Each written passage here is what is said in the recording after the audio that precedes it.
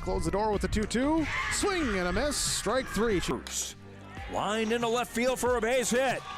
Hit in the air. That's going to be the second baseman. They have a chance for two, and they got him. Run. The throw is in time for the out. Lifted high into left field. Ball is way back, and that ball is way gone. Halstead Telephone Company and R&J Broadcasting Incorporated is proud to present to you this broadcast on yourliveevent.com.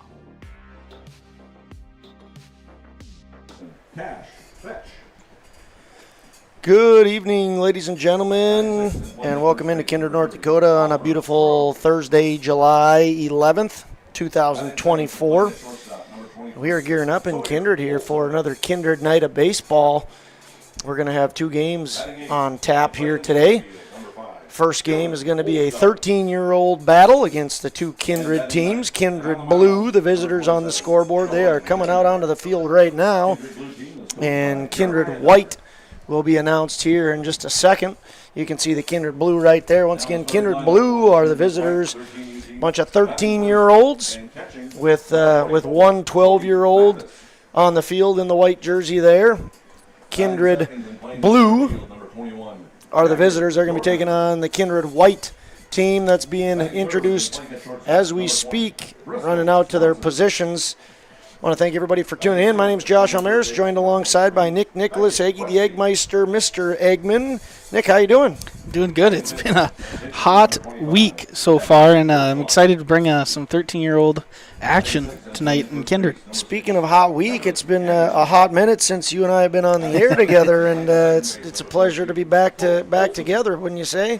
Yeah, I mean, we went and did a rookie night not too long ago, but it's going to be good to be back and watch a couple of youngsters, or not youngsters, but coming up soon here, getting old, almost to the Babe Ruth and Legion level, play some baseball here. Yeah, we want to start off by thanking all of our sponsors. Your live event, this is games number 23 and 23 and 24 that we've been able to do this summer, covering ages from all the way from 11 and 12 up to the 18 and 19-year-olds on the Legion team. And we're very excited to have those opportunities. So we're going to step away as the national anthem is being played. And when we come back, we'll have the starting lineups for the Kindred Blue versus the Kindred White.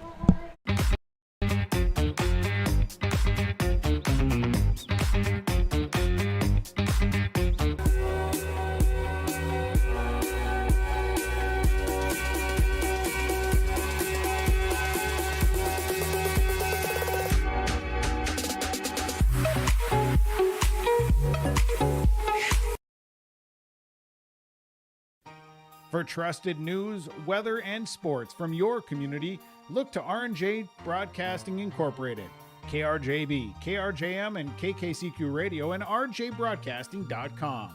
Hear local voices from local radio with news and information from the area. Your information stations, KRJB, KRJM, and KKCQ Radio, and rjbroadcasting.com. Local voices from local radio. Meet Blake, the messiest 4-year-old on the planet. He's no ordinary durability tester. Meet SmartStrand, no ordinary carpet. With all pet protection, it's the softest, most durable, easiest to clean carpet on the planet. When Blake's barn got a comfy makeover, SmartStrand came clean, even went up against a 2-ton rhino. Made to withstand all walks of life. Ask for SmartStrand, rhino tested, rhino approved. Hey fans, welcome back into Kindred. Once again, Josh Almaris alongside Nick Eggman. We're gearing up for a doubleheader tonight. The first game of the doubleheader will feature the Kindred 13-year-old teams. There's two 13-year-old teams in Kindred. Kindred Blue will be the visitors on the scoreboard. They will come to bat here in just a matter of a couple minutes, and Kindred White is the home team. They are out in the field right now. The second half of our doubleheader will be the 14 and 15-year-old teams. A mix of 14 and 15-year-olds will battle again. There's two 14, 15-year-old teams. They will battle against one another following this. There is one mid-cast Babe Ruth team. There are also two Legion teams So if my math adds up, that's 7 teams in Kindred of ages 13 and older. A lot of excitement in the baseball community that is Kindred. Let's take a look at who's going to be starting for the blue and the white. Both teams have 9 young men on their roster, so no substitutes. The Kindred Blue will come to bat as follows. They are 3-8 on the year and coached by Jeremiah Doctor, a proud Kindred alum. Jackson Lovig, the leadoff man, plays second base. Anders Huseman, the 2-hole, plays third base. And Briar Gibbon is the catcher. Cleanup man is Kellen Otteson. Batting fifth is Cash Fetch. Sixth hitter will be Oliver Stroh, followed by Sawyer Olson, the aforementioned Squirt, being called up. That's why he's wearing a white jersey. And Dylan Olsgaard and Nolan Mangy will round things out.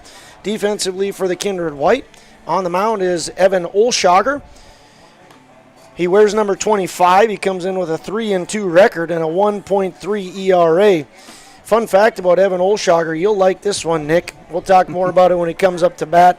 He has 9 straight at-bats with a hit. Ooh. Impressive, huh? Yeah. Who do you think about when you think of that? Jose Miranda. Yeah, and so we'll talk more about that. But Evan Olshager, apparently an excellent hitter, and doing the pitching tonight. His battery mate and catcher is going to be Cody Mathis. Playing first base will be Everett Anderson, second Colt Olson, and third will be Beckett Westby. Shortstop for the white team will be Bristol Swanson. And in the outfield from left to right, Jamison Johnson, Jagger Jordheim, and James Halverson. That's again the Kindred white team. They come in with a record of 10-2, coached by Jack Wold and Mason Almers.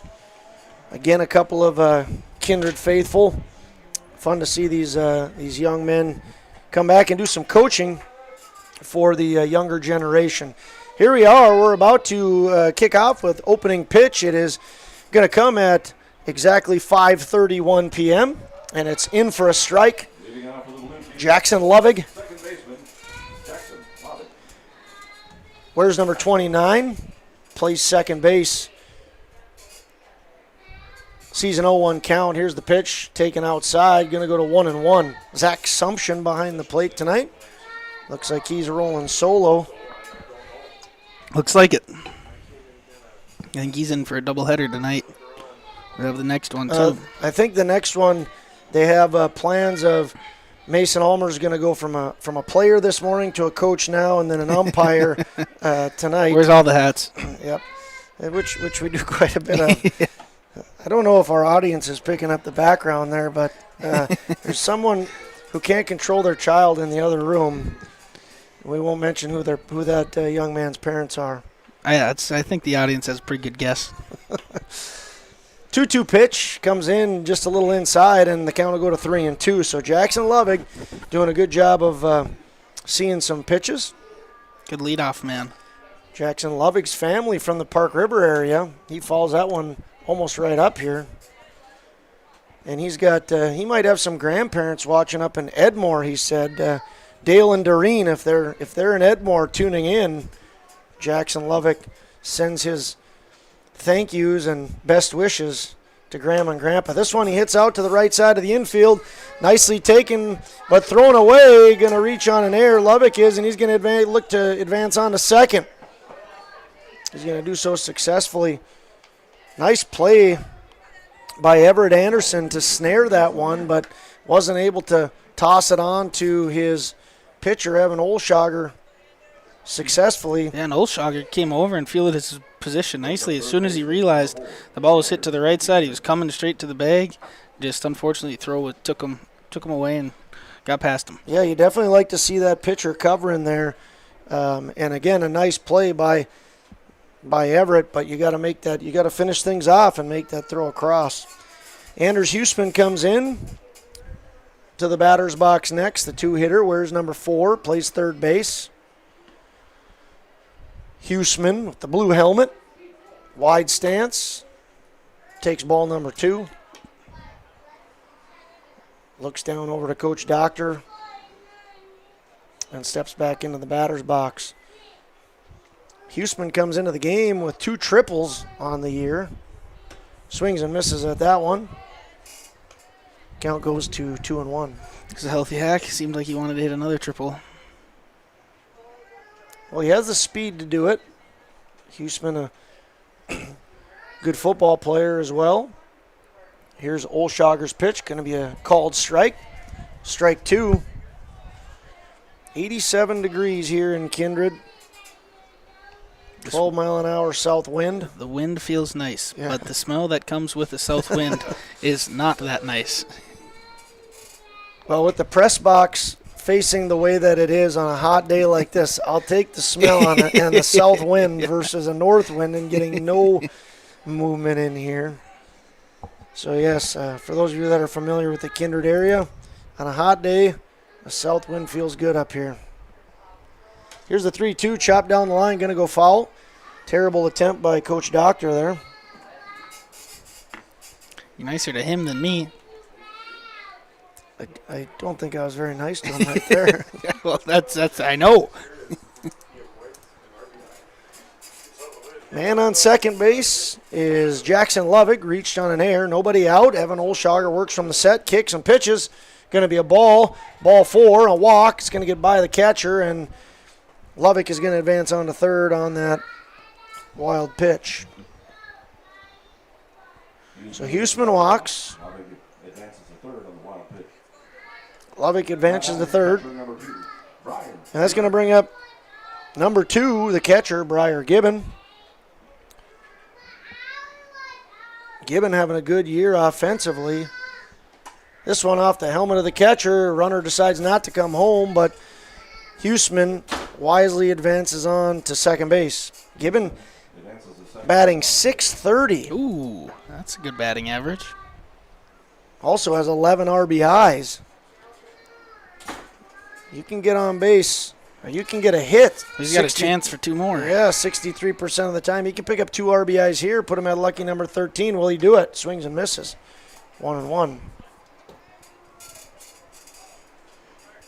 I asked the white team about some of their favorites after I went to the blue team, and I said, like food, you know, there's a guy on the other team that's favorite food is tomatoes. Oh.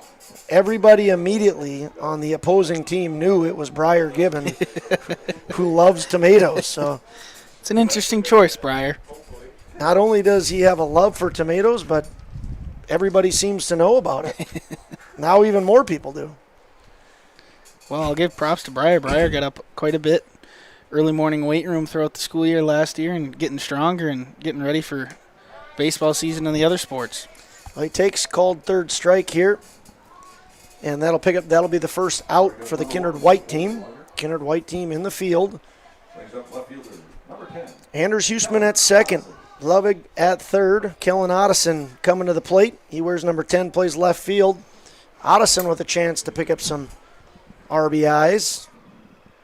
He takes strike 1. Count goes to 0-1.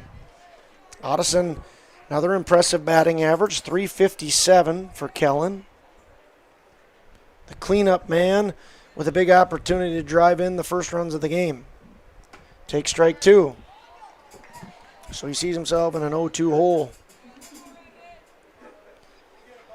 Evan Olshager, the pitcher for the white team, gets another strikeout. So 2 big strikeouts from Olshager. Let's see if he can strand those 2 runners. Guys on second and third with nobody out, and he gets 2 strikeouts. Best thing for a pitcher to do there. He's going to have to face Cash Fetch. Fetch is a right fielder. Wears number 7. Swings it late on that one. Cash Fetch with 10 RBIs on the year. Second most on his team, but if he puts this one to the outfield, he's going to be the new ribeye leader. Fetch has 3 doubles and 2 triples on the year. An extra base hit would be fantastic for the blue team. Here's Evan Olshager's kick. This one swung on and missed. Olshager could get out of this. Strike away from getting out of a big jam here in the first inning. Coming out of that unscathed would be impressive. He's 1 strike away. 0-2, 2 outs. Guys on second and third in the top of the first. Here's the pitch. Ball inside. Count goes to 1-2. Pitch number 25 for number 25. Coming in just a moment. Here's the 0-2. 1-2, excuse me. Strike 3. So Evan Olshager has a little bit of adversity, and he fights through it. First guy reached on an air and then a walk, but nothing after that. Strikeout, strikeout, strikeout. In the top half of the first inning, the blue team gets no runs on no hits. There was one white error and 2 men left on base. After 1/2 inning of play, score is 0-0.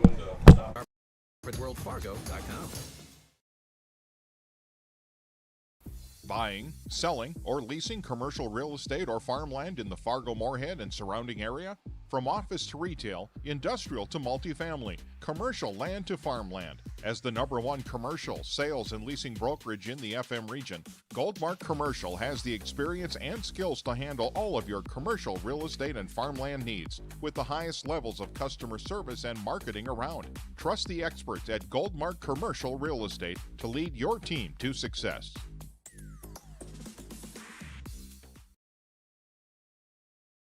For any accounting needs you may have, Todd R. World Certified Public Accountant has you covered. From income tax planning, preparation, and consulting for individuals and businesses. Todd Wold CPA would like to wish the best to the teams competing and thank the coaches and players for their hard work and dedication throughout the season on and off the field, as anything can happen every night at the Diamond. For more information, go online to wold-cpa.com. That's wold-cpa.com. A lot of emotions up here in the press box right now. Update on the young crying boy. He's now been taken home. He was just tossed. He was tossed out, much to his dismay. He got his money's worth. He loves the baseball field, and just the heat took its toll on a lot of us today, and some people could handle it better than others. So, anyway, let's go back to the 13-year-old game here. Stepping to the plate for the Kindred White team, we'll go in this order: Cody Mathis, Jagger Jordheim, and Bristol Swanson. Cleanup man is Beckett Westby, followed by Evan Olshager, Everett Anderson, and Colt Olson. Jamison Johnson and James Halverson will round things up. Once again, that's the batting order for the Kindred White team. Defensively for Kindred Blue, on the mound will be Nolan Mengi, comes in with a 1-3 record and a 14 ERA. He's got some work to bring that sucker down. Yeah. He's going to do it today, he told me. Briar Gibbon is his battery mate and catcher. Oliver Stroh at first. Second base is Jackson Lovig. Anders Huseman at third. And the shortstop for the blue team is Sawyer Olson. Left to right for the outfield, Kellen Otteson, Dylan Olsgaard, and Cash Fetch. Once again, leadoff man Cody Mathis. He will face pitcher Nolan Mengi. Cody Mathis hitting .324 on the year. He has 10 RBIs. Right-hander, swings and misses at pitch number 1 from Mengi. Kindred White team with an impressive 10-2 record. Once again, coached by Jack Wold and Mason Ulmers. This one put into play right back to the pitcher. Mengi snares it and throws on to first baseman Everett Anderson. First baseman Oliver Stroh. And that'll record out number 1 in just 2 pitches. 1-3 put out for Cody. Brings up Jagger Jordheim, center fielder number 21. Man, this 13U team, I've tried to look them up on Game Changer for some stats. They have their stats locked. Well, they don't want anybody getting any information they shouldn't. You can only get those stats if you're a secret serviceman like myself. You want to know about Jagger Jordheim? He bats .368. He's got 11 stolen bases, and he scored 16 runs. Pretty good stat line. He likes to compare his baseball game to Shaquille O'Neal, so I don't know what that means. There's some fancy bat movement up there. Is that like Euclid? Shaq dancing stuff? Or reminds me of Kevin Euclid. Yeah, that's right. I don't know if Jagger knows who that is. I doubt he knows who Kevin Euclid is. But I like that nice relaxed look up there from the lefty. Takes ball number 2. It's going to go to 2-1 for Jagger. He said that he plays baseball like Shaquille O'Neal, but his favorite baseball player is a Minnesota Twin. Who do you think his favorite baseball player is? Looking at that stance, that a little bit of a flair to his stance. Who do you think it is? I'd just assume Byron Buxton. That's exactly right. Yeah, Byron Buxton. Byron Buxton is his favorite player.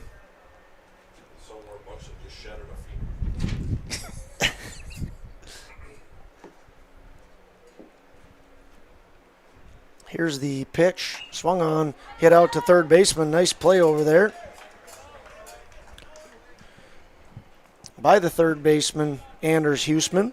We'll call that a line out to Anders, which will retire Jagger Jordheim and bring up Bristol Swanson. Yeah, I think that was a 3-0 swing. I don't think I mind that 3-0 swing out of Jagger there. He put a good swing on it and just unfortunately found Huseman's glove.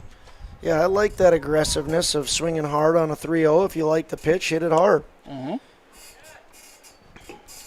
Next up is Bristol Swanson, once again shortstop, number 20. Mengi having a nice first inning of work. Swing fouled back, moves the count to 1-1. Swanson hits .436 on the year. Leading run scorer, he has 17 runs in the books. Once again, Bristol hits 3. Facing his classmate Nolan Mengi. Let's get that camera fixed there. This one shot over to the second baseman. Lovig fields it, but takes way too long to get that throw over. And we're going to give Bristol a base hit. Infield single. Brings up third baseman, number 20. So Lovick did a great job of fielding that, but just took a few extra steps in throwing that on to his first baseman, and Bristol Swanson is on. He's stealing. Here comes the play to second base, and Swanson safely snags second base. So guy on second with 2 out for Beckett Westby. Beckett Westby, the third baseman. Oh, that's a huge lead by Swanson. Enormous lead. And Mengi looks him back. This one hit right back to Mengi. Mengi going to throw that one over to first. Ooh, and a nice play. Yes. Umpire Max Bernier comes on. Maybe a late umpire there. And close play at first, but the right call, I would say. Oh, yeah. It's going to be a 1-3 put out. Nice throw on from Mengi. Gets Oliver Stroh, shows some athleticism to pick up the final out. In the bottom half of the first inning, the White get no runs on 1 hit. They leave 1 runner on base. There were no errors. And after 1 complete, score is 0-0. Express Lane Marathon in Kindred is your neighborhood convenience store where convenience meets quality, whether you're fueling up with Marathon's top-tier fuel or grabbing a quick snack. Express Lane has you covered. From hot stuff pizza, smash hit subs, premium soft serve ice cream, gas, diesel, and propane exchange. Make sure to use your Marathon app and get 7 cents back per gallon all summer long. Now offering premium 91 non-ethanol fuel. Express Lane is your friendly and locally owned convenience store. At Green Earth Landscaping, quality is what they strive for, no matter the project. From putting in an automatic lawn sprinkler system to making a new or revamping an existing fire pit or patio. From tree care, pruning to growing annual flowers, Green Earth Landscaping can answer your questions. Green Earth Landscaping, covering the Fargo-Moorhead area and beyond. For more information, go online to greenearthnd.com. That's greenearthnd.com. Hey fans, welcome back into Kindred. Josh Almaris alongside Nick Eggman. We're excited to be broadcasting 13-year-old baseball.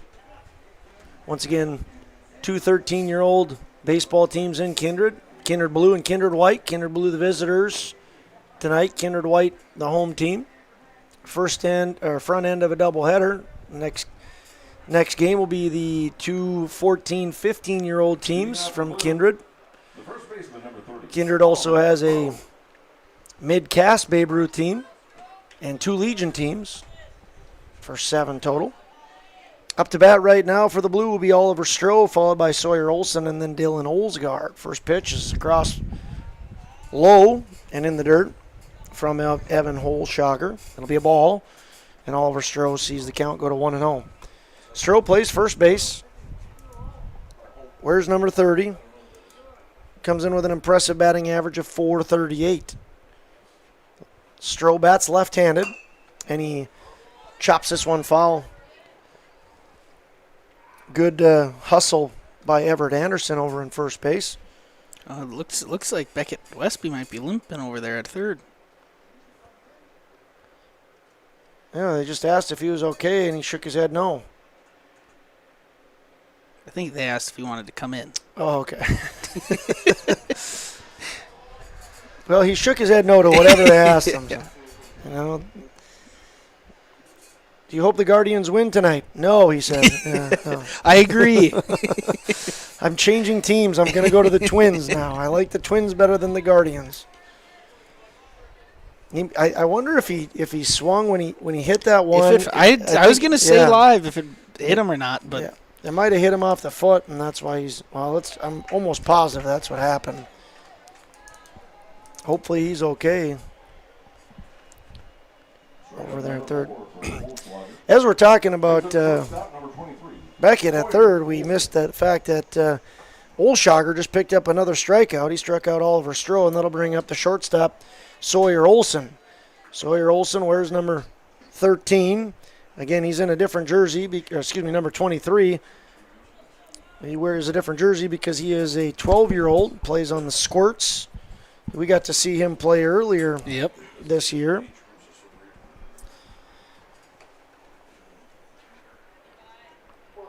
One of the blue members that's missing is Jackson Scooter Grossman. Scooter's gone. Yep, he is gone, having a trip to Duluth. And his teammates had a very important message to him. Uh-oh. Counts 1-2 here to Sawyer Olson. We'll let the fans sit on the edge of their seats as we await this pitch. Here's the 1-2 with one out. Taken as a strike. Strike number 3 means strikeout number 5 for Olshager. Important message for Jackson Grossman is, quote unquote, we miss you, baby G.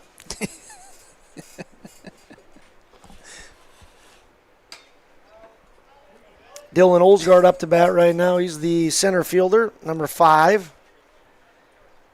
Evan Olshager, he said, he has an impressive streak offensively, 9 straight at-bats with a hit. Well, right now, he's got 5 straight strikeouts. Ooh, nearly beaned a guy. Count goes to 1-1. Hope everything's going okay with Teddy. They are now watching. So hopefully Teddy's enjoying time in an air-conditioned house. He was working hard on the field today. He was. Getting the water jugs ready and the lines painted. Here's the pitch, swung on and missed. It goes to 1-2. Evan Olshager pumping strikes here. Dylan Olsgaard with a 1-2 count. Nolan Mengi on deck. Here's the kick and the pitch. You know, he's either throwing it over the plate. Strike or behind him. Strike or behind him.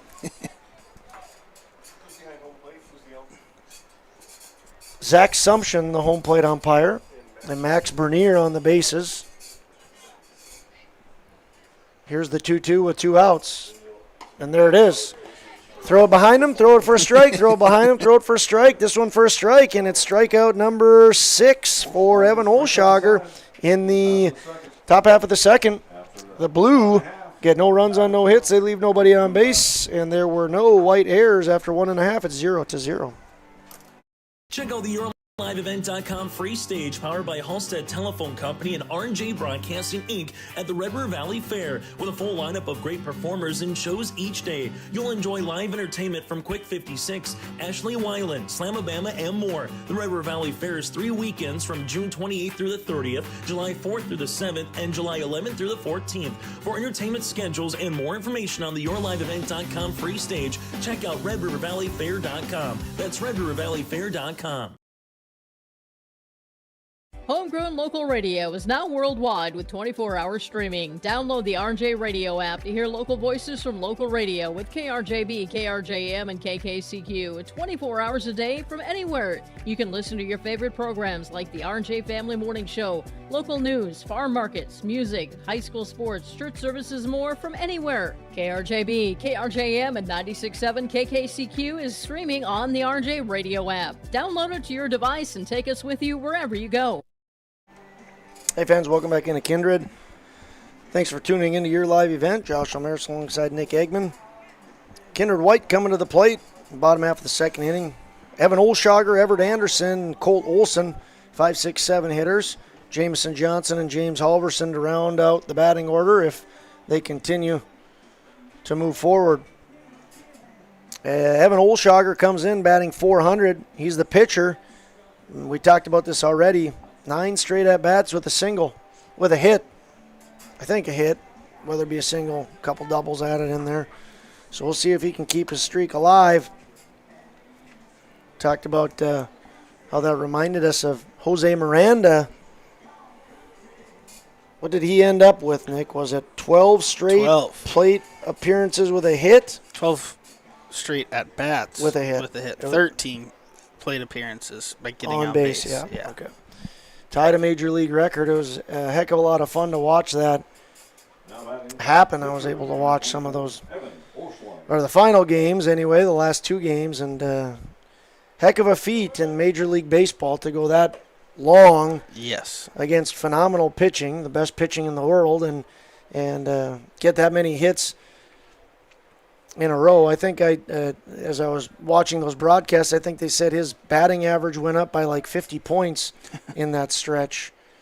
So we'll see if Evan can do it. He puts this one out to center field, and the center fielder has a beat on it. That's Dylan Olsgaard. And just like that, the announcer's jinx is real. One down. Now batting first baseman. So Dylan Olsgaard Everett Anderson puts that ball in his back pocket, and he's going to keep that since he took away the streak. New ball's in play, and it's going to be, this one's shot out to right field, and it's going to be foul. Max Bernier was really helpful with us there, letting us know that that was indeed a foul ball.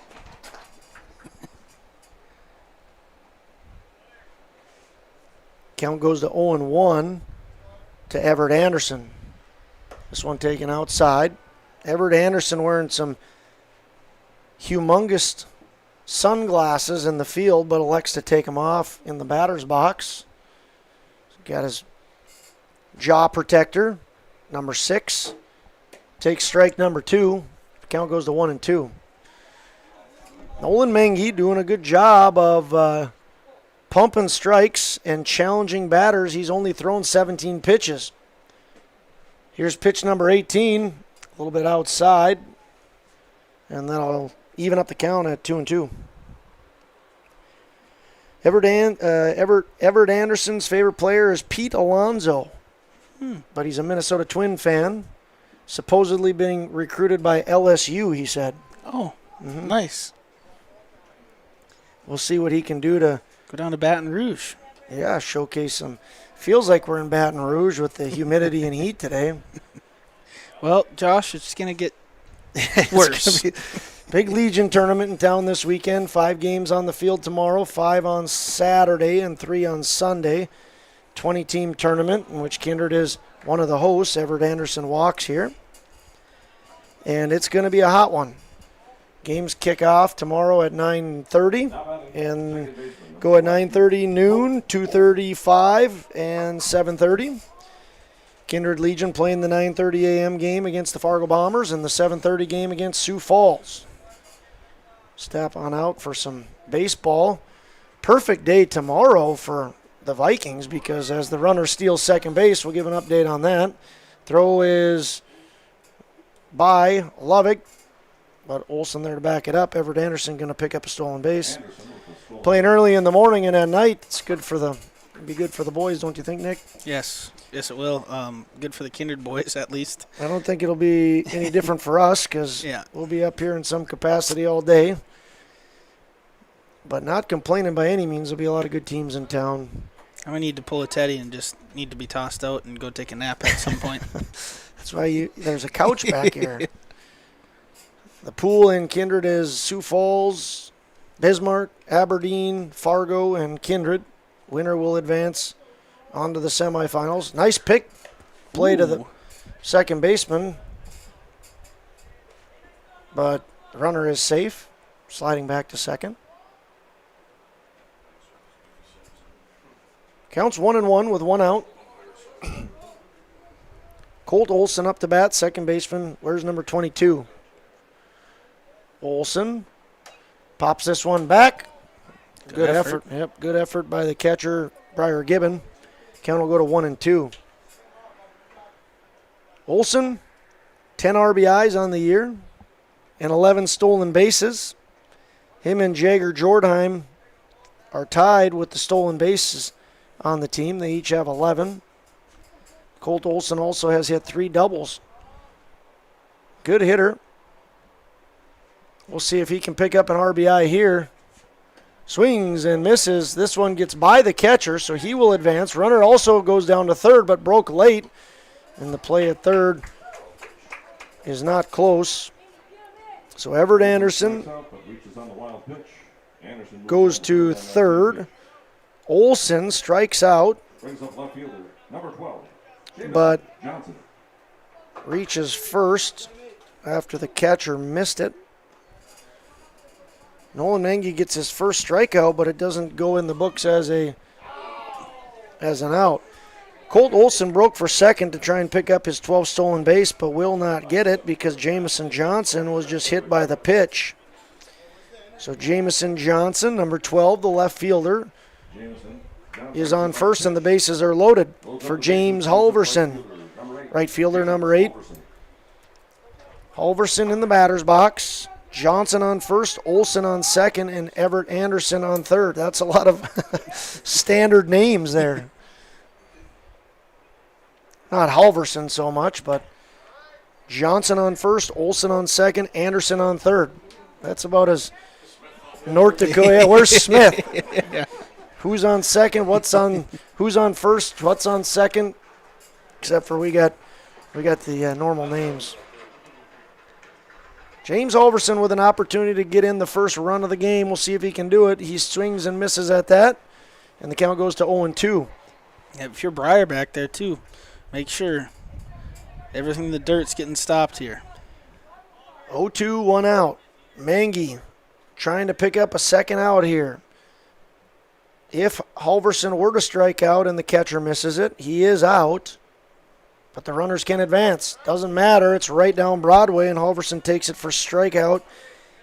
And out number 2. So Mengi picks up his second strikeout. And he's one batter, one pitch away from getting out of a threat here. He'll have to face Cody Mathis, the leadoff man. The catcher, where's number 24? He has 10 RBIs on the year and a big opportunity to drive in a couple here. Takes ball 1 high.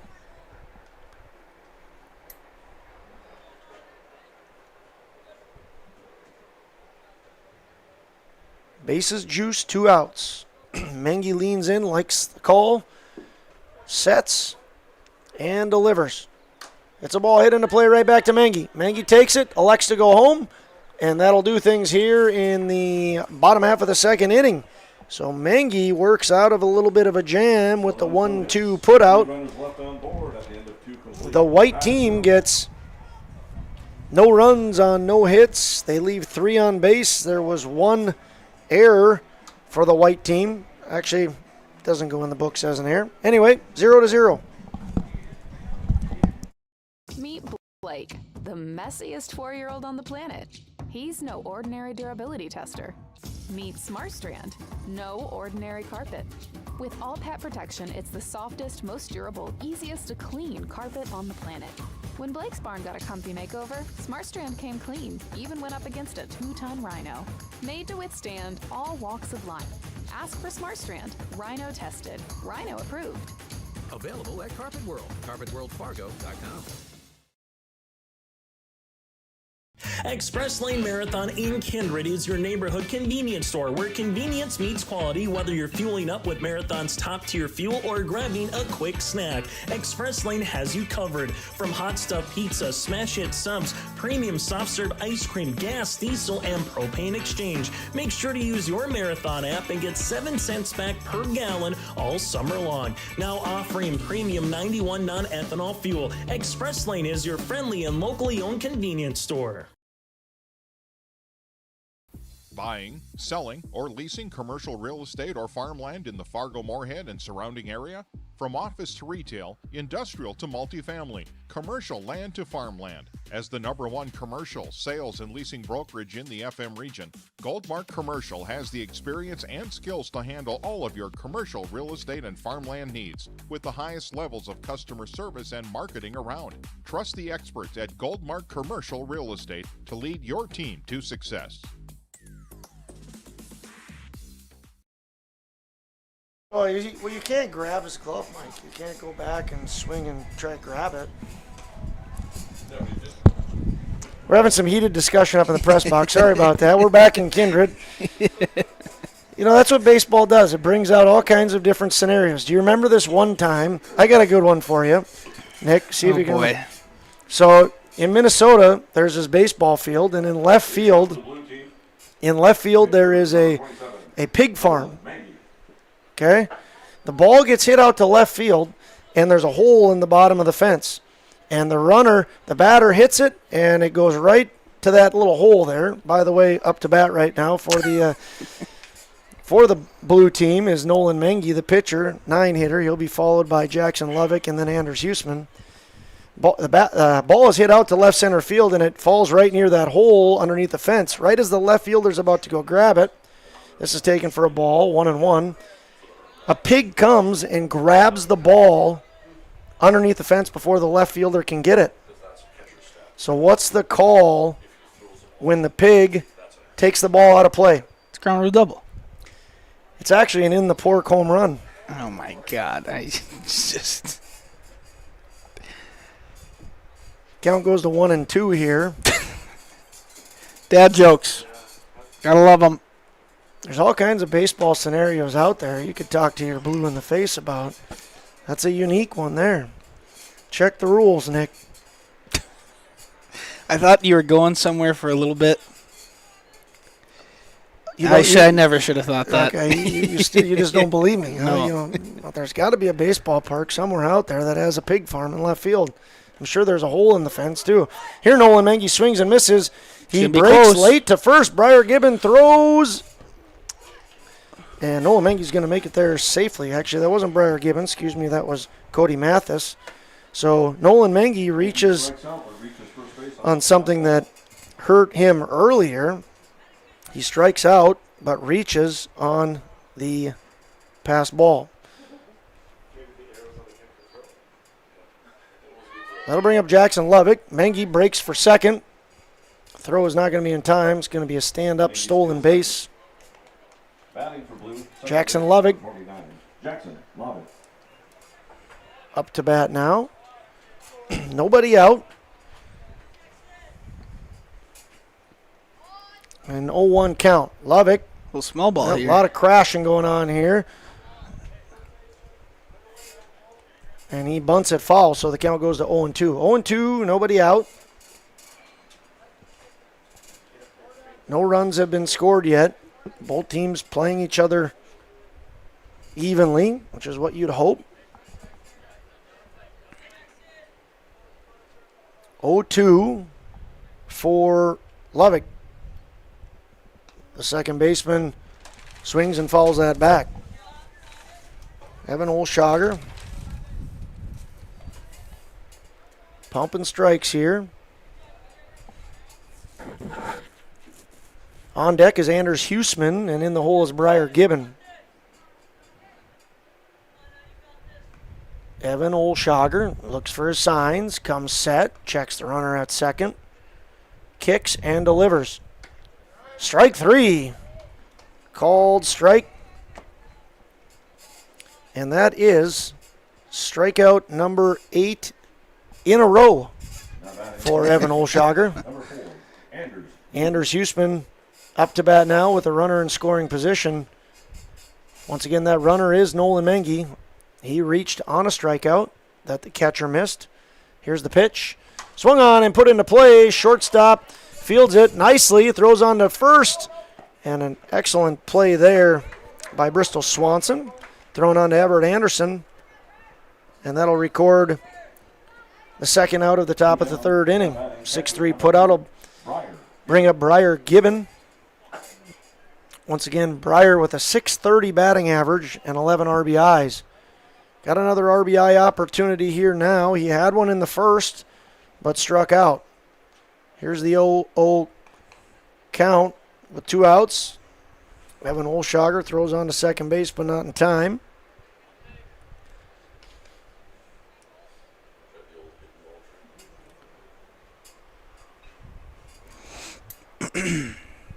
Colt Olson over at second base, keeping that runner close. Here's the pitch. Taken inside, yep. It's like Olshager's going to some off speed here. Yeah, he definitely took something off of that pitch. And it's a ball, so the count goes to 1-0 here in the top of the third inning.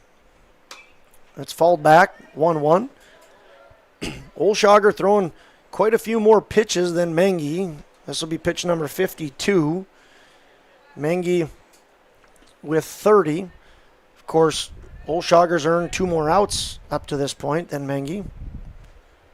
But Mengi doing a good job of pitching to contact. Olshager striking out a bunch of people. Here's a base hit out to center field by Gibbon. Can he pick up another RBI? They're going to send the runner home. We're going to have a play at home. Pump fake, pump fake, pump fake. Oh, and the ball goes out of the catcher's glove.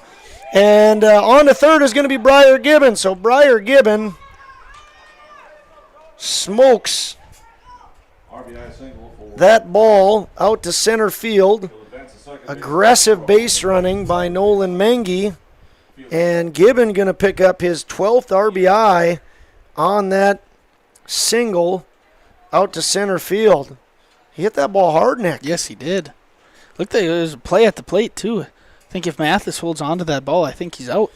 Yeah, absolutely. I think center fielder Jagger Jordheim did a nice job of getting that to Bristol Swanson. Swanson collected himself and pumped a couple times, but ultimately threw a ball that, yeah, certainly I think Mathis would like to have back. This ball's hit to the second baseman, Cole Olson, and he can't handle it. So that's going to be a base hit. Tough play for Colt. So Kellen Otteson going to pick up an RBI single. Scoring Briar Gibbon. And that makes it 2-0. As we were saying there, yeah, Gibbon just hit that ball hard, and aggressive base running led to a run being scored. So it's 2-0, and up to bat now is Cash Fetch. Fetch comes in with 10 RBIs, 3 doubles, and 2 triples. He's the right fielder, and he wears number 7. Swings and chops this one down the third base line. This one Doctor makes the play. On deck is Oliver Stroh. In the hole, Sawyer Olson. 2 runs across here. I have a feeling we're going to see a steal. No, for the Blue.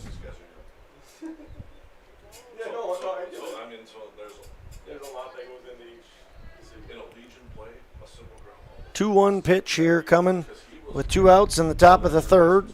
Kindred Blue has already struck for 2. Here's the pitch. Swung on and missed. Count goes to 2-2. Deuces across the board. Fetch struck out in the first. Olshager has struck out 8.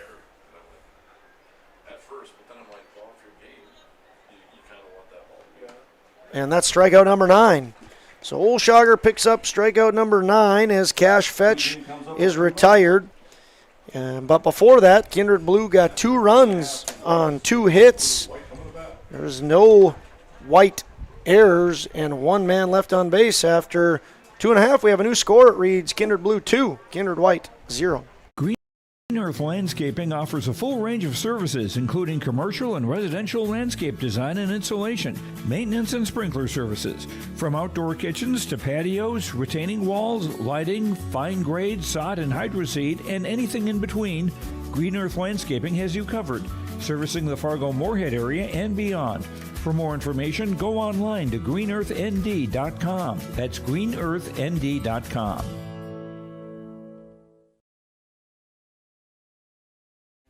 Make your stop before or after the game at the Knickerbocker in Hickson, North Dakota. Stop out throughout the week for mouth-watering lunch specials weekdays and mark Friday nights down on the calendar for prime rib, ribeye steak, or some walleye at the Knickerbocker. For more information or to find out about daily specials, give the Knickerbocker a like on Facebook by searching the Knickerbocker. Great food and good people. You can find it all at the Knickerbocker in Hickson, North Dakota. Hey fans, welcome back into Kindred. Thanks for tuning in on a beautiful mid-July evening. Once again, doubleheader here in Kindred. Front end of it is going to be the 13-year-olds, and then the back end will be the 14, 15-year-olds. Kindred versus Kindred, Kindred versus Kindred. 4 Kindred teams in action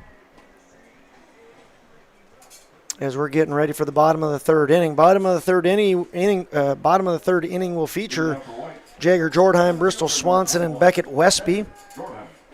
In that order, the 2, 3, 4 hitters. Evan Olshager and Everett Anderson waiting in the wings. Here's the first pitch, taken outside. Jagger did line out to the third baseman in the first inning. Hit the ball pretty hard, but right into the glove of Anders Huseman. Anders Huseman playing him way off the line. The lefty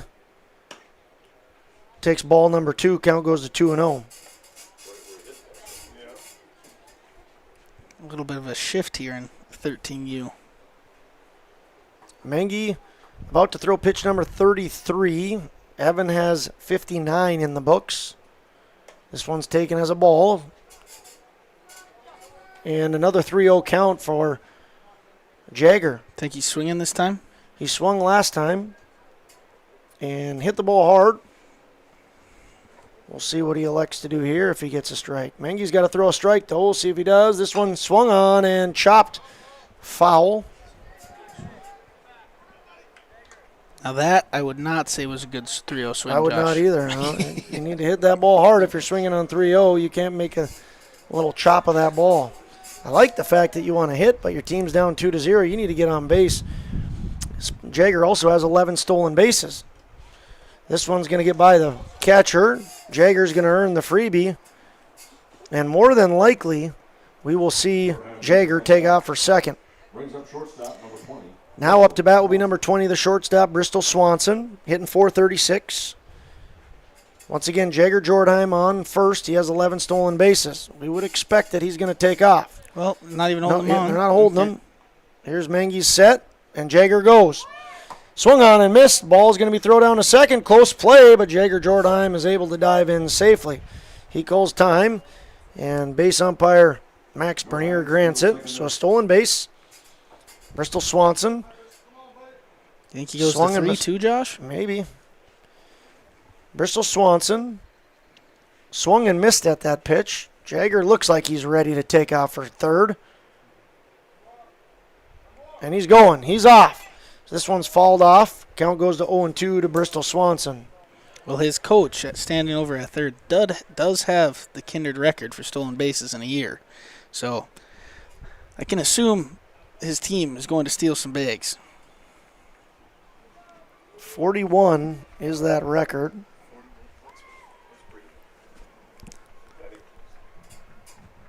.41 stolen bases. Here, Jay. Oh, they got him. Yep, they do. Great play by Mengi, and they got the old pickle underway here. And they got him. What a great pick move there by Nolan Mengi. He throws, I didn't keep track of it all, but I'll call it the 1, 4, 5, 6, I think is how that ended. I think that was second. Correct. I think he went to Olson. Olson threw to Huseman. Huseman threw on to Sawyer Olson, and that was all she wrote for Jagger. This one hit out to left field, or shallow infield. And Olson, in 13-year-old baseball in Kindred, you have to play for 3 outs. It's a weird rule, but... So Swanson is retired on the fly out to Sawyer Olson. Maybe they were thinking if the white jersey catches it, then it's a 2-out play. But he's gotten both outs this inning. He has. He's recorded both outs. Here's the pitch and chopped down the third base line. It's going to be fair. Anders Huseman makes a great effort at that, but Beckett Westby reaches on the single. Westby singles with 2 outs here, and that'll bring up the pitcher, Evan Olshager. Well, it looks like Huseman's just playing everyone that far off the line. Yeah, he is. Evan flew out to center in the second. And once again, this one's thrown at him. Stolen base here by Beckett Westby. So Westby at second base. And Evan with an RBI opportunity. He's got a high batting average, once again 400, and he had an impressive streak that just came to an end. We'll see if he can start one back up here and help himself out. He is the pitcher on record at the moment. Here's the pitch. Bounces away, but not too far, and very good aggressive base running there by Beckett Westby. We'll call that on the pass ball. Westby advances to third on the pass ball. 1-1. Pitch coming with 2 outs. Man on third. Here's the pitch. And that one knocks away just a little bit. Westby was waiting to jump all over home plate, but wisely decides not to. Well, another thing, too, is Mengi, as soon as he released it, he goes, oh, crap. He started going to the home plate area, too. Gibbon does a nice job of keeping that ball in front of him. Here's the 2-1 pitch. Swung on, hit out to the third baseman, Anders Huseman. He fields it, throws across, and they record the out. End the threat. Huseman on to Stroh. And in the bottom half of the third inning, the Kindred White get 1 hit, no runs. They leave 1 on base. There were no errors. Score remains 2-0. For any accounting needs you may have, Todd R. World Certified Public Accountant has you covered. From income tax planning, preparation, and consulting for individuals and businesses. Todd Wold CPA would like to wish the best to the teams competing and thank the coaches and players for their hard work and dedication throughout the season on and off the field, as anything can happen every night at the Diamond. For more information, go online to wold-cpa.com. That's wold-cpa.com.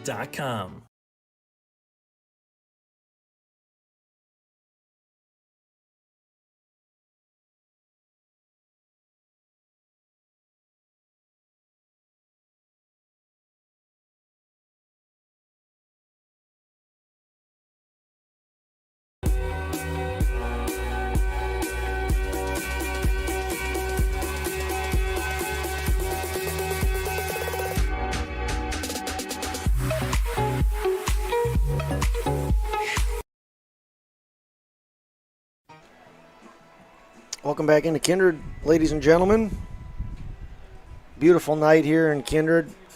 Once again, gentle breeze of about 12 miles an hour from the south, which is a big deal to us in Kindred. 87 degrees. Kindred Blue team leading currently by the score of 2-0, and they'll send to the plate Oliver Stroh, Sawyer Olson, and Dylan Olsgaard, followed by potentially Nolan Mengi. This ball hit foul out into Golf Cart Lane. Stroh, the 6-hitter, so 6, 7, 8 coming up to bat. Stroh did strike out in the second. Olshager has recorded 9 strikeouts. One of them ended up being a pass ball, so it wasn't recorded as an out. So he has 8 of the 9 outs in the books have come from strikeouts. The other one was a ground ball to the shortstop. Bristol Swanson threw on to Everett Anderson. He's got another strikeout opportunity as it's 0-2. This one in the dirt. Taken for ball. Count goes to 1-2. Oliver Stroh, a left-handed batter.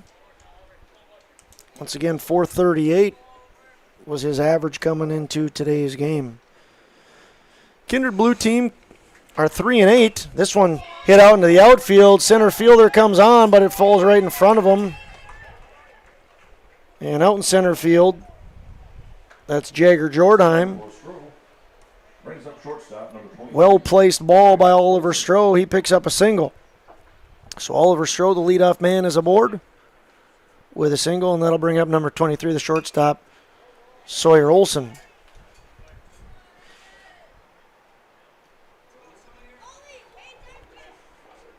Sawyer Olson was involved in every out in the bottom of the third inning. He delivered the tag that put out Jordheim on the pickoff. That ended up in a hot box. Not every out. Sure, he was involved in every out. Nope. What was the final out of that inning? Huseman to Anderson. Oh, good call. I put 6-3. You're right. So I gave Olson. Or Huseman to Stroh. Yeah. Yeah, Huseman. I had in the book 6-3, but it was. Yeah, Huseman. That's right. Huseman was so far off the line, he looked like the shortstop. But yes, that was Huseman who recorded that out. Recorded that assist, I should say.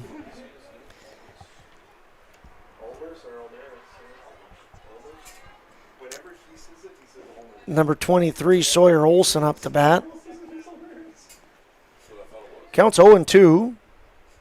Evan checks the runner at first, comes set, kicks, and throws just a little bit inside there. Good pitch from... It looked like a little curveball there.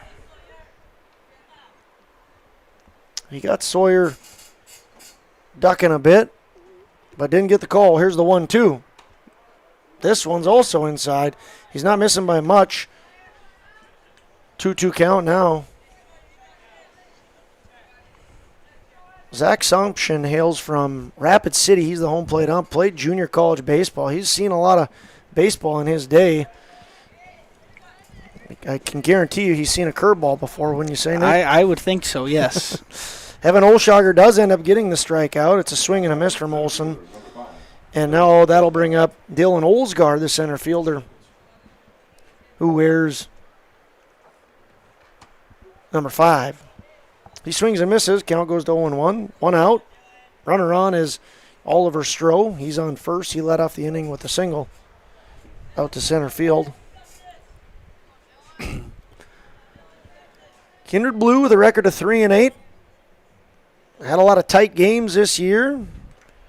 Record isn't very favorable, but they are leading the white Viking team, who is 10-2 on the year.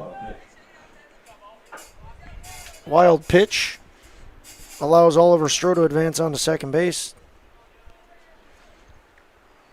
And Olsgaard now has a 1-1 count. Evan kicks, throws high.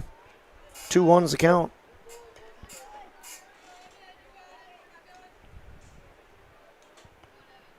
This will be Evan's 73rd pitch. He's getting a lot of strikeouts. He's got 10. Throws high here. But when you strike a lot of people out, that means you got to throw a lot of pitches. Mm-hmm. Mengi, on the other hand, doing a great job of pitching to contact. He only has 43 pitches. Only struck out 2. But Mengi's team is right now in the lead. Here's a strike taken. Count goes to 3-2. 3 balls, 2 strikes, 1 out in the top of the 4th inning. Olshager kicks. Ball's chopped foul down the third base line. Jeremiah Doctor, coach. Oh, might be 7. Keep him at 75. Pitch limitations of some sort that we're unaware of. Maybe we can get some research done on that here and tell you why Evan Olshager's coming out of the game. But 75 pitches has got to be some milestone of some sort. So there's going to be some changes for Kindred White. Evan Olshager's day is going to be over. We will get all those changes when we come back in about a minute. Weather and sports from your community, look to R&J Broadcasting Incorporated. KRJB, KRJM, and KKCQ Radio and rjbroadcasting.com. Hear local voices from local radio with news and information from the area. Your information stations, KRJB, KRJM, and KKCQ Radio and rjbroadcasting.com. Local voices from local radio. Meet Blake, the messiest 4-year-old on the planet. He's no ordinary durability tester. Meet SmartStrand, no ordinary carpet. With all pet protection, it's the softest, most durable, easiest to clean carpet on the planet. When Blake's barn got a comfy makeover, SmartStrand came clean, even went up against a 2-ton rhino. Made to withstand all walks of life. Ask for SmartStrand, rhino tested, rhino approved. Available at Carpet World, carpetworldfargo.com. Buying, selling, or leasing commercial real estate or farmland in the Fargo-Moorhead and surrounding area? From office to retail, industrial to multifamily, commercial land to farmland. As the #1 commercial, sales, and leasing brokerage in the FM region, Goldmark Commercial has the experience and skills to handle all of your commercial real estate and farmland needs with the highest levels of customer service and marketing around. Trust the experts at Goldmark Commercial Real Estate to lead your team to success. Hey fans, welcome back in. 3-2 pitch about to be underway. And here it is. Taken for a ball. So that will officially complete the line for Olshager, as he will be charged with that walk, and bring up Nolan Mengi. Olsgaard on first, Stroh on second. This ball's chopped back to Westby. Westby throws on to first, and that'll earn the blue team the second out. Excuse me, the white team the second out. So Nolan Mengi going to be retired on the 1-3 putout. That'll be the second out of the inning. Next up will be Jackson Lovick. He's 0 for 2, reached on an error in the first and struck out in the third. Defensive changes for Kindred White look as follows. On the mound is Beckett Westby.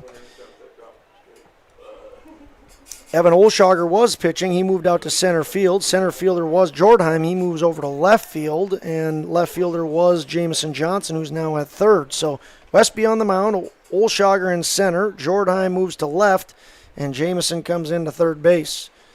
Westby trying to stop the bleeding here as their team trails 2-0. And there is a little threat going on here for the blue team. Olsgaard on first and Stroh on second. 75 pitches is the top end of what will allow you to come back on Monday. So that would be the hopes for the white team that Evan Olshager can pitch on Monday. Back at Westby, trying to clean things up here in the top of the fourth inning and keep... bases, I was going to say, bases were not loaded, and Nolan Mengi is caught sleeping there. Nope, Oliver Stroh. Oliver Stroh.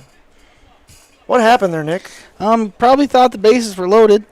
The bases weren't loaded, and Ollie started walking home.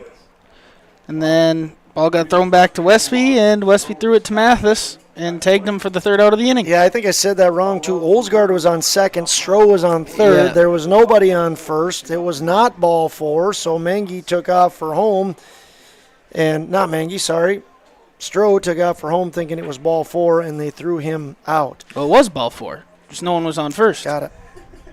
I'm out of sorts right now. I can blame that on the heat, right? Yeah. So Lovick does get the walk. He does get the walk. Caught stealing home. Caught stealing home is Oliver Stroh, or struggling as much as your play-by-play guy up in the box right now. One of the two. At the end of all that, the score remains 2-0. We'll take a break. For any County needs you may have, Todd Our World Certified Public Accountant has you covered. From income tax planning, preparation, and consulting for individuals and businesses. Todd Wold CPA would like to wish the best to the teams competing and thank the coaches and players for their hard work and dedication throughout the season on and off the field, as anything can happen every night at the Diamond. For more information, go online to wold-cpa.com. That's wold-cpa.com. Express Lane Marathon in Kindred is your neighborhood convenience store where convenience meets quality, whether you're fueling up with Marathon's top-tier fuel or grabbing a quick snack. Express Lane has you covered. From hot stuff pizza, smash hit subs, premium soft-serve ice cream, gas, diesel, and propane exchange. Make sure to use your Marathon app and get 7 cents back per gallon all summer long. Now offering premium 91 non-ethanol fuel. Express Lane is your friendly and locally owned convenience store. All right, fans, welcome back into Kindred. Bottom of the 4th inning, we'll bring up Everett Anderson, Cole Olson, and Jamison Johnson. First pitch, Everett Anderson swings and misses. Everett Anderson walked in the second, trying to get a board so that his team can chip away. We're playing a 7-inning game here, followed by another 7-inning game, which will be the 14 and 15s of Kindred. This one thrown high, going to go to 1-1. Evan Olshager out of the game. His unofficial line is going to read 3 2/3 innings pitched, 10 strikeouts, 2 runs. Neither of them were earned runs. He only gave up 3 hits. And he walked 2. He gave his team the opportunity to win the game. We'll see if they do. Nolan Mengi pitching fantastically. This will be pitch number 47. Ooh. Oh, and he hits. And way to go, Josh. Sometimes as an announcer, you have to call things, the way that they're happening. You have to make people aware of things. Like Nolan Mengi is pitching great. He had a blunder there. Was that a 1-2 count too? No, I think it was 2-1. 2-1. Everett Anderson is hit by pitch, and the white team gets exactly what they need. They need to get guys on base. Colt Olson up to bat right now. He does have 10 RBIs. He swings and chops this one down third base line. Huseman goes over to third and throws on to second. Nice play by Huseman to get the lead runner out. So Huseman throws on over to Jackson Lovick. Olson will reach on the fielder's choice. And now Jamison Johnson, the third baseman, number 12, comes to the plate. Runner takes off for second. He's going to make it easily as that ball was in the dirt. Oh, it was a nice scoop. Makes it a little bit interesting. So Colt Olson picks up his 12th stolen base of the season. And the white team has a runner in scoring position. Swung on and missed by Jamison Johnson.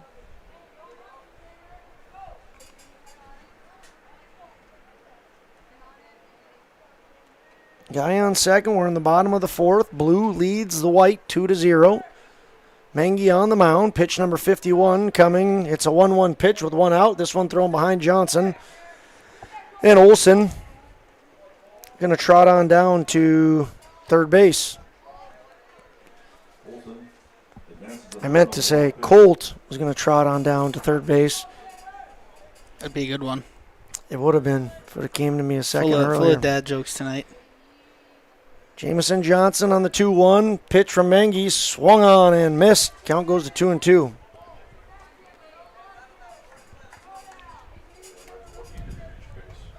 The Kindred White team has left 5 guys on base so far today. They want to get Colt Olson in from third. This one is going to be a fly out to Anders Huseman. And they are in danger of leaving their 6th runner on base. See if James Halverson can be the hero as Jeremiah Doctor going to come out and have a chat. I don't know what this one can be about. 53? Is 55 a milestone of some sort where pitching is going to be in jeopardy? You'd think it'd be 60. I would think so, and also, yeah, I think this is just a pump up. Now, James Halverson had a huge hit earlier this year. The white team was playing Castleton, and he had the game-winning double in that game. James Halverson is exciting, and for that to happen, to get a big hit and win the game. Even more exciting that it happens against a rival like Castleton, and even more exciting if it comes from your 9-hitter. So James Halverson was a hero earlier, and let's see if he can have another big at bat here. He did strike out in the second, but leaving guys on base has been a problem for the Kindred White, and we'll see if James Halverson can put that problem to bed here. Going home, stealing home. Oh, it's a bang-bang play. It's got under it. Colt Olson. Oh. He comes storming home, and Cole Olson going to pick up. He reached on a fielder's choice, stole second, went to third on a pass ball, and stole home. That's his lucky number 13th stolen base. That's exciting stuff, Nick. It is. And a good call by Sumption. The ball definitely beat him there, but you got to get the tag down. And I didn't think Breyer got the tag down. You see that call called out so many times. A good job by Sumption to hang on and make sure you apply the tag. Here's Halverson, puts the ball over to Huseman. Huseman been a busy guy, but he throws that over to first, no problem. So the stolen base ends up proving to be big. The Kindred White get one run on no hits. They leave nobody on base, and there were no errors from the Kindred Blue. But we do have a new score. It's the Kindred Blue 2 and the Kindred White 1. At Green Earth Landscaping, quality is what they strive for, no matter the project. From putting in an automatic lawn sprinkler system to making a new or revamping an existing fire pit or patio. From tree care, pruning to growing annual flowers, Green Earth Landscaping can answer your questions. Green Earth Landscaping, covering the Fargo-Moorhead area and beyond. For more information, go online to greenearthnd.com. That's greenearthnd.com. Check out the YourLiveEvent.com free stage powered by Halstead Telephone Company and R&J Broadcasting Inc. at the Red River Valley Fair with a full lineup of great performers and shows each day. You'll enjoy live entertainment from Quick 56, Ashley Weiland, Slamabama, and more. The Red River Valley Fair is 3 weekends from June 28th through the 30th, July 4th through the 7th, and July 11th through the 14th. For entertainment schedules and more information on the YourLiveEvent.com free stage, check out RedRiverValleyFair.com. That's RedRiverValleyFair.com. Early morning. Welcome back into Kindred, ladies and gentlemen. It's the top of the 5th inning, and the bottom of the 4th ended with some excitement. Colt Olson took off for home, stole home, and that's the only run for the Kindred White. They were able to cut their deficit in half. We'll see what they do in the field right now. Once again, Beckett Westby on the mound, and it's Anders Huseman, Breyer Gibbon, and Kellen Otteson that'll step to the plate for the Kindred Blue. Oh, that is roped. Deep out to center field. Center fielder has a beat on it and makes the catch. Nice hard hit by Anders Huseman. But what seems to be the popular saying in the baseball world is, we got a guy there. You got a guy. So Evan Olshager says, we got a guy there, and the guy is me. And that's out number 1. Good hard hit by Anders, though. He had 2 triples on the year, was looking for triple number 3, and had it gone over the head of Evan, it would have probably been his 3rd triple. Now up to bat for Kindred Blue is Breyer Gibbon. Gibbon smacks this over to the right side of the infield and through. Nice hit by Breyer Gibbon, and he hustles on through first base. So Breyer Gibbon 2 for 3 on the day, showing off why he has a .630 batting average. Great piece of hitting there by Breyer. .630, that's wildly impressive, Nick. Yes, it is. And he's hitting .666 today with a 2 for 3 outing. It's good math out of you. Been around the game long enough that I can do 2 for 3 and 1 for 3 and 1 for 4 and 2 for 4, and I can even get into the 5s pretty good. Sixes I'm good at as well. With sevens, that's getting a little bit crazy. You know, we are very lucky to have your live event. I enjoy when I'm not able to be at the ball diamond and listen. Last night, I thought one of the best conversations was had between Mike Bernier and Greg Kramer talking about their stats courses they were taking at NDS. Mike took it at NDSCS, and Greg took it at NDSU. Mike was not good at it. Greg, he was good at it. He loved it. Yeah, he thought he couldn't get enough of it. So, want to remind all our fans as this ball's thrown wildly, and Gibbon's going to take off for second base. Want to remind all our fans, thank the sponsors, all those sponsors that you see going across there. Give them a big thank you for sponsoring this. Like we said, these are games 23 and 24 on the summer. You got 5 more coming this weekend. We're going to get close to 30 games broadcasted on your live event, and we wouldn't be able to do it if it weren't for our sponsors. So a big thank you to everyone who helped make this possible. Kellen Otteson up to bat, hits .357, takes a ball outside, and he'll be issued a walk.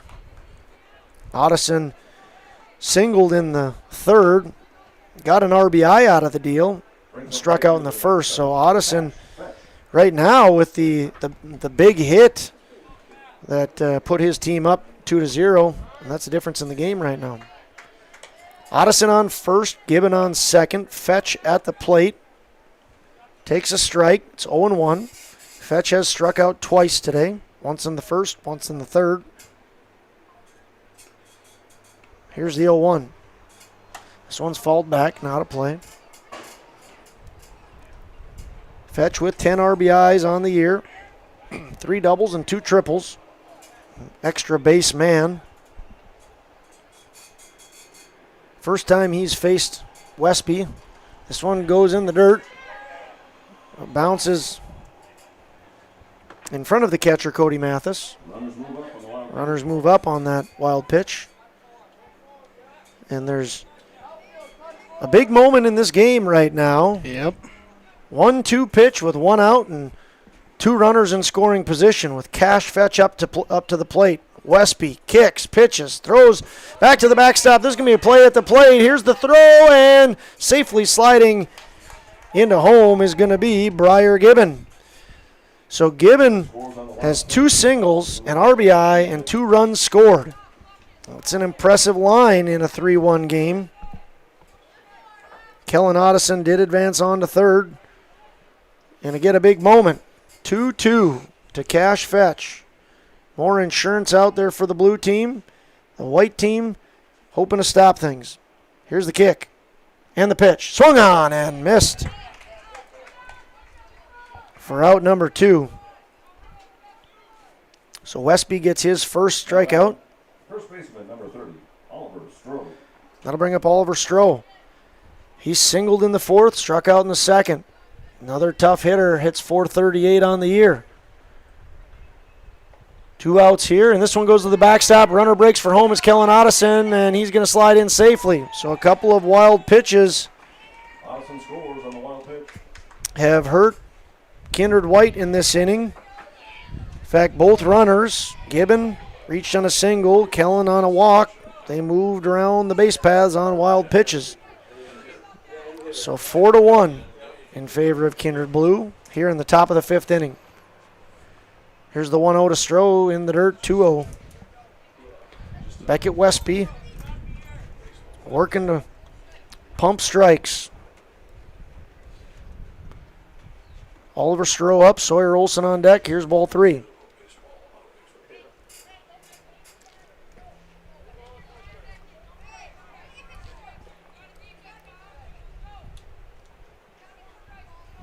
Beautiful night in Kindred.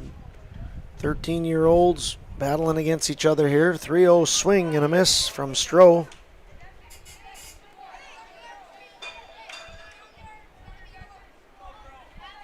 Count moves to 3-1. Here's the kick. Swung on, pop back. Going to be out of play. Into the pine trees. So some aggressive hacks there from Oliver Stroh. Count was 3-0. fouled a couple back, and it's 3-2. Here's the pitch. Swung on and chopped near the third base dugout.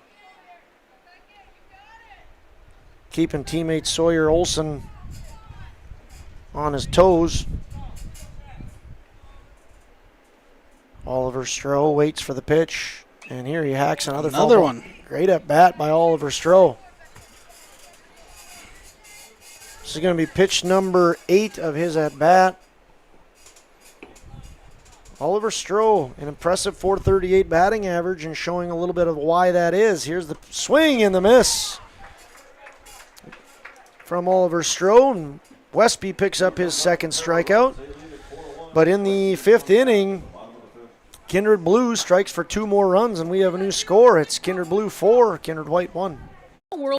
Worldwide with 24-hour streaming. Download the RJ Radio app to hear local voices from local radio with KRJB, KRJM, and KKCQ 24 hours a day from anywhere. You can listen to your favorite programs like the RJ Family Morning Show, local news, farm markets, music, high school sports, church services, more from anywhere. KRJB, KRJM, and 96.7 KKCQ is streaming on the RJ Radio app. Download it to your device and take us with you wherever you go. Meet Blake, the messiest 4-year-old on the planet. He's no ordinary durability tester. Meet SmartStrand, no ordinary carpet. With all pet protection, it's the softest, most durable, easiest to clean carpet on the planet. When Blake's barn got a comfy makeover, SmartStrand came clean, even went up against a 2-ton rhino. Made to withstand all walks of life. Ask for SmartStrand, rhino tested, rhino approved. Available at Carpet World, carpetworldfargo.com. Hey fans, welcome back into Kindred. This game is almost an hour and 20 minutes long. Moving along nicely as we go into the bottom of the 5th inning. Kindred Blue leading Kindred White by a score of 4-1. Kindred White coming to the plate here for the 3rd time will be the top of the order. Cody Mathis, Jagger Jordheim, and Bristol Swanson. They're hoping to get further than that, and if they do, it's Beckett Westby, Evan Olshager, and Everett Anderson. Nolan Mengi pitching a great game so far. He's got 4 innings in the book. Only giving up 1 run. He's only struck out 2, but when you pitch to contact and your team plays good defense, great things happen, and he's done just that.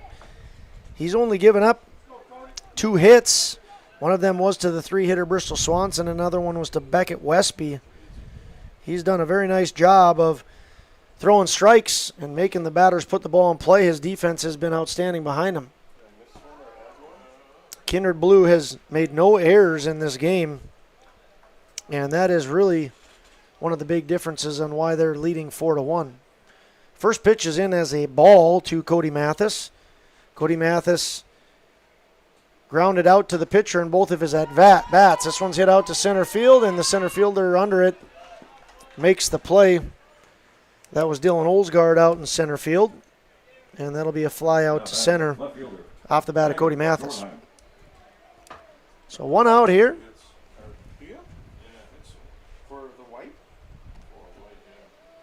In the bottom of the 5th inning. And here's the pitch.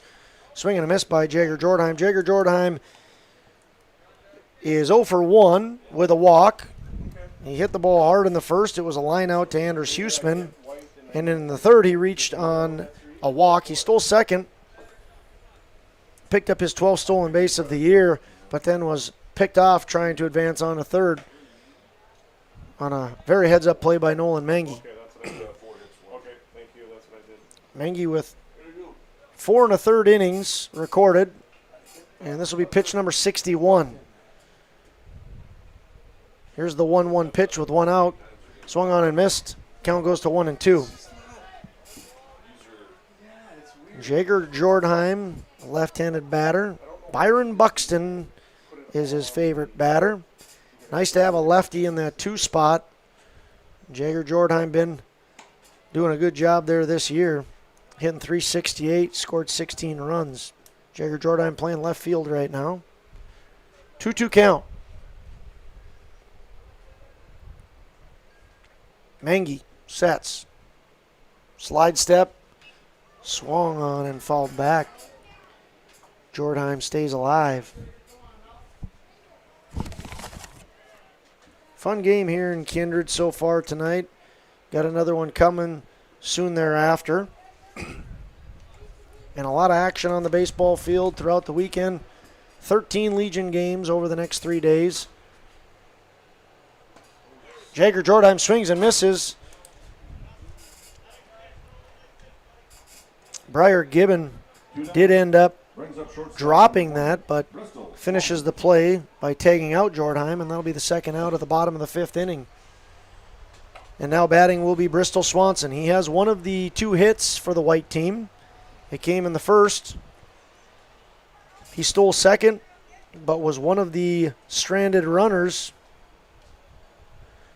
for the Kindred white team. They've left 5 guys on base. He comes to the plate with 2 outs here in the bottom of the 5th. Here's the 1-0, swung on and fouled back. So 1-1 is the count with 2 outs, bottom of the 5th inning.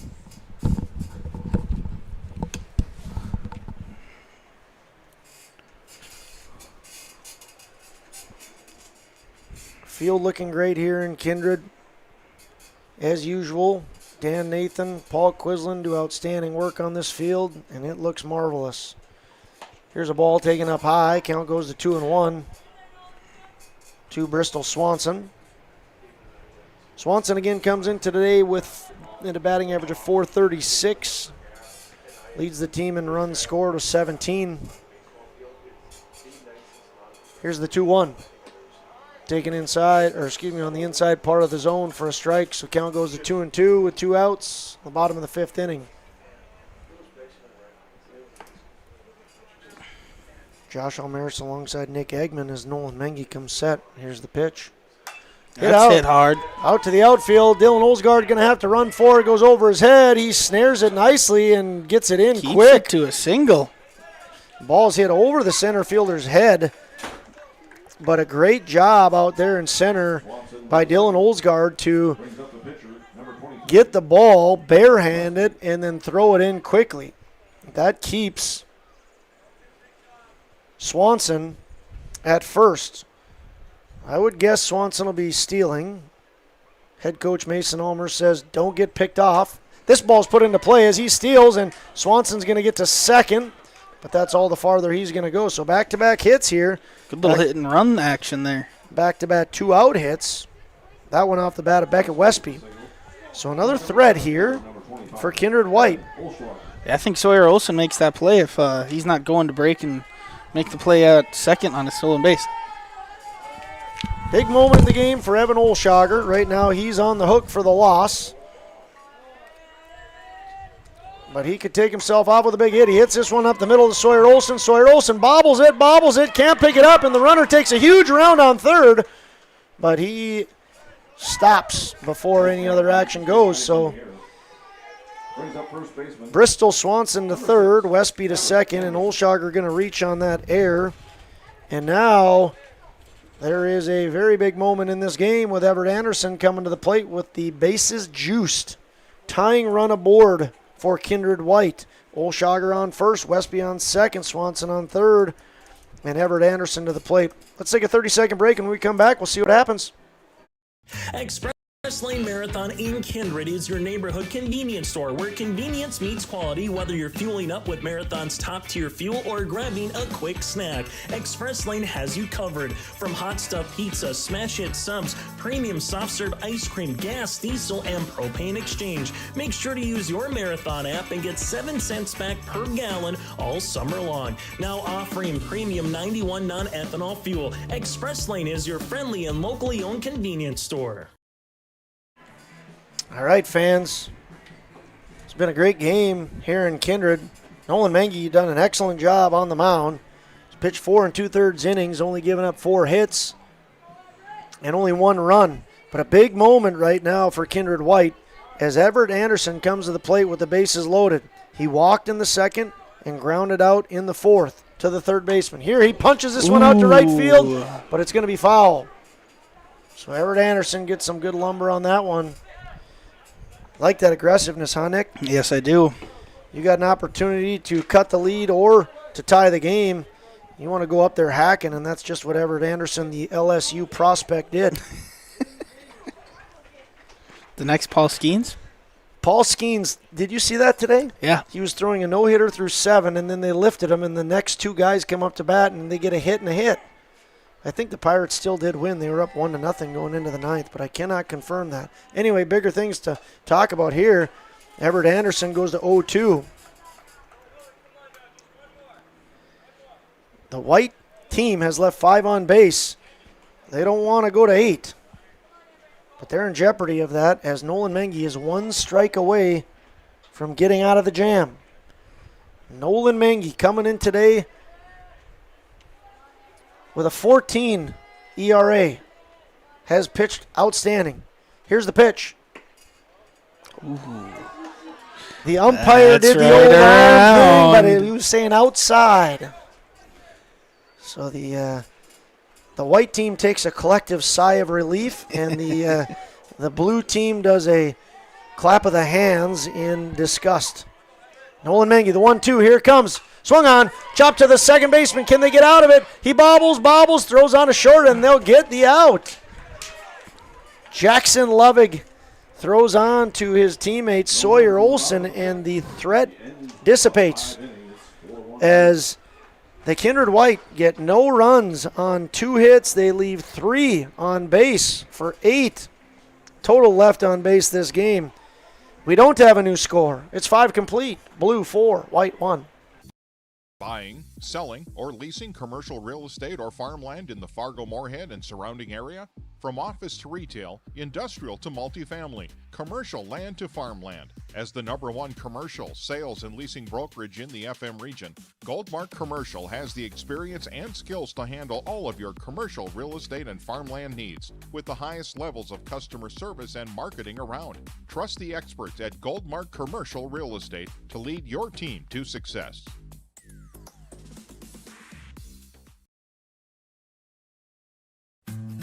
Green Earth Landscaping offers a full range of services, including commercial and residential landscape design and installation, maintenance and sprinkler services. From outdoor kitchens to patios, retaining walls, lighting, fine grade, sod and hydroseed, and anything in between, Green Earth Landscaping has you covered, servicing the Fargo-Moorhead area and beyond. For more information, go online to greenearthnd.com. That's greenearthnd.com.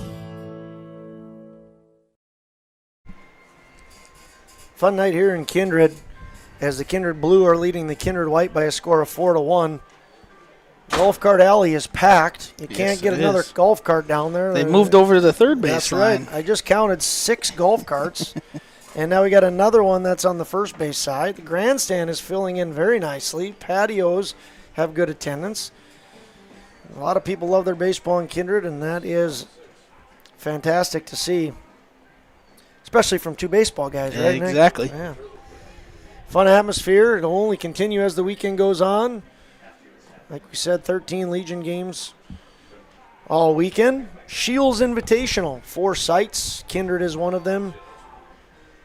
Jack Williams Stadium in North Fargo is another one. Starion in Mid-Fargo, another site. And West Fargo, Young Field, a 4th site.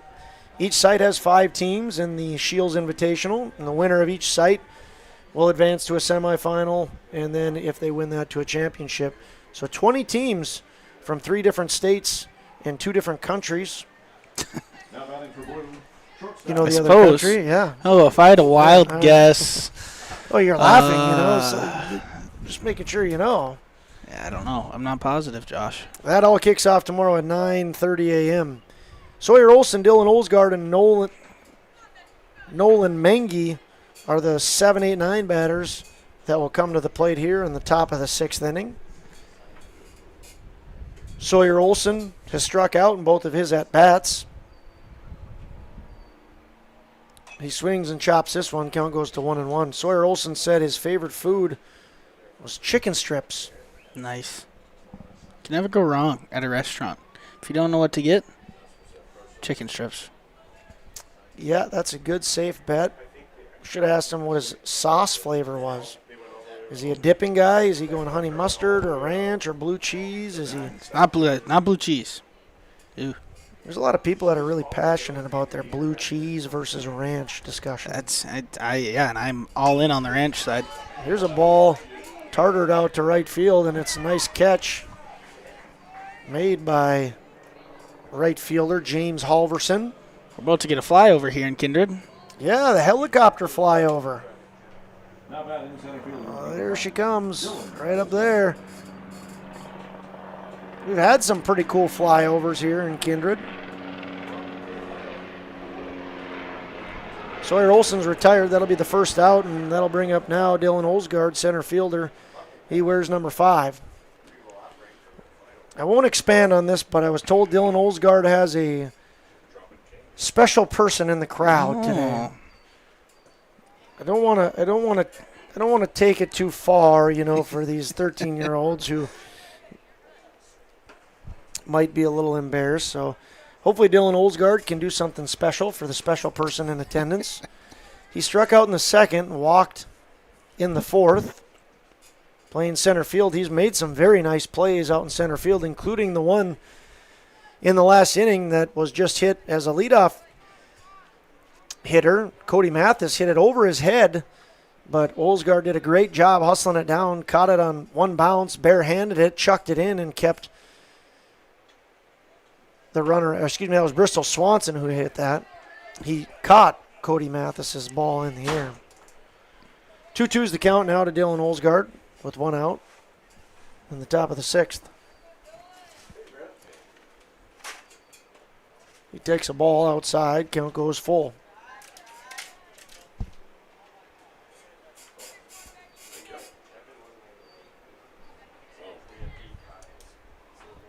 Waiting on deck is Nolan Mengi, and the hole would be the leadoff man, Jackson Lovig.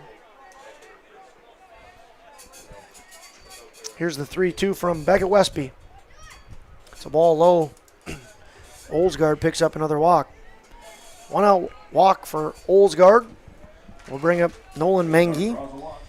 Mengi struck out in the third, but reached first on the pass ball. Stole second and was hit in by Briar Gibbon. So Mengi on the mound doing phenomenal work. Also scored the first run. He did also ground out to the pitcher in the fourth. So technically he's 0 for 2 with a run. Westby checks on over to first base, but Dylan Olsgaard slides back in safely. This pitch is taken outside for ball 1.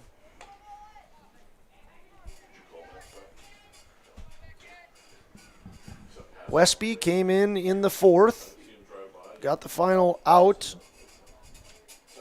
final 2 outs of the fourth. This ball is swung on and missed, but off with the pitch was Olsgaard. He's going to have a stolen base. Olsgaard reached his second on the pass ball. He was stealing. Yep. So we're giving him a stolen base on that. 1-1 with 1 out here to Mengi. Taken as a strike. He agrees with the call. Actually, Olsgaard was stealing, so he'll get credit for a stolen base. 1-2 here. Pitch number 41 for Westby. Just a little inside. And that will bring the count to 1-2. Mengi the pitcher tonight. And the 9-hitter. Here's the 1-2 from Westby. Taken outside, 2-2. With 1 out. Game has just moved beyond 1 hour and 35 minutes. Mostly fast game here as we're already into the 6th. Strike 3 as Mengi's caught window shopping. Just looking. And that'll turn things around to Jackson Lovick, second baseman. Where's number 29? He's 0 for 2 with a walk. Reached on an error in the first. Struck out in the third. And walked in the fourth.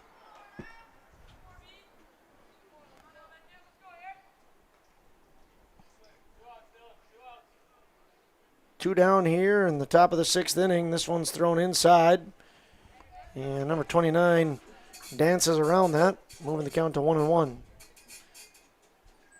Well, if grandparents Dale and Doreen from Edmore are just tuning in now, Lovick wanted to say hello to you. Said that earlier. Here he hits it back to the to the pitcher, and the pitcher throws on Westby. Throws on to his teammate Everett Anderson, and things here in the 6th inning.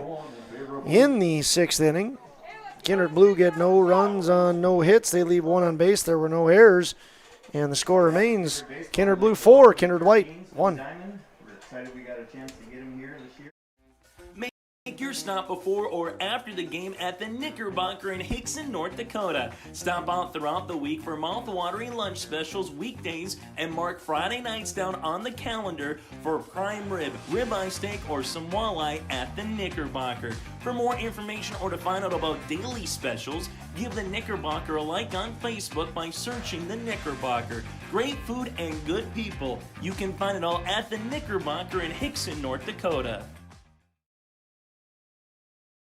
For any accounting needs you may have, Todd Our World Certified Public Accountant has you covered. From income tax planning, preparation, and consulting for individuals and businesses. Todd Wold CPA would like to wish the best to the teams competing and thank the coaches and players for their hard work and dedication throughout the season on and off the field, as anything can happen every night at the Diamond.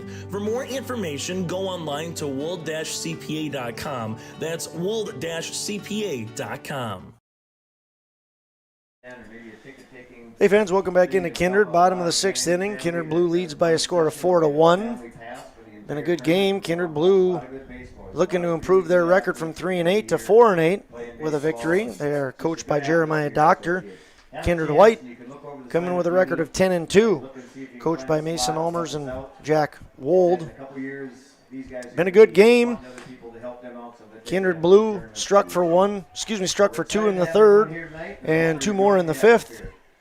Kindred White got a run in the 4th on a stolen base. Colt Olson stole home in the 4th for the only run for Kindred White, and a true stolen base. Not a pass ball, not a wild pitch. Straight up stole it.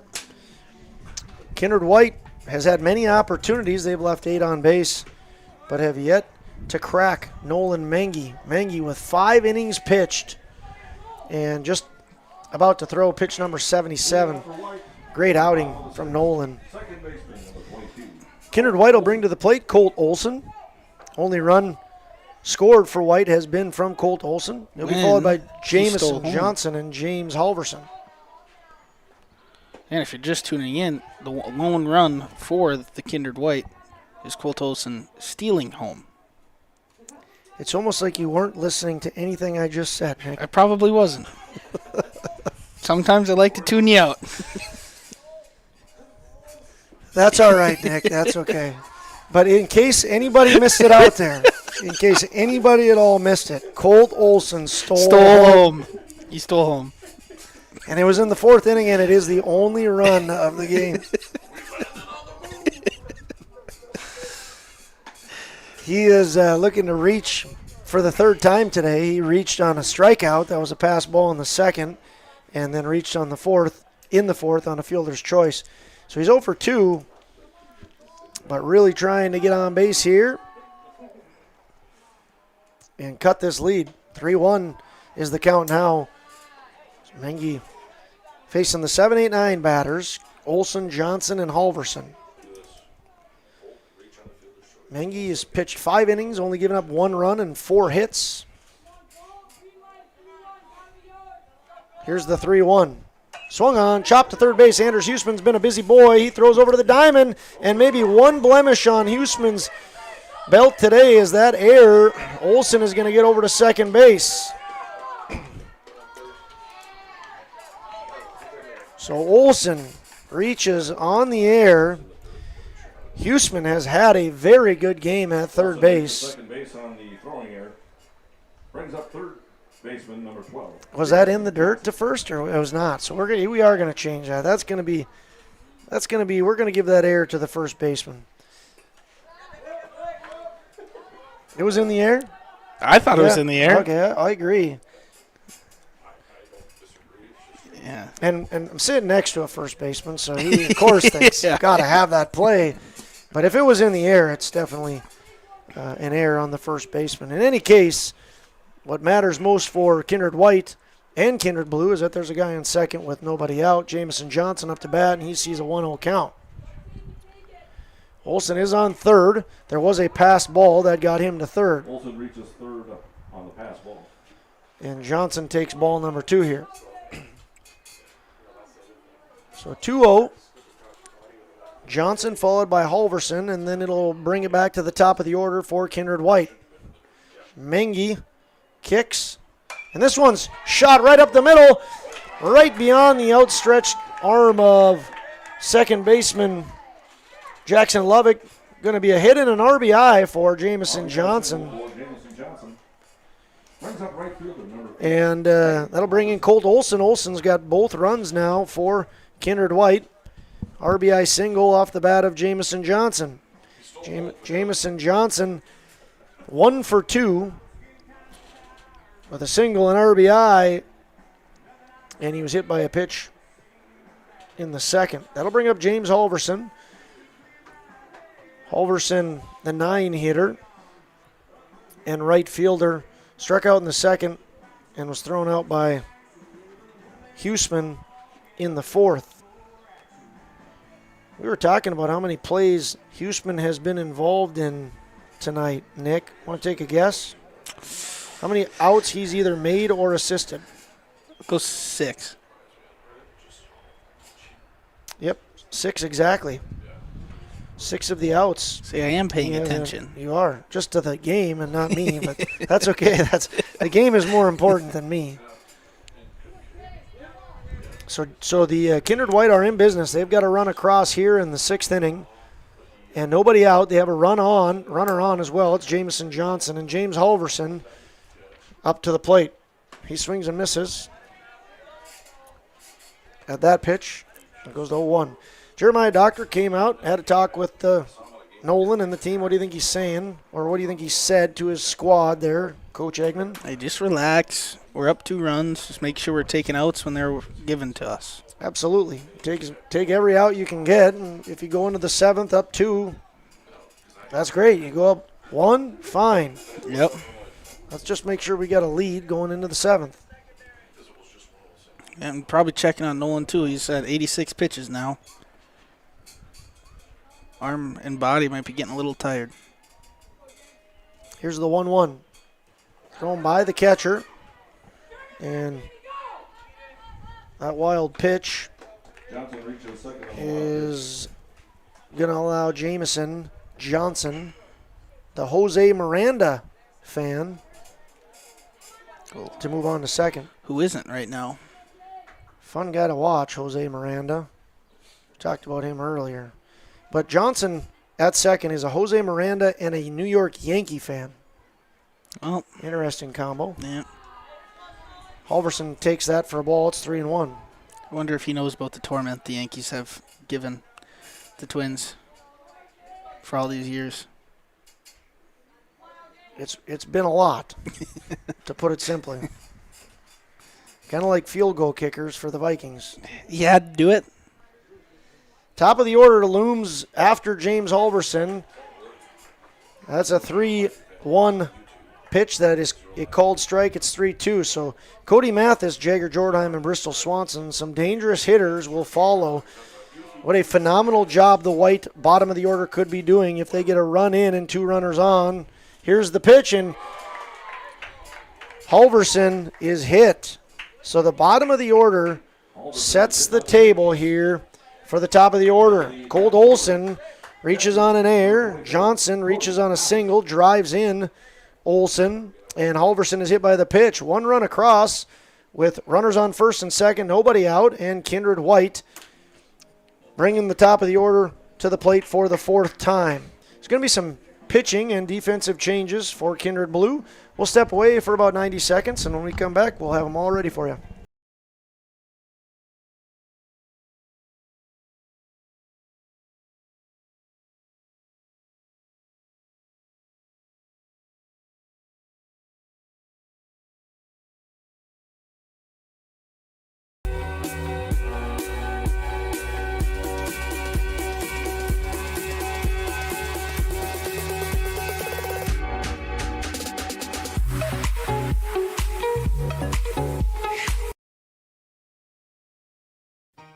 For trusted news, weather, and sports from your community, look to R&J Broadcasting Incorporated. KRJB, KRJM, and KKCQ Radio and rjbroadcasting.com. Hear local voices from local radio with news and information from the area. Your information stations, KRJB, KRJM, and KKCQ Radio and rjbroadcasting.com. Local voices from local radio. Meet Blake, the messiest 4-year-old on the planet. He's no ordinary durability tester. Meet SmartStrand, no ordinary carpet. With all pet protection, it's the softest, most durable, easiest to clean carpet on the planet. When Blake's barn got a comfy makeover, SmartStrand came clean, even went up against a 2-ton rhino. Made to withstand all walks of life. Ask for SmartStrand, rhino tested, rhino approved. Available at Carpet World, carpetworldfargo.com. Hey fans, welcome back into Kindred. Got a threat underway. Kindred White with runners on first and second. That's James Halverson on first and Jameson Johnson on second. They do have another run across in the bottom of the sixth. Colt Olson across. There's nobody out, and the top of the order is coming up. It's Cody Mathis, Jager Jordheim, and Bristol Swanson. It's a dangerous combo coming to the plate here. Defensive changes for Kindred Blue look as follows. Now pitching will be Dylan Olsgaard. Olsgaard comes in from center field. Moving out to center field will be Anders Huseman. He was at third. Now at third will be Sawyer Olson. He was at short, and now at short will be Nolan Mengi. So once again, that's Olsgaard on the mound. Olson at third, Mengi at short, and Huseman in center. Cody Mathis has put the ball in play every time he's been up, but he's 0 for 3. Grounded out to the pitcher. Hit to the pitcher on a fielder's choice in the second, and then flew out to center field on a deep ball that Dylan Olsgaard caught. Here's the pitch. Popped up, lazy fly into the infield, but a tough one in the Bermuda Triangle. Great effort by positions 1, 2, and 3, but the ball falls for a strike.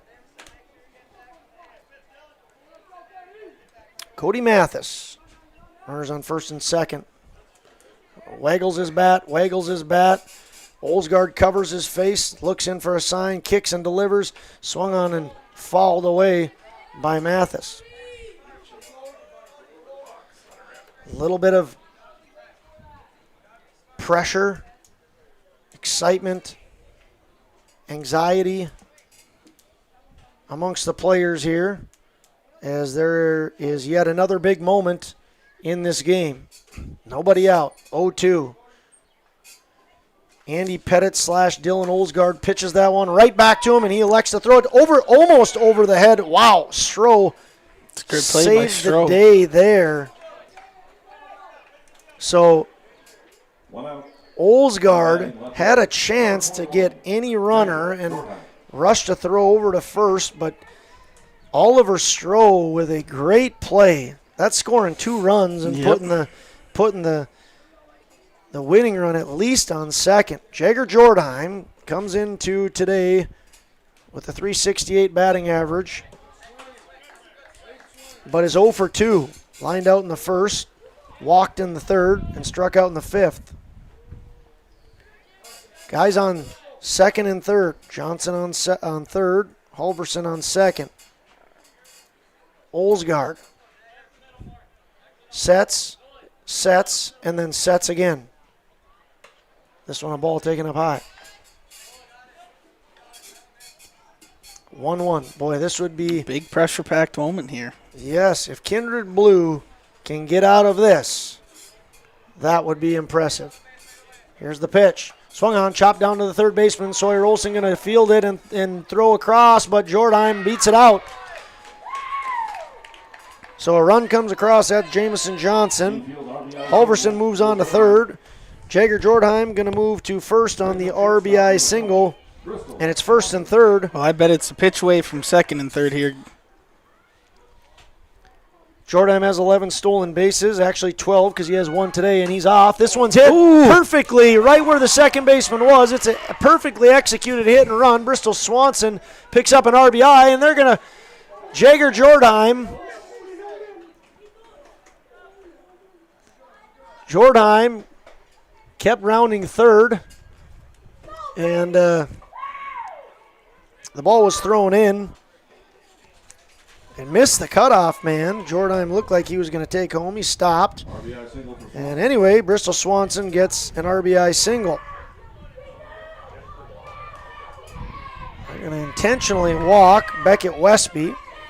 Westby was 2 for 3 on the day, so he gets the intentional freebie. And the bases are juiced again with 1 out. That'll put you're probably going to bring your infield in here. Bases juiced 4-4, 3 across here. 1 out. Evan Olshager, 0 for 3 on the day, takes a strike. He agrees with it. He flew out to center, he grounded out to third, and he reached on an error in the 5th. Tie game, 0-1. Here's the pitch. Ball in. Dillon gets the ball. And we're ready for the 1-1. Olsgaard with the Andy Pettit look in. Pitches. This one outside. No place to put him. Dillon's got to throw a strike. It's 2-1. 2-1 with 1 out here. Evan Olshager came in batting .400. Pickoff attempt at third. And sliding in safely was Jagger Jordheim. Here's the 2-1. Dillon sets, kicks, and here's the pitch. Just taken a little bit outside, and the count goes to 3-1. 3-1. Kindred Blue has led this entire game, and now it's all tied up, 4-4. Ball's taken, or pitch is taken for a ball, and that will bring Jordheim across. Bristol Swanson moves to first, Beckett Westby to second, and it'll be an RBI base on balls for Evan. Now batting will be Everett Anderson. Walked in the second, was hit by a pitch in the 4th, and hit to the second baseman. A fielder's choice. This one was hit out to right and got by the right fielder, so the merry-go-round is going to start up. The center fielder takes it and chucks it all the way home. Gets by Briar Gibbon, and thinking about it was Evan Olshager. So that's going to be a 2 RBI single for Everett Anderson. Runners move up on single. Bristol Swanson comes around and he scores his 18th run of the season. Beckett Westby comes around and scores his 17th run of the season. Evan Olshager at third and Everett Anderson at second. Cole Olson now batting for the second time this inning. White has put up 6 runs here and made a big comeback. Yes. 7-4. They lead. Olsgaard pitches, swung on and missed by Olson. That'll bring the count to 0-2. Olson started this inning too, didn't he, Josh? He did. He reached on an error. There's a throw across the diamond that was not caught by the first baseman. And he scored to lead things off here.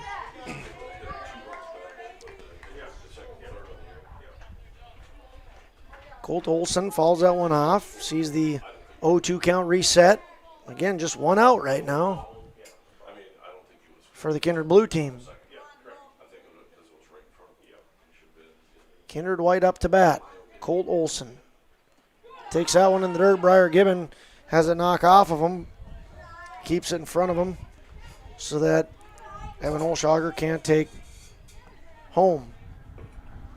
Count goes to 1-2.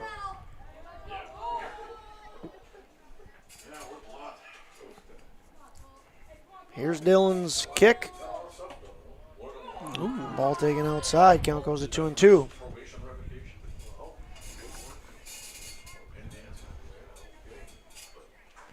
Like we said earlier, good crowd here in Kindred. Lots of people, lots of folks here enjoying 13-year-old baseball. It'll be followed by 14s and 15s. Colt Olson puts this into play. It's going to get through for a single, and it'll score 1 as Colt Olson will get to first base.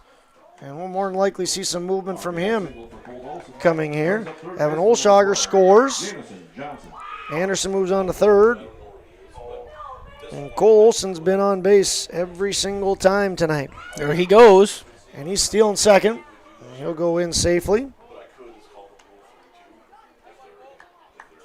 His third stolen base of the night.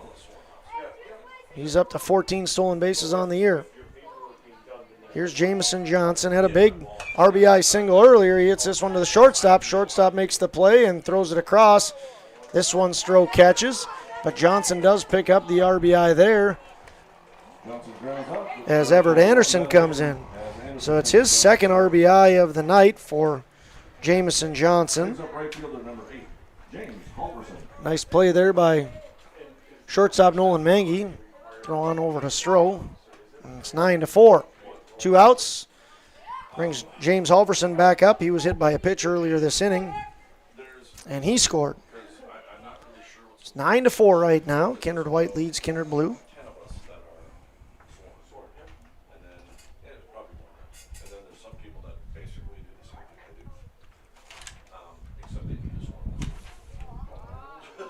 Taken for a ball. 1-1 is the count now. 1-1 to Halverson. He's 0 for 2. Was hit by a pitch. Struck out in the second. Grounded out to the third baseman, Anders Huseman, in the fourth. Like I said, he was hit by a pitch. That was in earlier this inning. He swings and misses there. It's 1-2. Colt was creeping down that line again. Gibbon and the boys on Kindred Blue aren't going to fall for it again, right? Fool me once. Yes. Don't fool me twice. This one's chopped foul.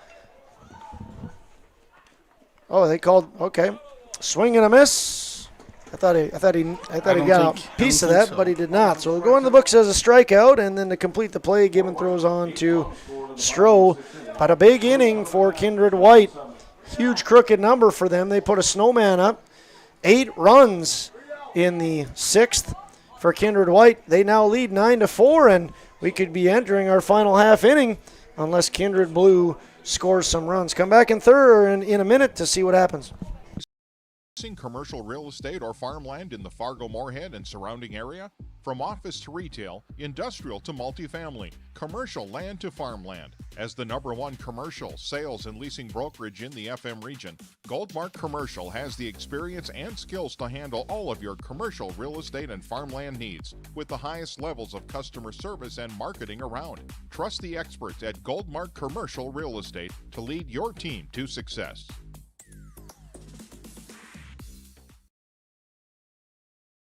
For any accounting needs you may have, Todd Our World Certified Public Accountant has you covered. From income tax planning, preparation, and consulting for individuals and businesses. Todd Wold CPA would like to wish the best to the teams competing and thank the coaches and players for their hard work and dedication throughout the season on and off the field, as anything can happen every night at the Diamond.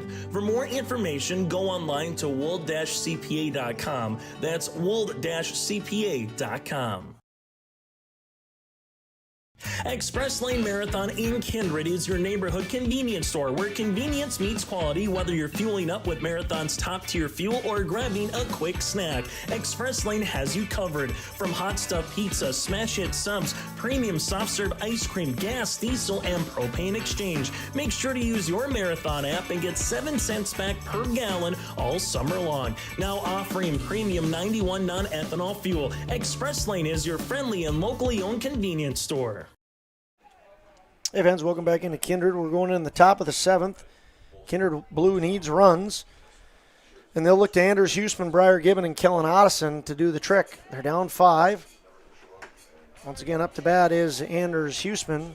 We missed a ball. There you saw a strike. Counts 1-1. Anders Huseman 0 for 2 with a walk tonight. He walked in the first, grounded out to short in the third, and flew out to center in the 5th. Pitches a ball. Count goes to 2-1. Pitch number 50 coming for Beckett Westby. Westby has replaced Evan Olshager. Olshager pitched 3 2/3.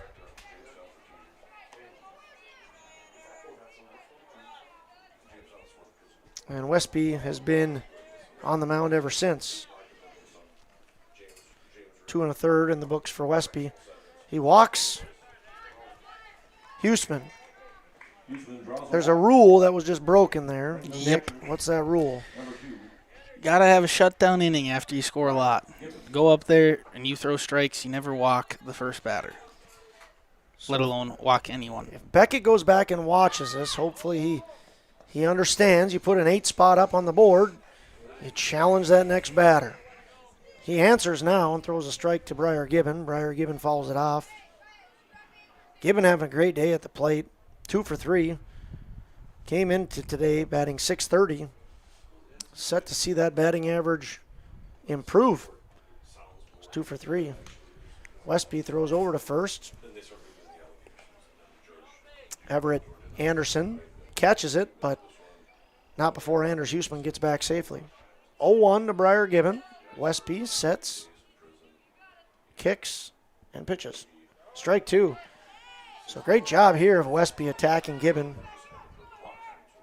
Gibbon has 2 runs scored and an RBI in addition to his 2 hits. Huseman takes his lead from first. Here's the pitch. Runner takes off. Throw goes to second. And Anders going to be in at second with a stand-up stolen base. Pitch was a ball, so the count goes to 1-2. Westby looks in for a sign, likes what he sees, sets, pitches, thrown outside, ball 2.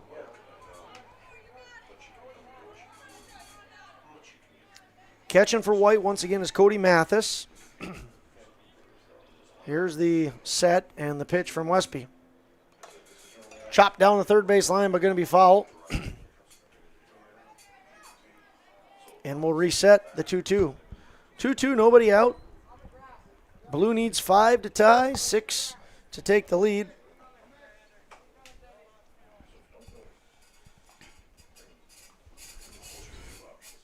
Westby sets, checks second, kicks. Ball's taken high. Good at bat here by Briar Gibbon. He went down 0-2, has fouled a few off, and has fought himself into a 3-2 count. If he gets on base, call it an outstanding at bat. Westby will see if he can challenge him. Here's the 3-2. Inside.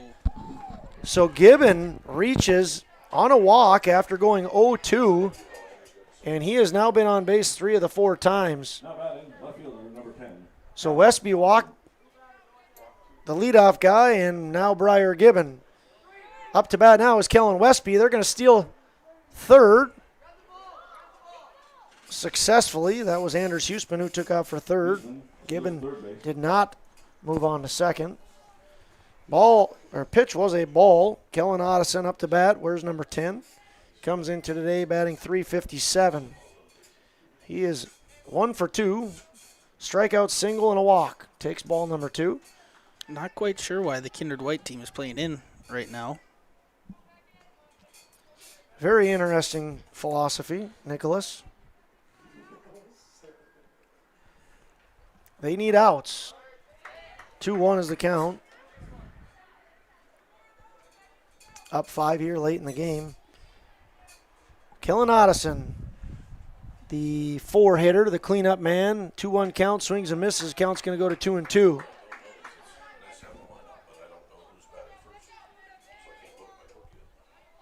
So 2-2 goes the count. Nobody out here in the top of the 7th inning.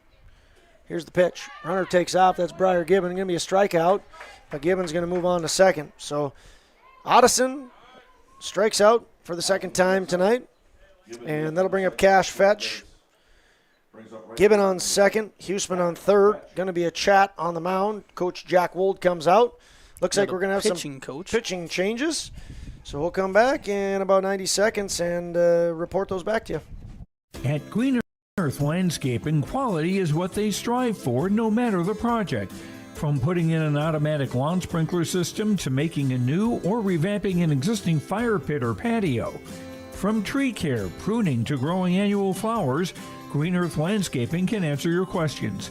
Green Earth Landscaping, covering the Fargo-Moorhead area and beyond. For more information, go online to greenearthnd.com. That's greenearthnd.com. Check out the YourLiveEvent.com free stage powered by Halstead Telephone Company and R&J Broadcasting Inc. at the Red River Valley Fair with a full lineup of great performers and shows each day. You'll enjoy live entertainment from Quick 56, Ashley Weiland, Slamabama, and more. The Red River Valley Fair is 3 weekends from June 28th through the 30th, July 4th through the 7th, and July 11th through the 14th. For entertainment schedules and more information on the YourLiveEvent.com free stage, check out RedRiverValleyFair.com. That's RedRiverValleyFair.com. Homegrown local radio is now worldwide with 24-hour streaming. Download the RJ Radio app to hear local voices from local radio with KRJB, KRJM, and KKCQ 24 hours a day from anywhere. You can listen to your favorite programs like the RJ Family Morning Show, local news, farm markets, music, high school sports, church services, more from anywhere. KRJB, KRJM, and 96.7 KKCQ is streaming on the RJ Radio app. Download it to your device and take us with you wherever you go. Meet Blake, the messiest 4-year-old on the planet. He's no ordinary durability tester. Meet SmartStrand, no ordinary carpet. With all pet protection, it's the softest, most durable, easiest to clean carpet on the planet. When Blake's barn got a comfy makeover, SmartStrand came clean, even went up against a 2-ton rhino. Made to withstand all walks of life. Ask for SmartStrand, rhino tested, rhino approved. Available at Carpet World, carpetworldfargo.com. Express Lane Marathon in Kindred is your neighborhood convenience store where convenience meets quality, whether you're fueling up with Marathon's top-tier fuel or grabbing a quick snack. Express Lane has you covered. From hot stuff pizza, smash hit subs, premium soft serve ice cream, gas, diesel, and propane exchange. Make sure to use your Marathon app and get 7 cents back per gallon all summer long. Now offering premium 91 non-ethanol fuel. Express Lane is your friendly and locally owned convenience store. Good evening once again, ladies and gentlemen. Here are the defensive changes for Kindred White. Now pitching will be Everett Anderson. Moving to first base will be Jagger Jordheim. Going to the hot corner is going to be Beckett Westby. And out to left field will be Jamison Johnson. One out here in the 7th. Ball's thrown wildly from Everett Anderson. And Anders Huseman going to come across on the wild pitch. Briar Gibbon advances on to third. Cash Fetch up to bat. He's 0 for 3 with 3 strikeouts today. Big opportunity for a couple of RBIs. He has 10 on the year, Fetch does. 2 more weight to be one more waits to be driven in. Got a 2-0 count here. He looked like he was taking the whole way. I think he was. I think he's going to do it again. So 3-0 is the count, and Kindred White with some control problems. Walked the first 2 guys, then struck out the next batter. And Fetch takes a strike. Count goes to 3-0. 3-1, excuse me, with 1 out here in the 7th inning. Anderson sets and delivers. Throws for a ball up high. Watch it all the way again. So Fetch reaches on the walk. First and third, Kindred Blue will. And Oliver Stroh up to bat. He's 1 for 3. Struck out in the 2nd and in the 5th, and he reached on a single in the 4th. The lefty awaits Anderson. He hits this ball back to Anderson. Anderson is going to go to second base with it. Fetch did not get a good lead. And wisely thrown on to second. Anderson throws on over to, I believe that was Bristol over there. So 2 outs here. Stroh reaches on the fielder's choice. Ball's hit out to right field. That's going to fall in fair, and that's going to play at first. Runner's going to be going headed to third. Jagger Jordheim pumps it a couple times and then decides not to throw it. So that was Sawyer Olson, who hit the ball out to right field. That's a single. It advanced Stroh all the way to third.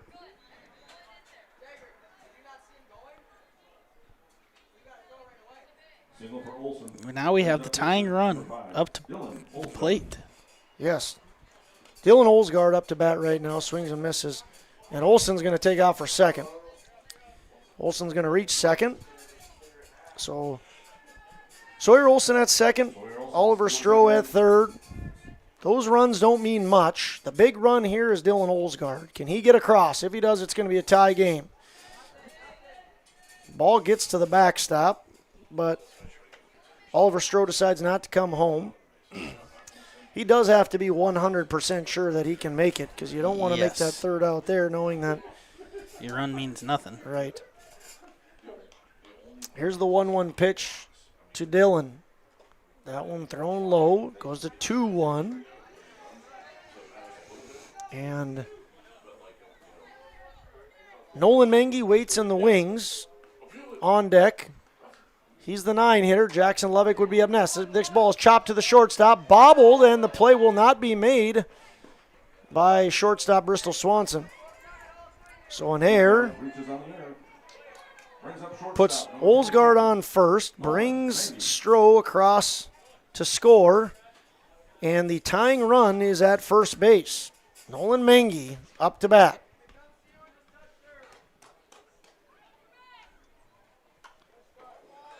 He swings and fouls that one back. Mengi had a great day on the mound today.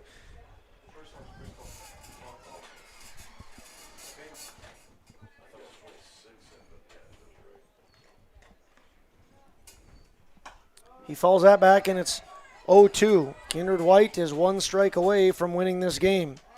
Mengi struck out in the third, but reached on a pass ball and scored. Grounded out in the fourth and struck out in the sixth. He's down to his final strike. Men on first and second. Here's the pitch. Swung on. Hit right off the pitcher's glove. That's going to be a tough play by Bristol Swanson, and he can't field it, but he does pick it up, and he makes the play. So it goes off the pitcher. Swanson can't pick it up right away. He then picks it up and throws it on to first base, and that'll end things here in game number 1 of the doubleheader. The Kindred White team is victorious by a score of 9-7. We're going to step away. We might get some interviews. We'll chat about some things, but come back in about 2 minutes. Buying, selling, or leasing commercial real estate or farmland in the Fargo-Moorhead and surrounding area?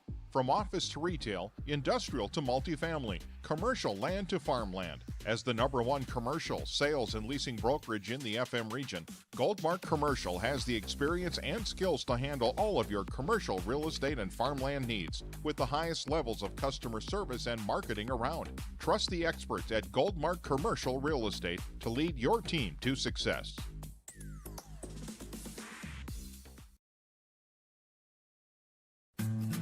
Green Earth Landscaping offers a full range of services, including commercial and residential landscape design and installation, maintenance and sprinkler services. From outdoor kitchens to patios, retaining walls, lighting, fine grade, sod and hydroseed, and anything in between, Green Earth Landscaping has you covered, servicing the Fargo-Moorhead area and beyond. For more information, go online to greenearthnd.com. That's greenearthnd.com.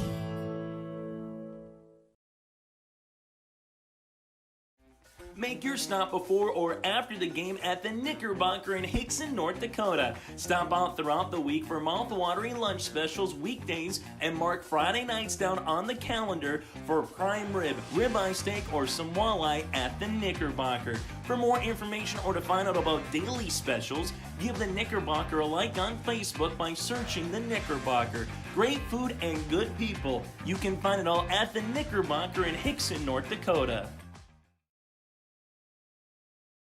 For any accounting needs you may have, Todd Our World Certified Public Accountant has you covered. From income tax planning, preparation, and consulting for individuals and businesses. Todd Wold CPA would like to wish the best to the teams competing and thank the coaches and players for their hard work and dedication throughout the season on and off the field, as anything can happen every night at the Diamond. For more information, go online to wold-cpa.com. That's wold-cpa.com.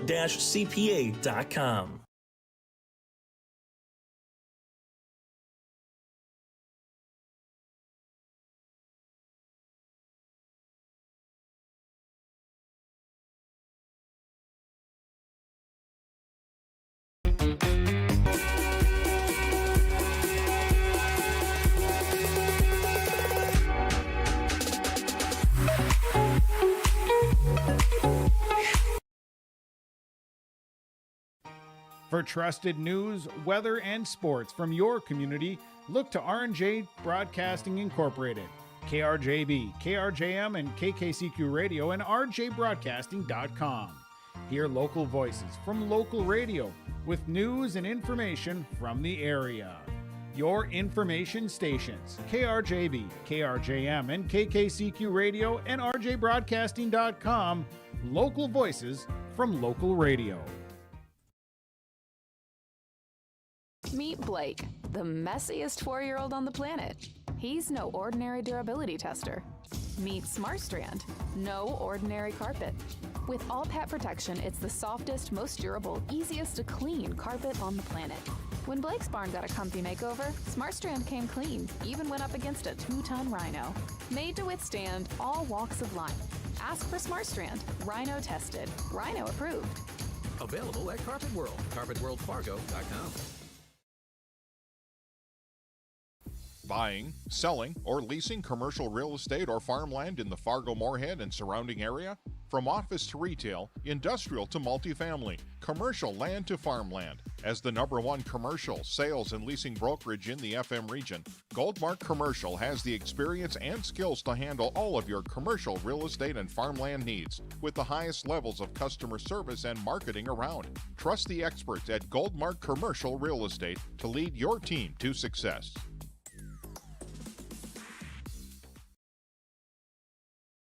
For any accounting needs you may have, Todd Our World Certified Public Accountant has you covered. From income tax planning, preparation, and consulting for individuals and businesses. Todd Wold CPA would like to wish the best to the teams competing and thank the coaches and players for their hard work and dedication throughout the season on and off the field, as anything can happen every night at the Diamond. For more information, go online to wold-cpa.com. That's wold-cpa.com.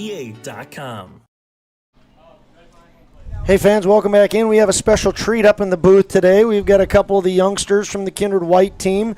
We've got Colt Olson and Bristol Swanson. Guys, first of all, congratulations on your victory tonight. How much fun was it being out on the Big Diamond in Kindred with a great crowd here tonight? Was it a great time? Yeah, it was a great time. It was especially fun for my first time and playing on the big field for the first time, and yeah. Colt, did you get a chance to look around and see all the people that were here, and did you feel some good energy while you were out there today? Oh, yeah, it was a memory that would last forever. Good, I'm glad. Colt, let's go to you. You had a good day today. You reached 4 times. Every time you stepped up to the plate, you got on base, but I think you stole the show today with the stolen base when you stole home. You've got a lot of stolen bases on the year. First of all, have you ever stolen home yet this year? Mm-hmm. And second of all, what were you thinking? Take us through that. So I've never stolen home, and it was just we were down 3 in the 4th inning. We needed some runs, so I made the executive decision to go home, send it. We had 2 outs, just go for it. That was awesome. That was super exciting. A great play, and it was successful. Obviously sparked your team a little bit. Bristol, you had a great day at the plate today. You were 3 for 4. You scored a run. How did it feel? What was working good for you? What were you seeing so well at the plate today?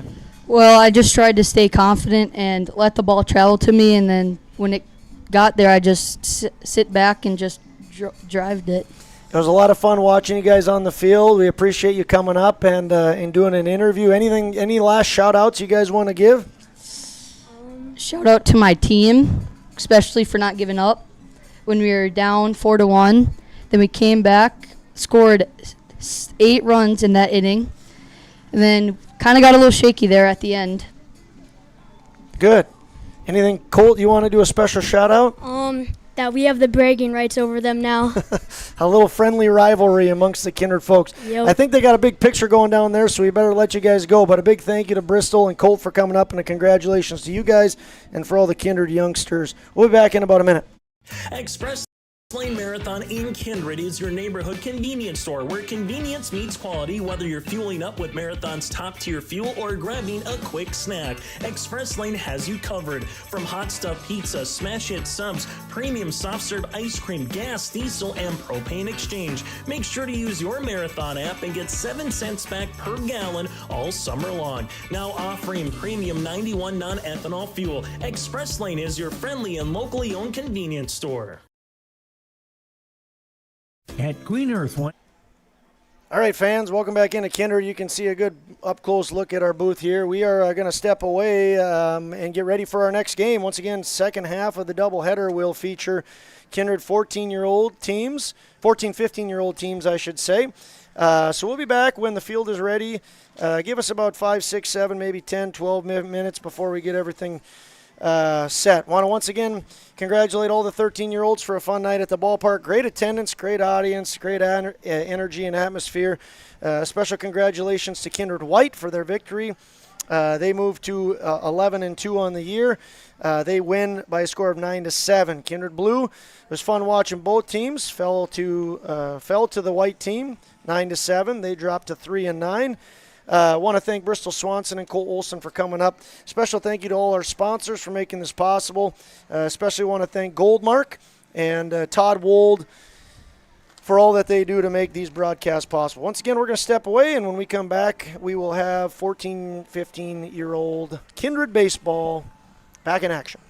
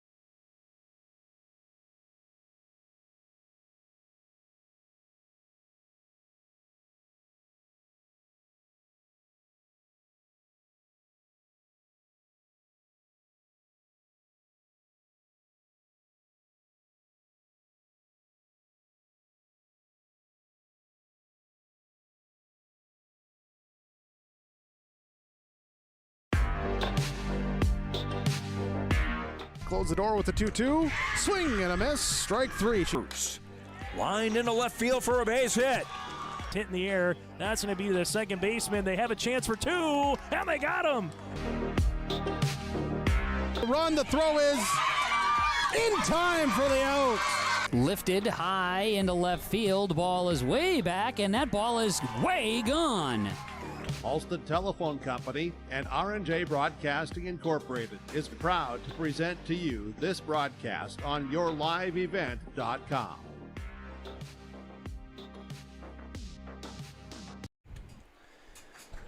Perfect time here, ladies and gentlemen, as we are just underway with the first pitch of game number 2 at 8:11 p.m. here for the first pitch of the second half of our doubleheader. You just saw the 13-year-old game. Now we're on to the 14, 15-year-old Babe Ruth squads.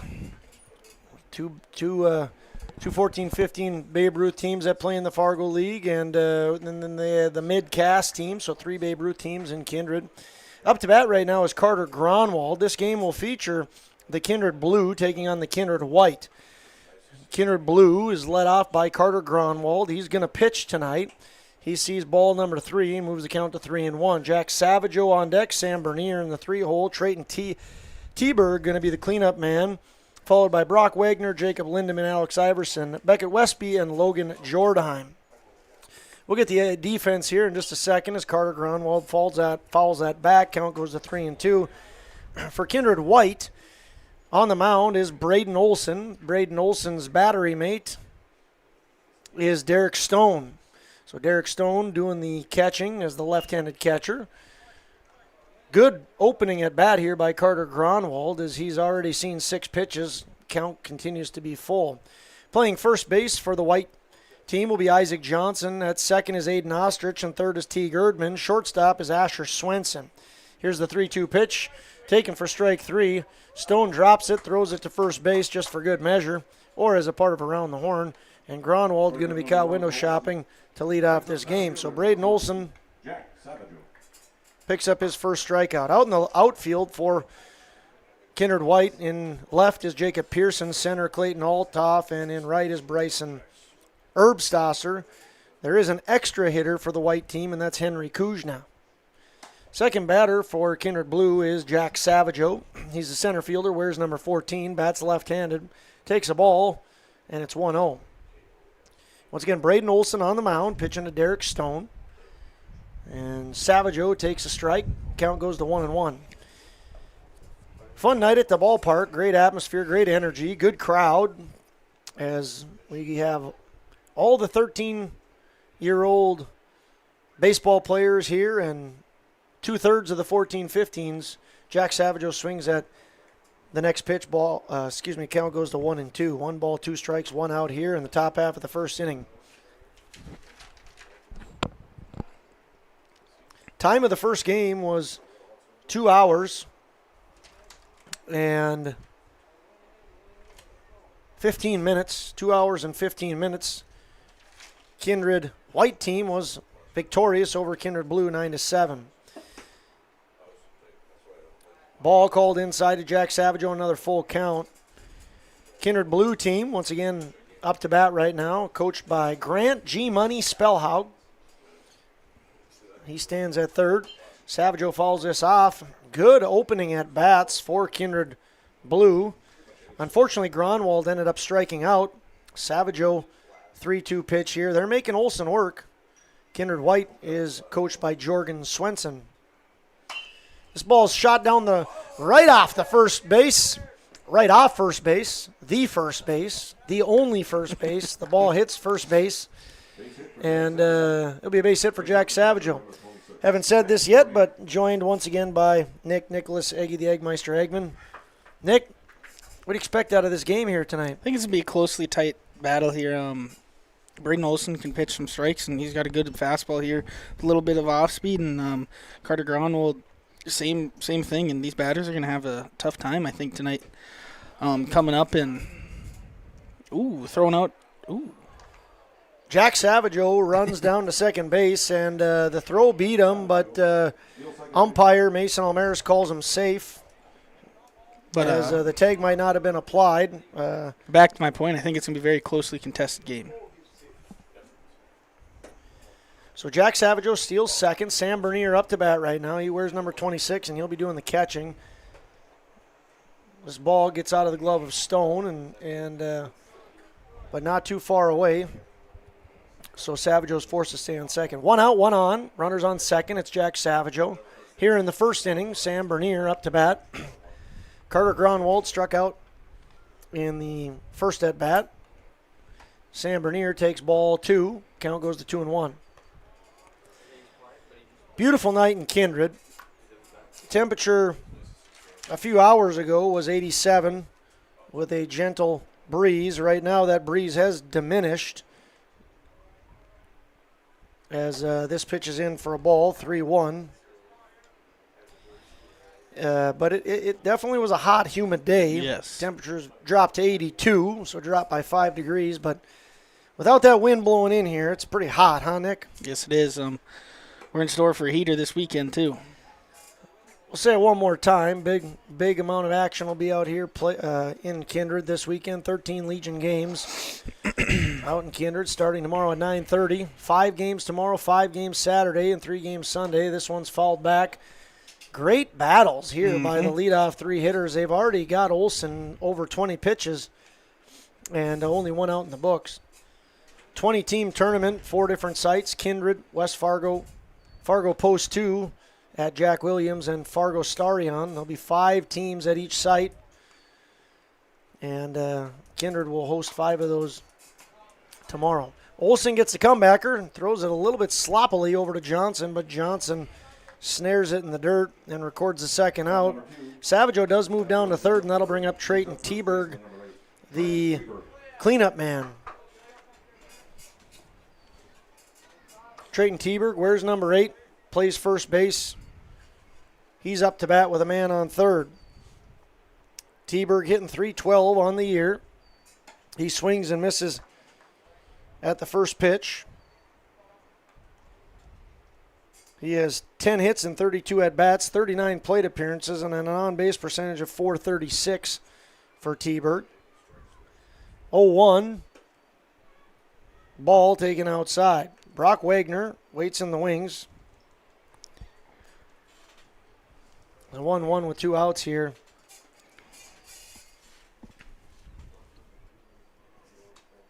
Here's the pitch. Gets by Stone, and here comes the play at the plate. Savageau going to hustle in, and he's going to score. So Savageau going to score on the pass ball. And 1 run across for Kindred Blue.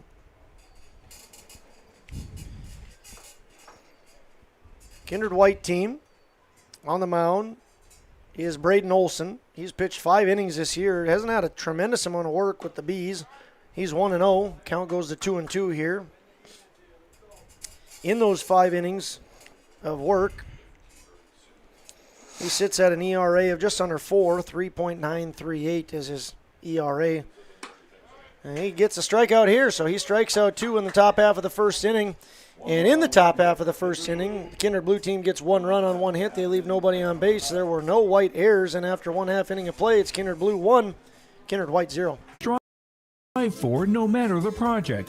From putting in an automatic lawn sprinkler system to making a new or revamping an existing fire pit or patio. From tree care, pruning to growing annual flowers, Green Earth Landscaping can answer your questions. Green Earth Landscaping, covering the Fargo-Moorhead area and beyond. For more information, go online to greenearthnd.com. That's greenearthnd.com. Check out the YourLiveEvent.com free stage powered by Halstead Telephone Company and R&J Broadcasting Inc. at the Red River Valley Fair with a full lineup of great performers and shows each day. You'll enjoy live entertainment from Quick 56, Ashley Weiland, Slamabama, and more. The Red River Valley Fair is 3 weekends from June 28th through the 30th, July 4th through the 7th, and July 11th through the 14th. For entertainment schedules and more information on the YourLiveEvent.com free stage, check out RedRiverValleyFair.com. That's RedRiverValleyFair.com.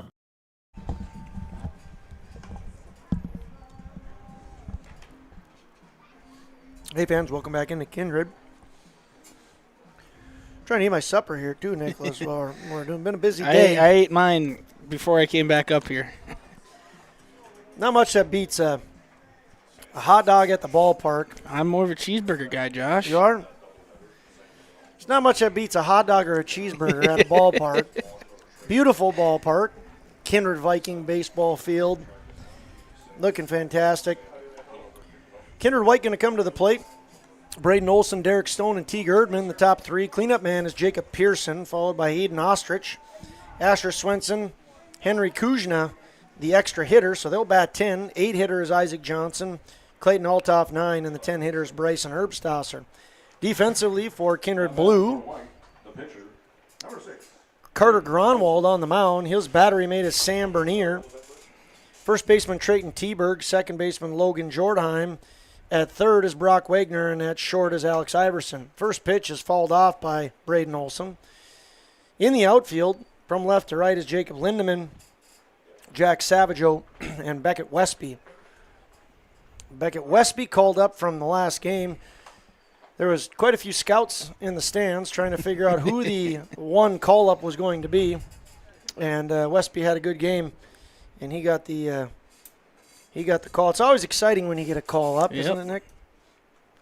You ever remember any big moments like that in your career? I think I ever got called up. Never got a called-up call? Mm-mm. It's always fun to watch those videos of people who get called up and they get to, tell their parents about it or all the different fun, you're on scholarship or you made the All-Star game. Well, Willie Castro today seemed like he was half asleep when he got told he made the All-Star game. I didn't get to see that one. Was it good? It was. I feel great. That's all he could say. He was speechless. Braden Olson has a 1-2 count here. Carter Gronwald, the pitcher. Olson stands ready. Here's the pitch. Ball taken up high. Count goes to 2-2. Well, the blue team only sent 4 batters to the plate in the first, but they did get 1 run across, and they did tag Olson for 26 pitches. That's a great start to the game. Olson going to return the favor here yes, as he's going to battle. And that's what you really want to see out of your hitters is at least see some fight and some pitches. You can get that pitch count up, and that's when mistakes usually get made. Gronwald doesn't make a mistake there as he throws one by Braden Olson. Yeah. So Olson struck out Carter Gronwald looking, and now Gronwald does the same to Olson. Looked like a changeup there by Gronwald. Just seemed slower than his fastball and kind of just hung there. And I think Olson expected it to be a little more drop and think it wasn't going to stay in the zone. Second hitter here is Derek Stone.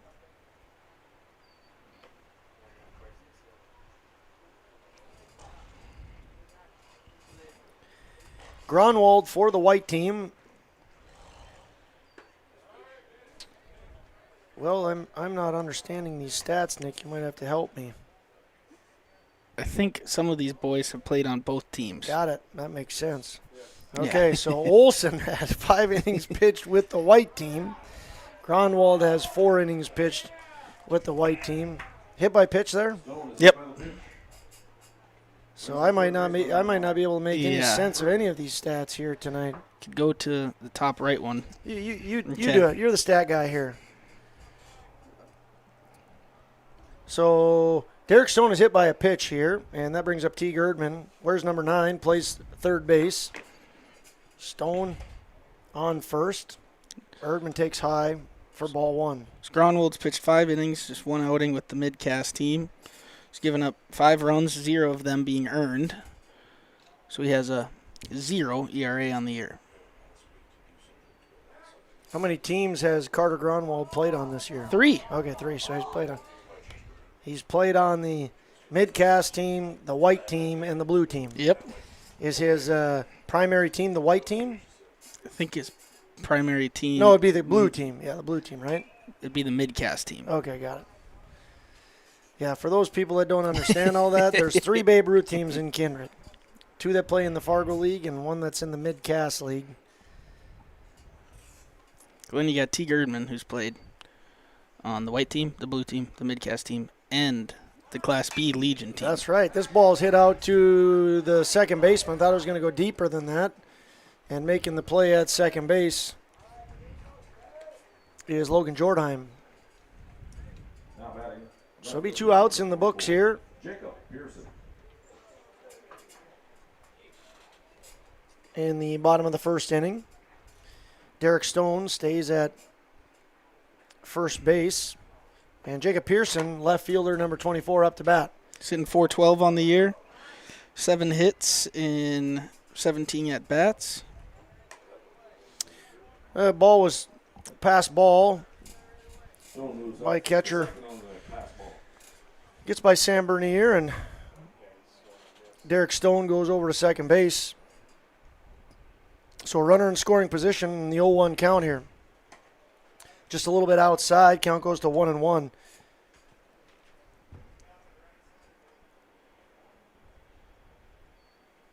Pearson, the cleanup man, faces Carter Gronwald, the 1-1 with 2 outs. Here's the pitch. It's chopped down the third base line.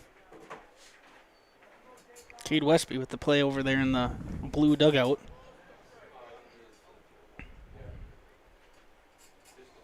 Waiting on deck is Aiden Ostrich if he gets an opportunity. 2 outs, 1-2. Here's the pitch outside. Good take by Jacob Pearson. A good bait pitch there by Carter Gronwald to try and get him swinging at something that starts in the zone. Well, let's see what he comes back here with his 2-2 pitch. Here's the 2-2. Fastball up. Going to get by Sam Bernier, pop out of his glove, and allow Stone to advance to third. So Stone reached on a hit by pitch and has now circled over to third. 3-2 pitch is underway. It's a ball taken just a little bit down and outside. So Pearson going to reach on the walk, and Aiden Ostrich going to have an opportunity. First and third usually brings some interesting predicaments. We'll see what old coach Jorgen Swenson's dialing up over there. Oh, I think he's got a sign where he touched his sunglasses. Well, they're I'm very pretty sure it's his ears, but flashy and flamboyant flashy. sunglasses. Not being held on is Pearson, and he takes for second. Swing and a miss by Ostrich, and the throw is just going to come back to Carter Gronwald. So Pearson goes on to second. Stone stays at third, and Ostrich has a big opportunity to put Kindred White ahead. Single to the outfield should do that. Takes strike 2. It's 0-2 with 2 outs. Ostrich 214 on the year. 5-hitter for Kindred White. Gronwald throws that one by Bernier and a wild pitch, and in comes Stone. Stone doesn't slide. They throw the ball. It's a live ball. It hits his helmet and bounces out to right field. So Stone, ball's still rolling around, gets smoked in the head, but the ball bounces off the top of his helmet and flies out to right field. And that'll bring in Jacob Pearson from second. So Ostrich now with a 1-2 count and 2 runs across. Ooh, that one hits him. So Aiden Ostrich going to head to first on the hit by pitch. And things are kind of going bad right now. Not kind of. They're going bad for Kindred Blue. Yes. 2 outs and a man on. Then they walk a guy, a few pass balls, wild pitch, a bad bounce, and it's just like that. It's 2-1. And still an out to get with a runner on base. We'll see if Asher Swenson can do it. He takes for a ball, throw down to second. Yeah, he's under it. Good throws by Stone, but the tag just not able to be applied over at second base. Bernier's catching. Yeah, my bad. Yep. Good call on that. Good call on that there, partner. Asher Swenson, the shortstop, pops this up. Are they going to make a play? Play is right underneath here. Not able to be had. A beam right in the way there, I think.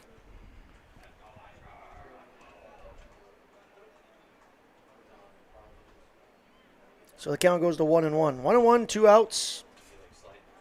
Asher Swenson up to bat. Henry Kuznia, the extra hitter on deck. Carter Gronwald working to Sam Bernier. There's a ball taken down and out. It's 2-1. That was Gronwald's 26th pitch, and that's what it took Braden Olson in the top half of the first inning. This one hit out to shallow right field. The second baseman, Logan Jordheim, with a nice play.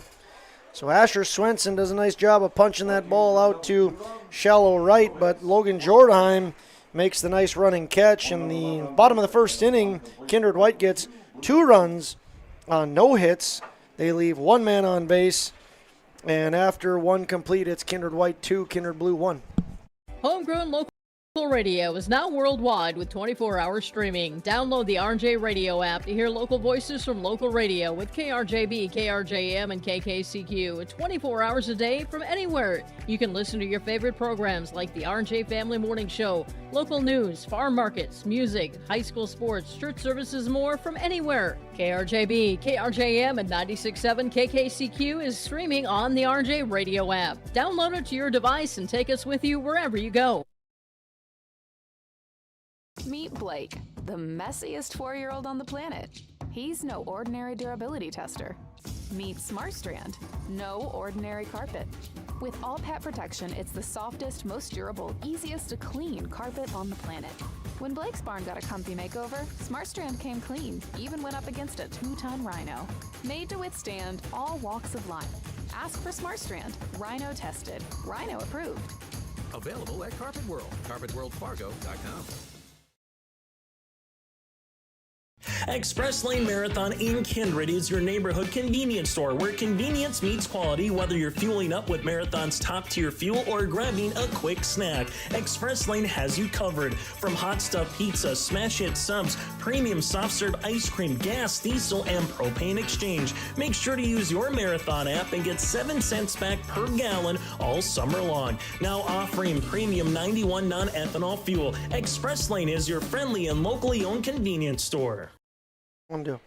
Hey fans, welcome back into Kindred. We're about to begin the second inning here. In the top half of the second inning for G Money's Kindred Blue team, it'll be Brock Wagner, Jacob Lindemann, and Alex Iverson, followed by potentially Beckett Westby and Logan Jordheim. 5, 6, 7 batters due up here for Kindred Blue. Counts at 1-1. Braden Olson looks into Stone's signal, likes it. This ball's hit out to left field, will be a base hit. Nice job there by Brock to punch that ball out to left field. Second hit for Kindred Blue, and they've got their leadoff man aboard just like that.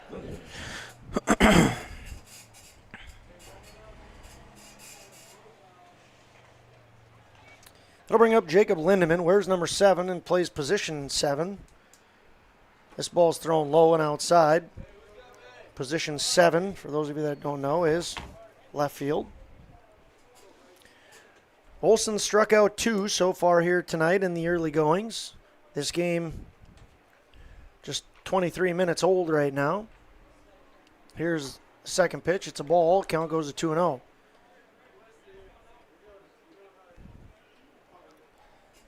Lindemann, once again, left fielder. Works against Braden Olson. Here's the kick and the pitch. This ball swung on and missed.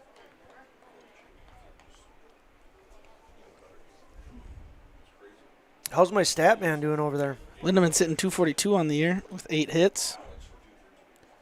He's got 13 RBIs and scored 9 runs.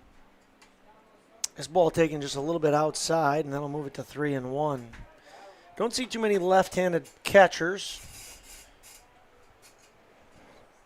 See a one every now and then. Derek Stone, one of those left-handed catchers. This ball swung on and fouled back. Count goes to 3-2. A lot of pitches thrown in the early going here. Mm-hmm. It'll be Jacob Lindemann and then Alex Iverson, Beckett Westby, and Logan Jordheim. Jordheim just made a nice defensive play out at second base. Here's the 3-2, just a little outside, and Jacob Lindemann will earn a walk.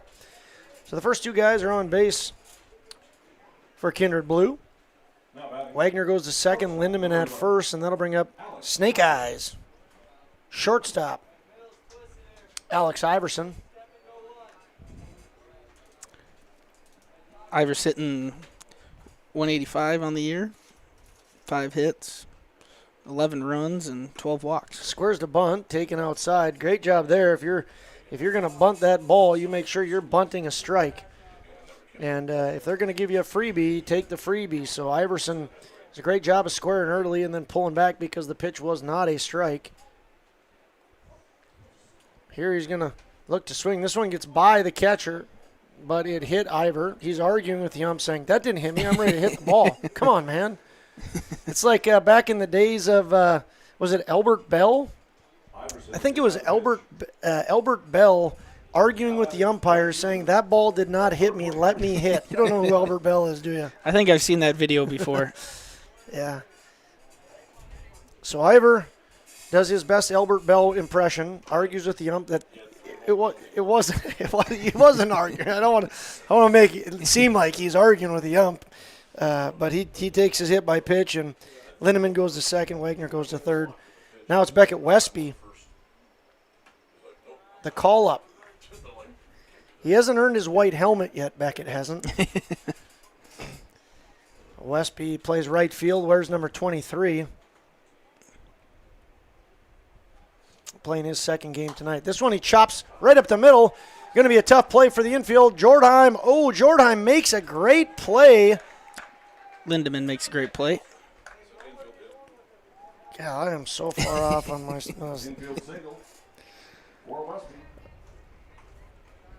That would have been Ostrich. Yeah, that's Aiden. Yeah, Ostrich Aiden makes a great play, yes.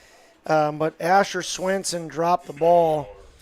So a run is across. That run is Wagner. Lindemann goes to third. Iverson goes to second. Westby goes to first on the fielder's choice / error. He reaches on the fielder's choice. Error is going to be charged to Asher Swenson at short. All that being said, we're going to step away for about a minute as Jorgen Swenson comes out and talks to his team. Buying, selling, or leasing commercial real estate or farmland in the Fargo-Moorhead and surrounding area? From office to retail, industrial to multifamily, commercial land to farmland. As the #1 commercial, sales, and leasing brokerage in the FM region, Goldmark Commercial has the experience and skills to handle all of your commercial real estate and farmland needs with the highest levels of customer service and marketing around. Trust the experts at Goldmark Commercial Real Estate to lead your team to success.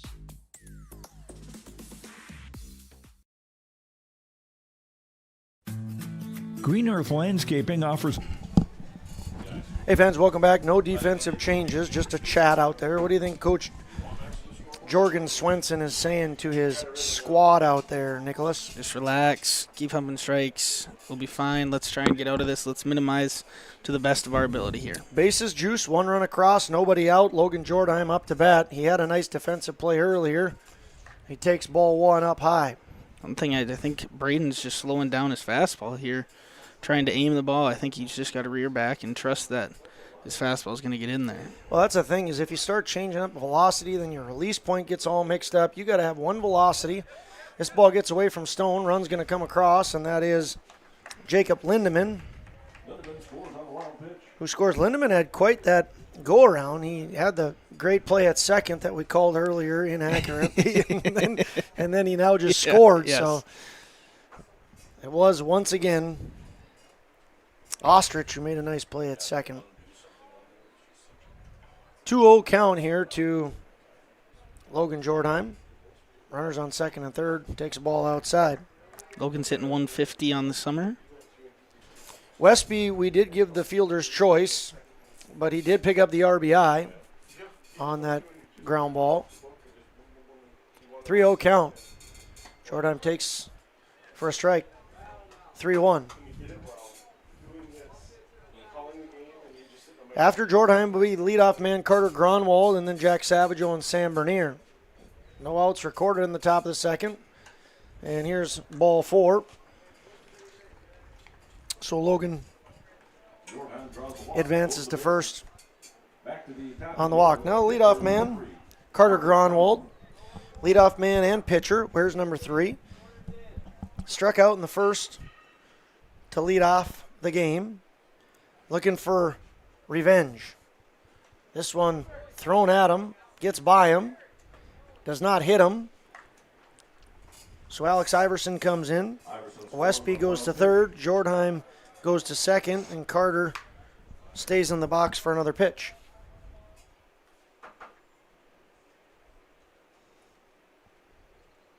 Yep, Derek Stone coming out there to console his pitcher.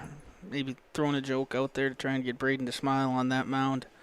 Just relax, buddy. Throw some strikes. What's your go-to joke when you're looking to lighten things up? Ooh, I don't know. Here's pop-up hit in the infield. Braden calls for it and takes it. Nice job of Braden taking charge there, and it's going to be an F1 for the first out of the top of the second inning. That'll bring up Jack Savageau. Savageau had a single in the first. He then stole second and scored on a pass ball.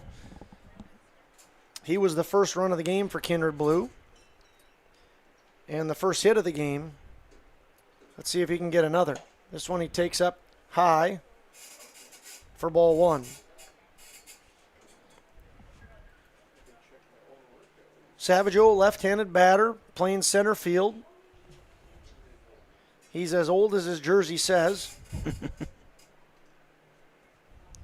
And there you go, Braden. He threw that one hard, right? That's what you were talking about, Nick, right? Exactly. Now that you have that velocity there and you have that release down, keep that velocity. You got that pitch as your fastball. There it is. Nice again. Velocity on that fastball. And then a different velocity for your off-speed pitches.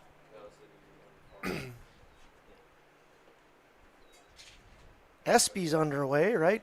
ESPY's going on tonight, Nick? I think the ESPYs are going on. Guess is as good as mine. I don't know. You and I have the argument of how fun Wimbledon is to watch. I love it. You hate it. Serena Williams is hosting, I'm pretty sure, tonight. And Wimbledon is really ratcheting up here as the semifinals are tomorrow. Jack Savage goes 3-2 here. Some people just don't know a good thing, Nick. Let's watch a tiny little green ball go over a net, back and forth. Savageau didn't watch that ball hit his bat. He struck out there, and that's another strikeout for Braden Olson, his third. That'll bring up Sam Bernier, catcher who wears number 26. So do you like watching golf? Yeah. Got it. that makes sense. It's nothing better on a Sunday afternoon. Sitting on the couch, relaxing. Yeah, I could think of a couple of things. Here's the 0-1 to Sam Bernier. This one's shot out to center field. Oh, and another good nice play out at second base. We'll give the due credit here to Aiden Ostrich. Yes. We'll make it right this time. So Aiden Ostrich makes a couple good plays at second base. Line out to second base ends things, but the Kindred Blue do get 3 runs on 1 hit. There were no errors. Oh, 1 error. And we have a new score. It reads Kindred Blue 4, Kindred White 2. See you back in about a minute. And residential landscape design and installation, maintenance and sprinkler services. From outdoor kitchens to patios, retaining walls, lighting, fine grade, sod and hydroseed, and anything in between, Green Earth Landscaping has you covered, servicing the Fargo-Moorhead area and beyond. For more information, go online to greenearthnd.com. That's greenearthnd.com.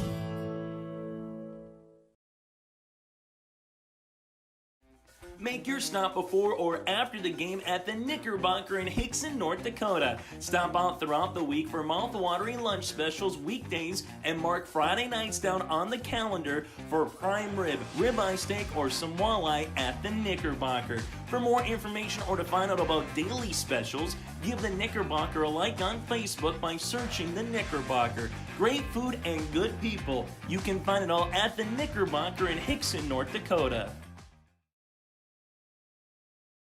For any accounting needs you may have, Todd Our World Certified Public Accountant has you covered. From income tax planning, preparation, and consulting for individuals and businesses. Todd Wold CPA would like to wish the best to the teams competing and thank the coaches and players for their hard work and dedication throughout the season on and off the field, as anything can happen every night at the Diamond. For more information, go online to wold-cpa.com. That's wold-cpa.com. Hey fans, welcome back into Kindred. We are gearing up for the bottom half of the second inning. Henry Kuznia, the extra hitter, followed by Isaac Johnson and Clayton Altoff. Once again, pitching is Carter Gronwald. This pitch is shot out to the third baseman. Can't handle it. Brock Wagner. And first man is on board with reaching on an air. So Henry Kuznia reaches on the air. That'll bring up Isaac Johnson, the first baseman, wears number 25. Hey, fans, we're joined up here by Nolan Mengi and Briar Gibbon, two of the stars of the Kindred Blue team in the game that just happened. First of all, guys, as we get ready to watch Isaac Johnson, how much fun was it playing in that 13-year-old game prior to this one? Did you guys have a good time? Yeah. Yeah, it was really fun. I liked it. Good. I'm glad you guys enjoyed that. Do you have a favorite part of what you got to experience out on the first time on the Big Diamond? Is that right?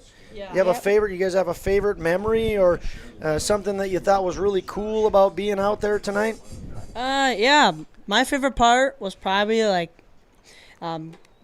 getting up to bat. It was a lot to take in. It was really, really fun. But then after it, I kind of got used to the big field, and then I really enjoyed it. That's Briar Gibbon that you can hear right there. Counts 1-2, and there was a rabbit on the field momentarily, but Jorgen Swenson just shoot it around. This ball is thrown as a ball. Count goes to 2-2, and it's a wild pitch that's going to advance Henry Kuznia. Nolan, you were the pitcher tonight. You pitched 5 good innings of action. How do you feel on the mound tonight, Nolan? Yeah, I felt pretty good, and I was surprised by my pitching. Yeah, you had a very good outing, put your team in a position to win that game. This ball was hit over to third baseman, thrown over to first for the first out, and then it's thrown down over the third baseman's head, and that'll score Henry Kuznia. So Henry Kuznia going to come around from second and score. Isaac Johnson does ground out, so it's going to be a 5-3 putout. But on another error in this inning, error on the first baseman, a run is across for Kindred White. Score is now 4-3. That'll bring up Clayton Altoff. Was something working especially good for you tonight, Nolan? Not really. Your fastball? Kinda. My curveballs were pretty good tonight. Okay. How many pitches do you throw, Nolan? Do you throw just a fastball and a curveball? Yeah. Do you have a favorite? I'd probably stick with the fastball, but I do like the curveball. Okay. How about when you throw it for a strike? Is that your favorite? Kinda. Okay. I was trying to throw you an easy question there, Nolan. Briar, let's ask you a couple questions. Briar, you came into tonight, you're hitting .630, and somehow you managed to get your batting average to go up even more because you went 2 for 3. You scored 3 runs. What's working so good for you at the plate? I don't really know. My mom was really good at batting, and my dad wasn't, and I'm kind of in the middle. I can't really think much about it. What? Oh, okay. Yeah, I don't know. Nothing really. I just can't think of anything. That's great insight. That's fantastic, Briar, and that's the way hitting really is. Like when you're not thinking about it, things usually go good, right? Yeah. Did you feel like you were proud of yourself at the plate today? Oh yeah. Go ahead. Sorry. Everything was good. Everything worked out for me. Mostly. 2 for 3 with 3 runs scored, and you had the first RBI of the game. Briar, you're also the catcher. Do you love catching? Oh yeah. I think I started. 4 years ago, 5 years ago, maybe. If I'm gonna be precise. Yeah, that's great. You did a very good job behind the plate. Clayton Altoff struck out, by the way. That is That is Gronwald's second strikeout of the day, and Bryson Erbstasser up to bat now. 3-1 pitch that he swings on and misses. There's 2 outs and 1 across. Bryson Erbstasser, the 10-hitter tonight. Talk about the rivalry that you guys have with the Kindred White. Is it a friendly rivalry, or were you pretty upset after the game? What are the emotions like playing your buddies playing your buddies out on the field today? It was pretty fun. It was like a fun rivalry. That's good. You guys are all classmates and get to enjoy hanging out with one another. Erbstasser walks there. That brings up Braden Olson. Any final comments or shout-outs? We gave the other crew a special opportunity to do a shout-out. Anyone that you know is watching or that you want to thank, or anything you want to add to the end of your interview here? It'd probably be Scooter. I hope he's having fun on his trip. He's having a trip, right? Yeah, okay. Yep. The reporting we got is he's in Duluth, right? All right, yep. And we did give a shout-out to him, by the way. We said, yeah. What was the special message we were supposed to tell him? I can't remember. What was it? We miss you, Baby G, or something like that? Yep. This ball is hit in the air to second baseman, but Logan Jordan lets it drop and then throws it over the first baseman's head. And so Braden Olson is going to reach on an error. Erbstasser is going to go all the way down to third. And instead of putting an end to this inning, the threat will continue. So Erbstasser advances to third. And Braden Olson is going to reach on the air. Nolan, how about you? Any final shout-outs you want to give to anyone? No. Okay. You're a man of few words, aren't you? You know who you should hang out with, Nolan? Kyle and Swenson. You guys will make a great interview combination. Short and sweet. Derek Stone up to bat right now. Big thank you to these two guys, Briar Gibbon and Nolan Mangy, for coming up into the booth and chatting with us. Congratulations on the season you guys are having so far. Thank you very much for coming up here. As just like that, the inning is put to an end on a 5-3 putout. Derek Stone is retired. We're going to step away, and when we come back, we'll have third inning action. A new score, 4 for the blue, 3 for the white.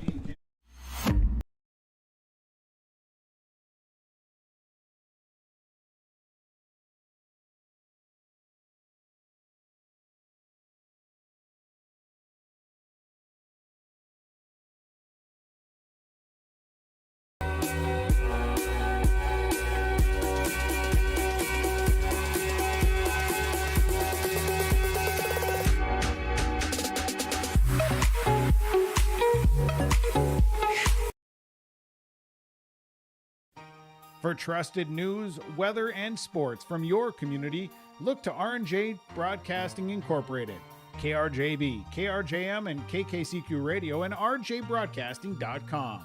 Hear local voices from local radio with news and information from the area. Your information stations, KRJB, KRJM, and KKCQ Radio, and rjbroadcasting.com. Local voices from local radio.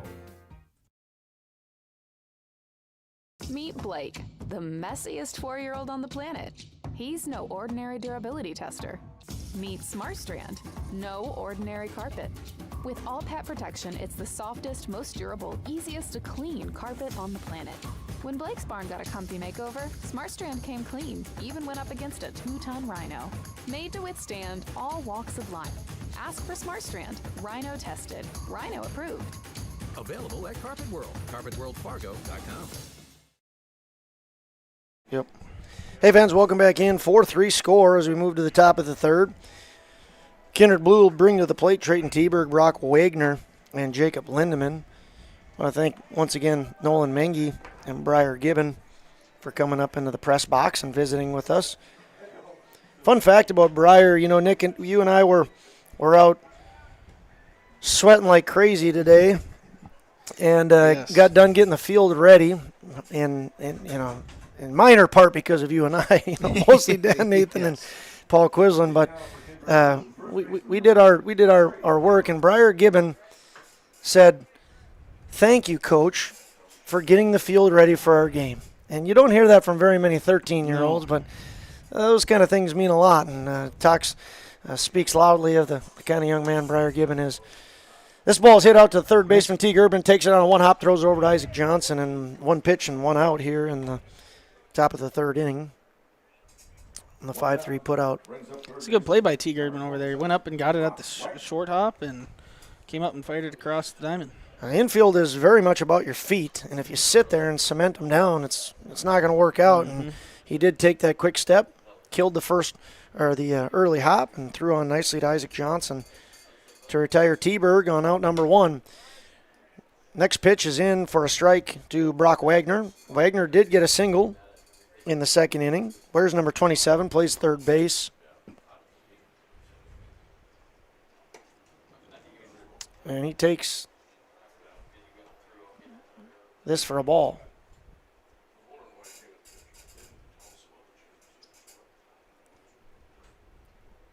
Olsen from the full on the 1-1, swings, and Wagner fouls that one back. Count goes to 1-2. Wagner, Lindemann, and Alex Iverson are the scheduled batters. There's one out here in the top of the third. Kindred Blue is up to bat and up in the game, 4-3.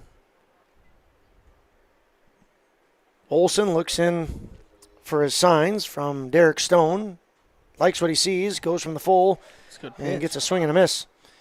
Stone does miss catching strike 3, but throws on to Isaac Johnson to record out number 2 in the third inning. That'll bring up number 7 left fielder Jacob Lindemann. He walked in the second and did score a run.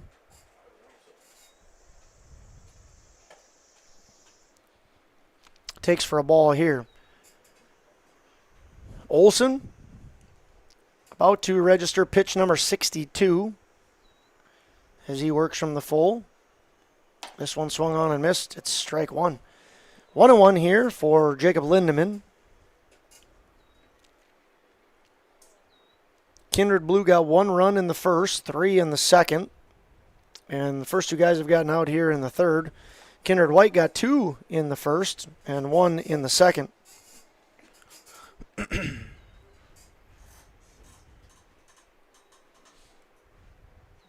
Here's the wind and the pitch.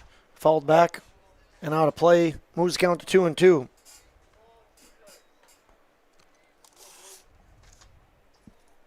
A lot of action this week on the field. A lot of action, as usual. 7 teams, 13 and older, playing on the field. And it was a busy week, and the weekend is only going to pick up even more. 3-2 is the count with 2 outs to Lindemann. Here's the windup and the pitch. Swung on and hit to the shortstop. Shortstop corrals the first bounce and throws low. Isaac Johnson can't scoop it. Gets by him. Goes out of play. And Lindemann going to get second base on the air. So it's going to be an air charge to Asher Swenson at shortstop. Did a good job of taking that ball on the hop, but didn't complete the throw. Isaac Johnson had a chance to scoop it. Wasn't able to do so.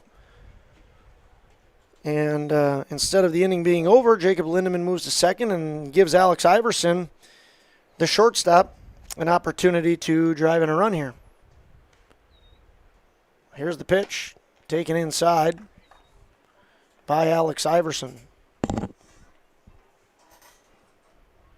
Count goes to 1-0. A lot of pitches thrown by Braden Olsen. I would assume Kindred White has a backup plan. They're going to need it. Strike called here. My guess is probably going to be Jacob Pearson. Or Asher Swenson. One of those 2, I believe. You heard it here first, fans. It's either going to be Pearson or Swenson. We'll confirm or deny that as this game continues on. This ball is chopped down third base line. Going to be a tough play for Teague Erdman. He catches it, picks it up, and throws it nicely on Isaac Johnson. Makes that tough play look very easy. Tough play, he says. Yeah, watch this. The 5-3 begins the inning, and the 5-3 ends the inning. You sprinkle in a strikeout there, and it's a strikeout sandwich for Kindred Blue. At the end of the top of the third inning, there are no hits, no runs, 1 error, One man left on base, and the score remains the same. Kindred Blue 4, Kindred White 3. Selling or leasing commercial real estate or farmland in the Fargo-Moorhead and surrounding area? From office to retail, industrial to multifamily, commercial land to farmland. As the #1 commercial, sales, and leasing brokerage in the FM region, Goldmark Commercial has the experience and skills to handle all of your commercial real estate and farmland needs with the highest levels of customer service and marketing around. Trust the experts at Goldmark Commercial Real Estate to lead your team to success.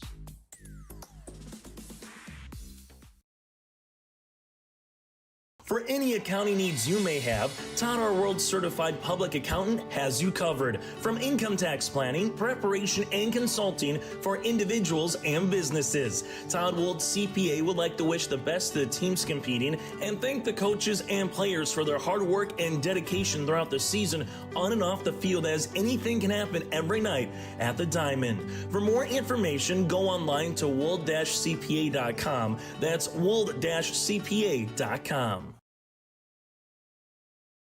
Express Lane Marathon in Good Thursday evening once again, ladies and gentlemen. Welcome to beautiful Kindred, North Dakota, on your live event. Little change in pace here. Got Dan Nathan up in the booth now. Dan, how's your night going? Not too bad. A little warm. Decided to give Nick a little break here tonight, so yeah, going well. Beautiful night for baseball. Kindred White is going to send Teague Erdman, Jacob Pearson, and Aiden Ostrich to the plate. Erdman flew out to second baseman Logan Jordheim prior to this.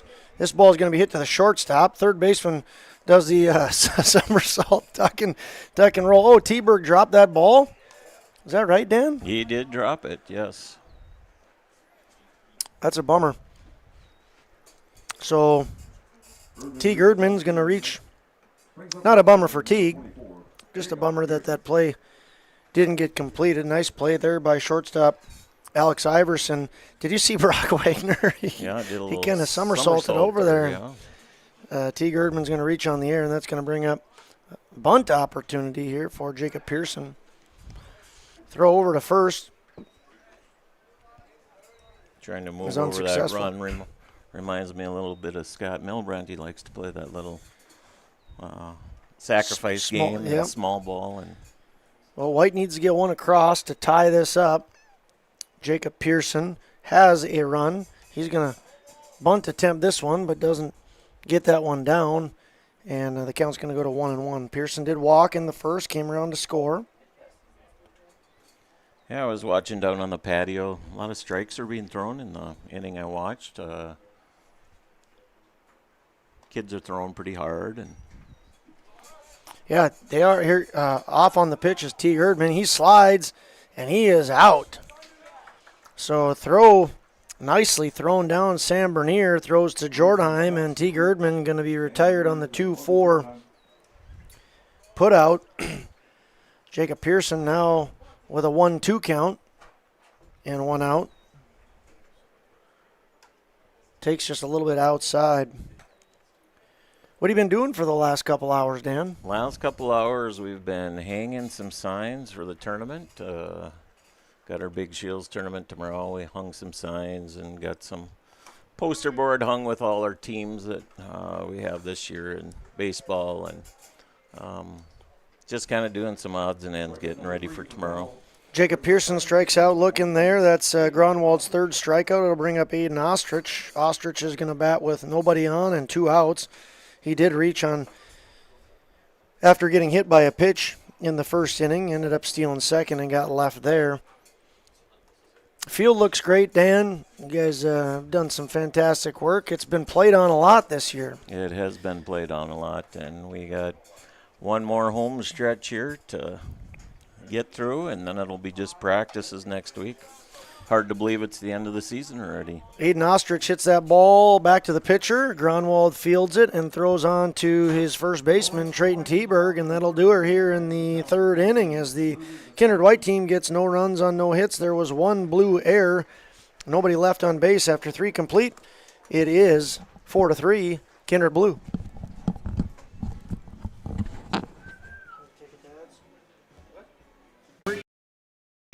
Convenience meets quality, whether you're fueling up with Marathon's top-tier fuel or grabbing a quick snack. Express Lane has you covered. From hot stuff pizza, smash hit subs, premium soft serve ice cream, gas, diesel, and propane exchange. Make sure to use your Marathon app and get 7 cents back per gallon all summer long. Now offering premium 91 non-ethanol fuel. Express Lane is your friendly and locally owned convenience store.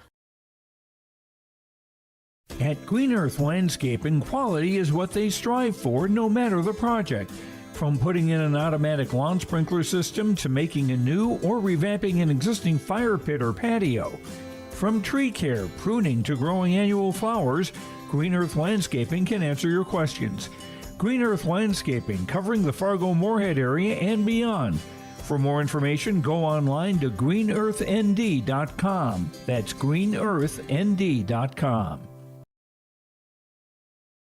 Check out the YourLiveEvent.com free stage powered by Halstead Telephone Company and R&J Broadcasting Inc. at the Red River Valley Fair with a full lineup of great performers and shows each day. You'll enjoy live entertainment from Quick 56, Ashley Weiland, Slamabama, and more. The Red River Valley Fair is 3 weekends from June 28th through the 30th, July 4th through the 7th, and July 11th through the 14th. For entertainment schedules and more information on the YourLiveEvent.com free stage, check out RedRiverValleyFair.com. That's RedRiverValleyFair.com.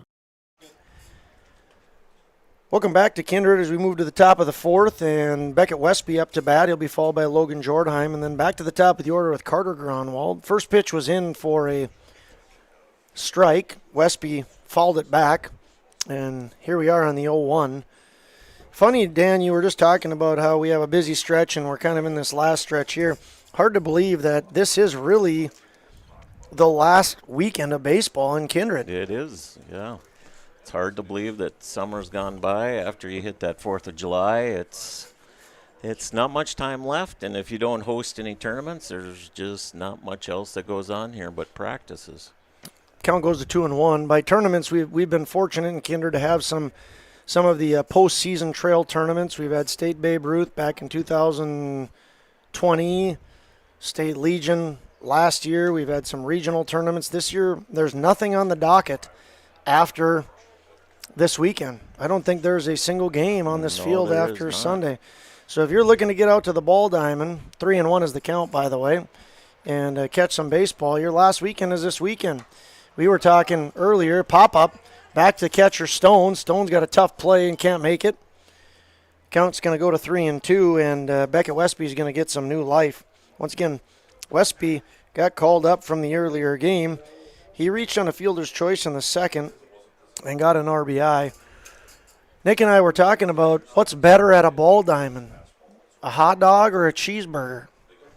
I'm kind of sick of both right now, so I decided a salad? I went over to Express Lane just to experience something different because being around here all the time, that's all we eat day after day, but did you go for the soft serve supper special? No, I didn't. Okay. I just had some mini tacos just for a change. Just had a little bite to eat before getting back at it. So. Beckett Westby walks. And speaking of Express Lane, they're one of our sponsors that allows us to be out here in Kindred broadcasting these games. A big thank you to Express Lane and Todd Wold and Goldmark, amongst all the others who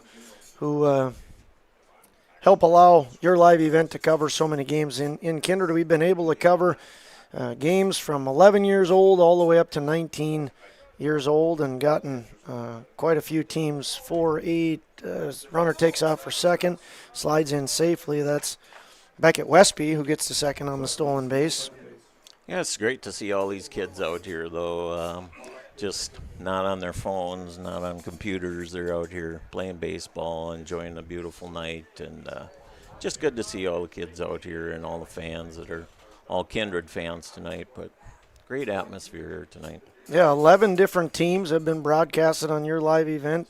11 different Kindred teams have been broadcasted on your live event this year, and it's been a fun summer. Hard to believe.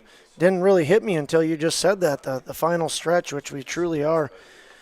Wild pitch gets by Derek Stone and allows Beckett Westby to advance on to third. Second time at third. Didn't score last time. We'll see if Kindred Blue can get him in. Counts 2-0 to Logan Jordheim, who did walk in the second as well. I suppose the night before the tournament, though, we'll have a 15-inning special here tonight, and just to keep us here a little bit longer today. Well, it's good to see even matchups, and the last game was very evenly matched up. A strike here taken by Logan Jordheim moves the count to 3-1. 9-7 game. In fact, Kindred White ended up winning the game, never led until the bottom of the sixth inning. So it's good to see that, these are evenly matched teams. There's a hit out to center field by Logan Jordheim, but a nice play out in center field by Clayton Altoff. Clayton Altoff got a great beat on that one, came running in and made the jump catch to his knees. Good connection there, but wrong place, wrong time. Carter Gronwald, the leadoff man, going to come up to bat. He's also the pitcher. He's 0 for 2, struck out in the first and flew out to the pitcher in the second. Jack Savageau stands on deck. Westby stayed at third, wasn't able to tag on that play out to center field. And Gronwald takes a strike. Braden Olson about to have pitch number 83. And it's chopped down the third base line. Everybody jumps out of the way of that one. Yeah, not much effort by the coach down there. He wasn't going to dive for it or anything there. No. No, not going for that tonight. There's a young man I know by the name of Jakin Tinquist who would have been all over that ball. I think I know this guy named Nick Igman, too. He would have been on that in a heartbeat. He'd been ducking, diving, dodging all over there. Gronwald falls that one back. Yeah, Nick would not hold back on anything back in his day. Back in his day, there's some. What's one of your favorite Nick Eggman stories of playing baseball back in his day? It might be the same as mine. I just remember him going into a fence. That's the one. Is that in New Rockford when we were playing there? There was one right here that I think he almost took out the fence, running full steam with the whole team screaming fence, but he had the ball in his sights, and he wasn't gonna go down without that ball. Poor fence. Poor fence, yeah. He was a determined young man back then and continues to be much of the same now.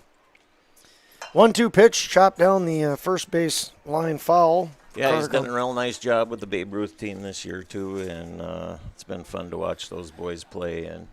And I know he does a good job. I watch him in practice every day and gets these boys lots of reps and has done a real nice job with them. They're having a great year, and they enter their postseason next week. They start on Wednesday, and I couldn't reiterate what you just said anymore. He's done a great job. The Babe Ruth boys have had a fantastic year, and it has been a lot of fun to get to watch them play. We certainly wish them the best of luck. Not only you and I, but I know many of the viewers as well are rooting for the Kindred Midcast team to have a great finish to their season. Their regional is Wednesday, Thursday, Friday, and if necessary on Saturday in Valley City. And in order to advance from District 7 on to state, you have to win it, and it's a tough tournament. 3-2 here. Just misses inside. Gronwald reaches base for the first time on the walk. I think you and I remember a lot of rivalry games between Castleton and us, and it'll be the same thing this year. It'll be a tough tournament to get through. It's never easy. Anything can happen in that tournament. It is a fantastic tournament, very competitive. First and third here for Kindred Blue. Jack Savageau up to bat. We're going to see if Carter Gronwald takes off, and he does. Great jump by Gronwald. No chance whatsoever on that play. When Gronwald gets a jump like that, whatever play you had on, you might as well put it in your back pocket. Gronwald on second, Westby on third, Savageau up to bat, and it's 4-3. Blue looking to add on. Anyway, if the Babe Ruth team does advance, or whoever does move on from District 7, whoever does win that, earns their ticket to Carrington for the State Class B Babe Ruth tournament. That's one of my favorite places to go. People are always great there. with the first time we went, I remember the host families and how good they were to our kids. And Carrington does a great job of hosting that, and made a lot of friendships in Carrington through the years. So it's always a good thing, these state tournaments. You get to meet a lot of great people in those tournaments. 1-2 pitch to Jack Savageau, about to be underway with one out and runners on second and third. This ball's chopped to the first baseman. Great job by Isaac Johnson to knock that ball down. Steps on first. A run scores, so Jack Savageau is going to pick up an RBI. But a nice job by Isaac Johnson to make a play, and if that ball gets by him, 2 runs are going to score. Gronwald, as it is, just ends up at third, and that's going to bring up Sam Bernier. Yeah, he kept that ball in front of him well. 1 on, 2 outs, top of the 4th inning. Swing and a miss by Bernier. On deck is Trayton Teberg. Speaking to your point again about the great people in Carrington, funny story about the host families is that one of the host families that we stayed at, their son ended up marrying my cousin, and then they were all at the wedding, and everybody knows each other. Everybody remembers each other. You develop those relationships with those folks, and it truly is special to, they open up their homes for 4, 5, 6, 7 young boys to stay in and, quite frankly, get spoiled amazingly well. So Carrington will do a fantastic job. Strike 3 taken by Sam Bernier, and that'll end things as Braden Olson picks up his 4th strikeout of the evening. So in the top half of the 4th inning, the Kindred Blue do get 1 run. There were no hits and no errors. 1 man was left on base, and we have a new score after 3.5. It reads Kindred Blue 5 and Kindred White 3. Homegrown local radio is now worldwide with 24-hour streaming. Download the RJ Radio app to hear local voices from local radio with KRJB, KRJM, and KKCQ 24 hours a day from anywhere. You can listen to your favorite programs like the RJ Family Morning Show, local news, farm markets, music, high school sports, church services, more from anywhere. KRJB, KRJM, and 96.7 KKCQ is streaming on the RJ Radio app. Download it to your device and take us with you wherever you go. Meet Blake, the messiest 4-year-old on the planet. He's no ordinary durability tester. Meet SmartStrand, no ordinary carpet. With all pet protection, it's the softest, most durable, easiest to clean carpet on the planet. When Blake's barn got a comfy makeover, SmartStrand came clean, even went up against a 2-ton rhino. Made to withstand all walks of life. Ask for SmartStrand, rhino tested, rhino approved. Available at Carpet World, carpetworldfargo.com. Express Lane Marathon in Kindred is your neighborhood convenience store where convenience meets quality, whether you're fueling up with Marathon's top-tier fuel or grabbing a quick snack. Express Lane has you covered. From hot stuff pizza, smash hit subs, premium soft serve ice cream, gas, diesel, and propane exchange. Make sure to use your Marathon app and get 7 cents back per gallon all summer long. Now offering premium 91 non-ethanol fuel. Express Lane is your friendly and locally owned convenience store. Hey fans, welcome back into Kindred. Josh Almaris now alongside Dan Nathan. Fun night of baseball here in Kindred as 4 Kindred teams have played in a doubleheader. The 13-year-olds played prior to this, and now we're on to the 14, 15-year-olds. Kindred White is up to bat here in the bottom of the 4th inning, seeing themselves down by 2, 5-3. Asher Swenson going to be followed by Henry Kuznia and Isaac Johnson. Swenson hits it to the shortstop, Alex Iverson. Bang play at first, and he's called out, much to the dismay of the folks underneath us right now, which happens to be the home team dugout. Bang play. Iverson on to T-Bird, and that's out number 1. We're going to bring up Henry Kuznia, number 68, the extra hitter. Chops this one to the shortstop. Easier play for Iverson. And he throws on well in advance, so we've got 6-3 on repeat. Is that 2 pitches, 2 outs? 2 pitches, 2 outs. So what are you doing here? We're not going to swing, Josh, right? We'll see if it holds true and see if... Isaac Johnson what you he's would going to think do. a guy with a pencil. Oh, he's going to swing. Oh, boy. What in the world is that bat? That is a pencil bat. Has he been swinging with that the whole night? He's been using that all night. Yeah. I have not noticed that bat before. Matt Pearson said he used that bat, too, in the last bat that he used. That ball is penciled out to center, and it was a 4-pitch inning. That is efficiency right there for Carter Gronwald. In 4 pitches, we go 6-3, 6-3, F8, no runs, no hits, no one left on base, no errors. And maybe use the pen the next time at bat. That's right. Pencil wasn't working. We better move on. We'll be back in about a minute for the top of the 5th inning. Buying, selling, or leasing commercial real estate or farmland in the Fargo-Moorhead and surrounding area? From office to retail, industrial to multifamily, commercial land to farmland. As the #1 commercial, sales, and leasing brokerage in the FM region, Goldmark Commercial has the experience and skills to handle all of your commercial real estate and farmland needs with the highest levels of customer service and marketing around. Trust the experts at Goldmark Commercial Real Estate to lead your team to success.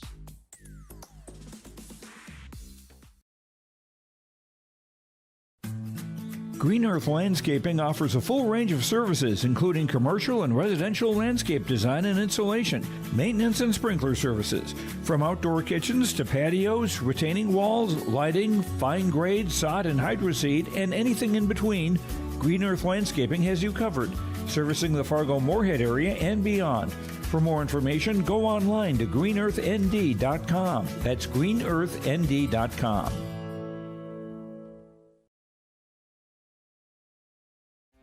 Make your stop before or after the game at the Knickerbocker in Hickson, North Dakota. Stop out throughout the week for mouth-watering lunch specials weekdays and mark Friday nights down on the calendar for prime rib, ribeye steak, or some walleye at the Knickerbocker. For more information or to find out about daily specials, give the Knickerbocker a like on Facebook by searching the Knickerbocker. Great food and good people. You can find it all at the Knickerbocker in Hickson, North Dakota. Welcome back into Kindred, ladies and gentlemen, on a beautiful Thursday, July 11th. Nice hot day here in Kindred. Kindred Blues going to send to the plate Trayton Teberg, Brock Wagner, and Jacob Lindemann. Once again, they have a 2-run lead. Defensive changes for Kindred White. See a new man on the mound. That man is Jacob Pearson. Where's number 24? Moves in from left to the pitcher's mound. Teague Erdman is going to replace him in left. Teague was at third base, and now he's going to move out to left field. At third base is going to be Asher Swenson. Swenson was at short, moves to the hot corner, and now at shortstop will be Braden Olson. So once again, Olson at short, Swenson at third, Erdman out in left, and Jacob Pearson on the mound. He'll have the same battery mate, Derek Stone, behind the dish. We were talking earlier, Dan, joined by Dan Nathan, about Carrington and State Babe Ruth. I will say that we had a ton of fun in 2013, and Coach Eggman and I were just in Carrington yesterday for Legion baseball action. Their field looks phenomenal. They did a couple of renovations to their dugouts now. In fact, they've had minimal amount of games in their dugouts, and their field looks fantastic. They're going to be not only great hosts for State Babe Ruth, but they're going to have a phenomenal facility as well. Yeah, they have a great atmosphere there. They get a place for campers in the behind the fence, and just a great place to stay. A lot of the parents would camp in the back, and I know we had some good times. I was just going to say, back in 2016 when it was our this is a nice hit out into left field there. Off the bat of Trayton Teberg. He's now 1 for 3 on the day, and a leadoff single. Kindred Blue looking to add on to their lead. 2016 was the final year that we coached Babe Ruth together, and we got to go out and just spectate the Legion tournament, and we had a lot of fun out in the watching the games and in the campground area with the parents. Teberg breaks for second, going to dive in safely. They're not playing dodgeball. He might have even been safe if it was Teberg thinks about going to third because nobody's covering, but Pearson alertly heads that way. So it's going to be a stolen base for Trayton T-Berg. Brock Wagner up to bat, singled in the second and scored a run. He struck out in the third. He's 1 for 2. Lindemann waits on deck and Alex Iverson in the hole. But that campground area is a lot of fun. In fact, I think there was a street dance or something, a class reunion of some sort going on then as well. So they have lots of excitement and great atmosphere. Yeah, they did a great job feeding all the kids, too, and they just such a welcoming community that they made it a good experience for everyone there. Much like Kindred had a great atmosphere all night. Did you notice the amount of golf carts out here during the 13-year-old game? I And swear there'd be a golf course near town, but a lot of golf carts in town. we should start calling them baseball carts. Yeah, or we should maybe make a golf course east of town here, and we could start golfing, and we could use those for the right purpose. Count goes to 2-2 for Brock Wagner. Nobody out, and Trayton T-Berg on second base. Opportunity for Kindred Blue to extend their lead here in the top of the fifth. Takes this one just a little bit out. Counts now 3-2. Kindred Blue coached by Grant Spellhaug. He's on third. This ball just outside, and Wagner going to pick up a walk, his second time on base today. That's going to bring up Jacob Lindemann. Lindemann walked in the second, scored a run, and then reached on an error in the third. He'll bat with Wagner on first and T-Berg on second. Ball taken outside. Makes me feel old when I see some of these kids. I had coached their dads when they were in school, and now here their kids are playing Babe Ruth baseball. Kind of ages me a little bit. This ball is shot out to the third baseman. He sits back and waits for it a little while, but strong throw across, taken by Johnson. That was Asher Swenson at third base, and threw on to Isaac Johnson. He's going to pick up the first out, 5-3 putout, but Trayton T-Berg did go to third and Wagner to second. Brings up Alex Iverson. He was hit by a pitch in the second, scored a run, and grounded out to the third baseman in the third. So did you coach Jim Pearson? No. Okay, all right. I was going to say. The Wagner kid that was okay, just all right. I coached his dad when he was in junior high. And here's a squeeze attempt, and the runner from third does not go. Pearson decides not to throw it, and the runner from second was almost all the way to third base. I hope I'm not that old, because I shouldn't be out here if I'm that old. Alex Iverson reaches on the infield single. Very nice bunt by Alex Iverson. T-Berg did not advance, neither did Wagner. Well, Wagner actually did advance almost all the way to third and then ran back to second. Beckett Westby takes his first pitch for a strike. Westby has been on base both times, fielder's choice and RBI in the second, and a walk and a run scored in the fourth. So the call-up for Westby has proven to be successful. Right now he's in a hole 0-2. Bases juiced. No runs across yet for Kindred Blue, so strikeout would be huge here for Jacob Pearson. We did coach Wagner's uncle, though. I don't know if you know. That's Evan Wascom. Evan Wascom, Yep. yeah. So Evan was a good ball player. And Yep, Evan Wascom, a part of those Babe Ruth teams that we were talking about earlier. Here's the 1-2, and it's fouled off. Westby, for a youngster, is looking very good at the plate. He's battling hard and putting himself in position to get on base.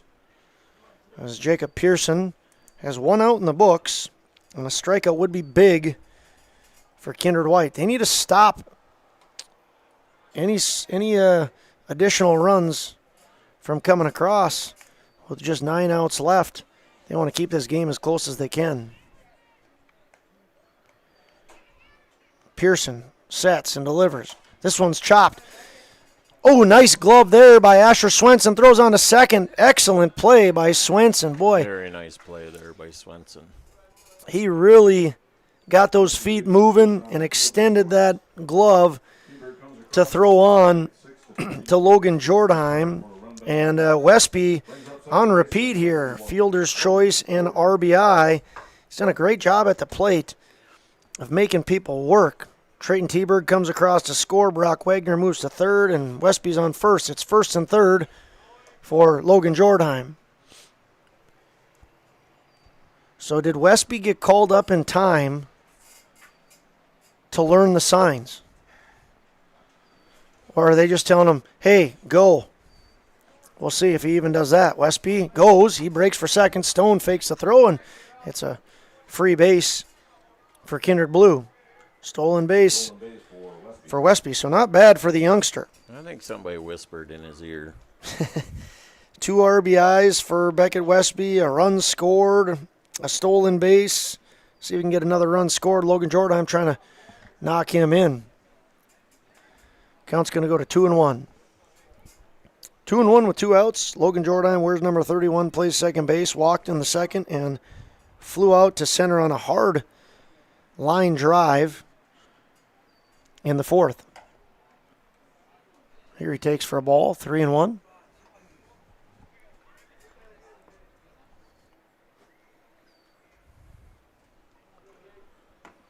Pearson looks in for a sign, sets, and delivers.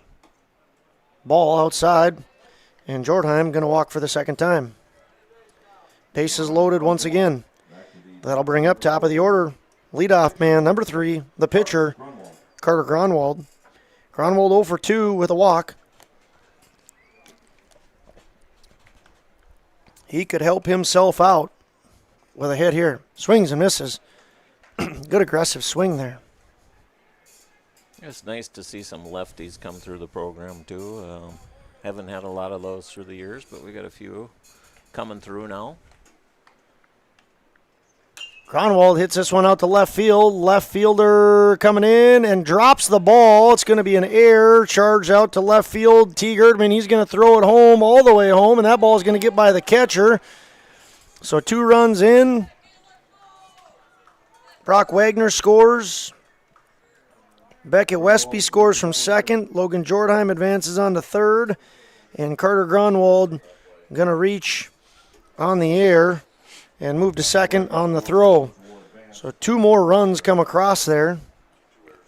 Tough break for Kindred White. There were 2 errors on that play. Both of them on T. Girdman. Here's a ball hit out to center field. That's going to fall right in front of center fielder Clayton Altoff. And the throw's going to come home. They've got a beat on it, but By the catcher. Did Jacob Pearson cut that, or what happened there? I thought the ball was coming all the way. Did you see that? I was looking at this tiny camera, so I couldn't tell exactly what happened there. But So 2 more runs come across. Carter Gronwald scores. Logan Jordheim scores. And Savageau going to end up with a 2 RBI single.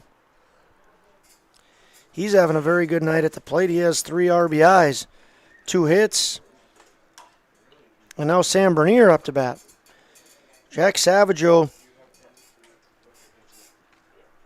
had a single in the first, struck out in the second, an RBI on a ground out to the first baseman in the fourth, and now a 2 RBI single. Sam Bernier 0 for 3. He swings and misses. Counts 0-2 with 2 outs. Yeah, that play home, I thought Altoff had thrown it in, and then the cutoff man threw it home. It looked like they were going to have a good play at the plate, but I've got this beam in my way, and I put my head down. The same thing, and then I was looking at the camera, so I missed it too. But you hope to see your pitcher go back things up. He shouldn't be on the mound there, and I didn't. Hopefully, well, we know our audience saw it, right? Because the camera doesn't have the beam in the way. Here's the pitch. Nice block by Stone. So 10-3 is the score. We're in the top of the 5th inning. 1 ball and 2 strikes with 2 outs and a runner on second. Savageau on second. Bernier fouls this one back. We'll reset and do it again.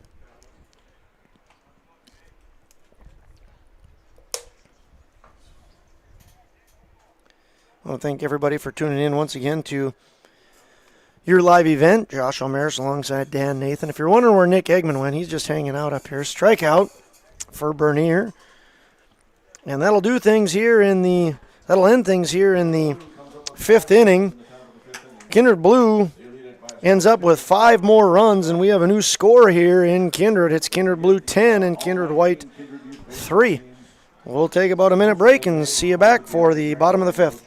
For any accounting needs you may have, Todd Our World Certified Public Accountant has you covered. From income tax planning, preparation, and consulting for individuals and businesses. Todd Wold CPA would like to wish the best to the teams competing and thank the coaches and players for their hard work and dedication throughout the season on and off the field, as anything can happen every night at the Diamond. For more information, go online to wold-cpa.com. That's wold-cpa.com.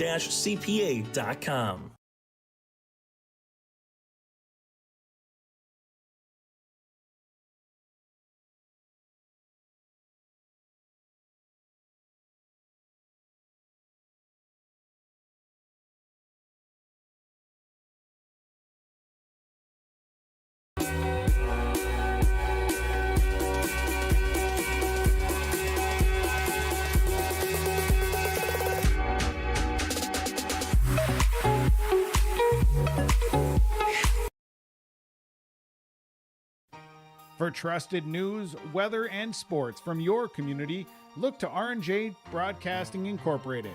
KRJB, KRJM, and KKCQ Radio, and rjbroadcasting.com.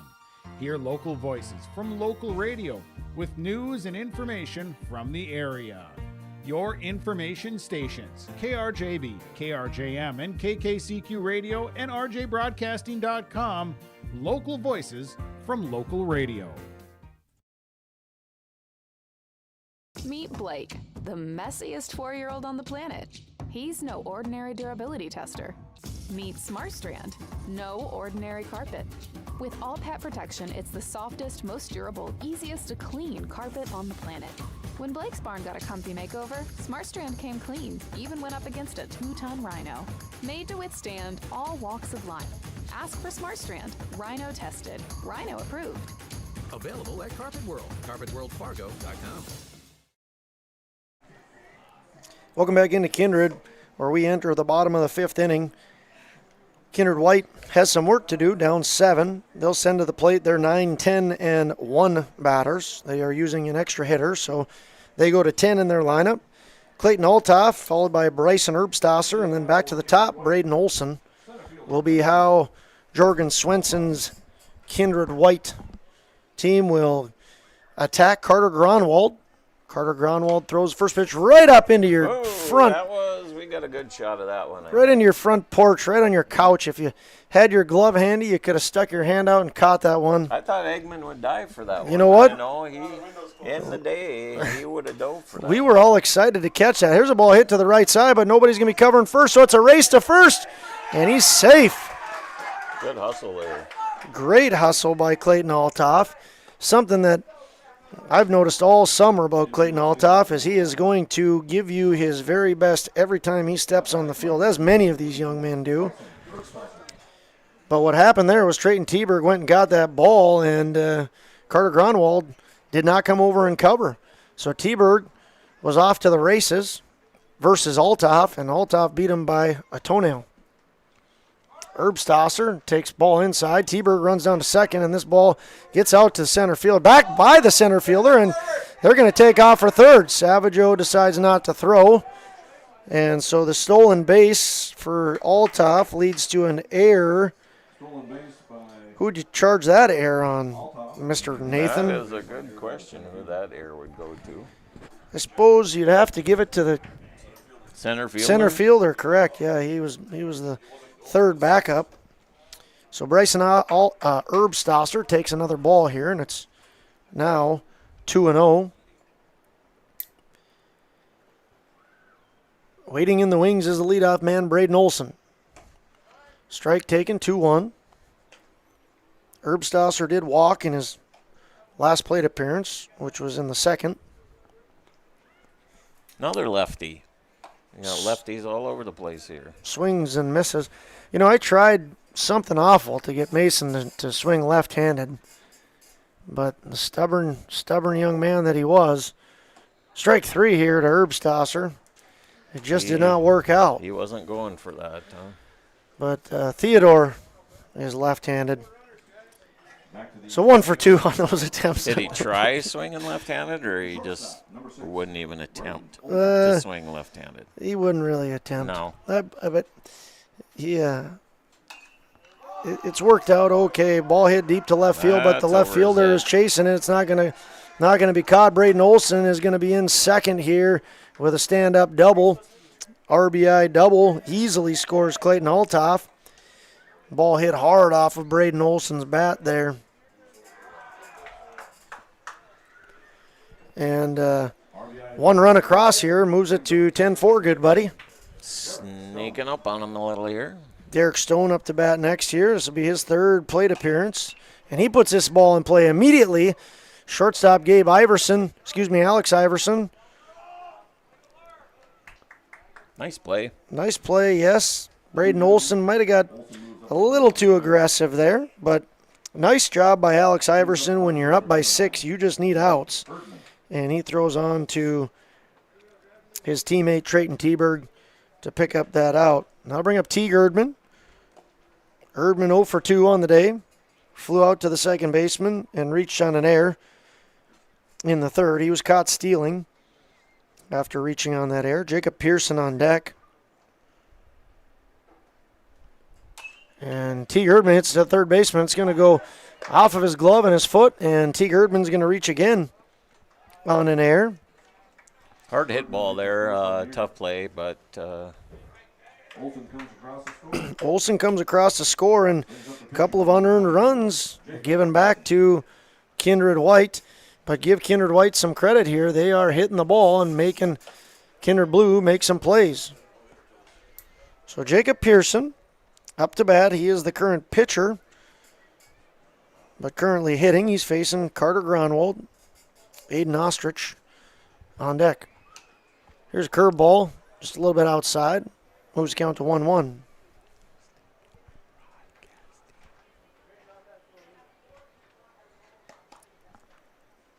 Carter Gronwald comes set and delivers. This ball in the dirt, scooped up nicely by Sam Bernier.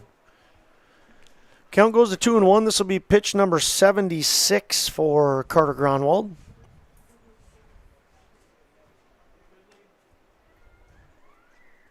This one's chopped over to the right side. Excellent play by Trayton Teberg, and this one he is able to record an out on. Boy, Trayton Teberg moved to his right fantastically there. Backhanded it and planted that right foot and hustled on over to first to pick up the final out. Kindred White do pick up 2 more runs and narrow the gap here. It is currently hopefully I said that right. Kindred White picked up 2 runs there to narrow the gap. And as we move to the top of the 6th inning, it's going to be Kindred Blue 10 and Kindred White 5. Selling or leasing commercial real estate or farmland in the Fargo-Moorhead and surrounding area? From office to retail, industrial to multifamily, commercial land to farmland. As the #1 commercial sales and leasing brokerage in the FM region, Goldmark Commercial has the experience and skills to handle all of your commercial real estate and farmland needs with the highest levels of customer service and marketing around. Trust the experts at Goldmark Commercial Real Estate to lead your team to success.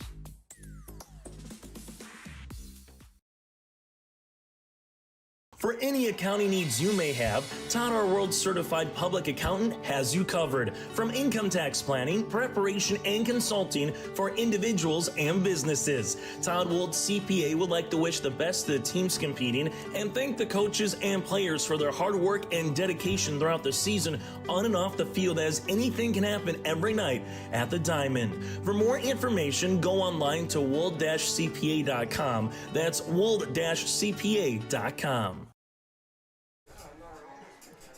We're back at it here, I guess. We're on air, ready to go here in the top of the 6th. Lights are on. Beautiful new lights here. And Kindred Blue coming to the plate, top of the 6th with a 5-run lead. They batted 9 in the last inning. And they will send the same 3 to the plate. Trayton Teberg, Brock Wagner, and Jacob Lindemann. I don't know if you know this or not, Dan, but there is some arguments out there on if you bat 9 players, did you bat around? If you bat 9 players. Is that batting around, or is batting 10 players batting around? It depends on if you have an EH rule. The argument is if you hit everybody in your lineup, did you bat around, or do you have to get to that one person who gets their second at bat of the inning? I would say if you hit everybody through the lineup, you've batted around. I think I agree with that. You bat around if everybody hit. Yep. Some say if you bat around, that means you have to get the one guy their second at bat. So in the last inning, in the fifth, never heard of that philosophy in the before, top, but in the top of the 5th inning, Kindred Blue sent 9 guys to the plate.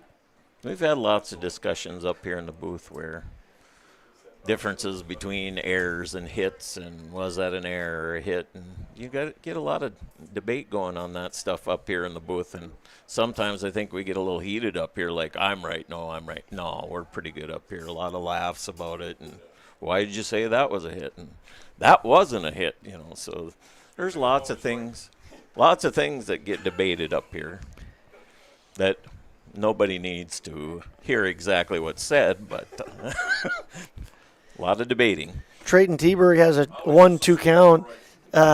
That's one of the many things we love about the game of baseball is that there's so many weird things that could happen. I told the story earlier about the in the pork home run. Yeah, I heard that story.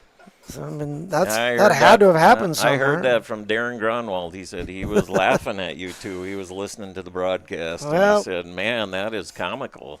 I like listening to those two guys." That means we got one laugh out of the night. A minimum of one laugh, we'll say. Yeah, we get to have some good discussion, not only up here, but after games. And sometime in the office we have a little discussion too, and we don't all agree on things, but on the bus, in the stands, all kinds of fun discussion out there. This one also coming right by us. That one missed us by a matter of probably 2 feet. I haven't seen 2 that close ever. Since you took one in the chest? Yeah, since I took one in the chest in spring ball, yeah. That's the only ball I've ever had up here. Yeah.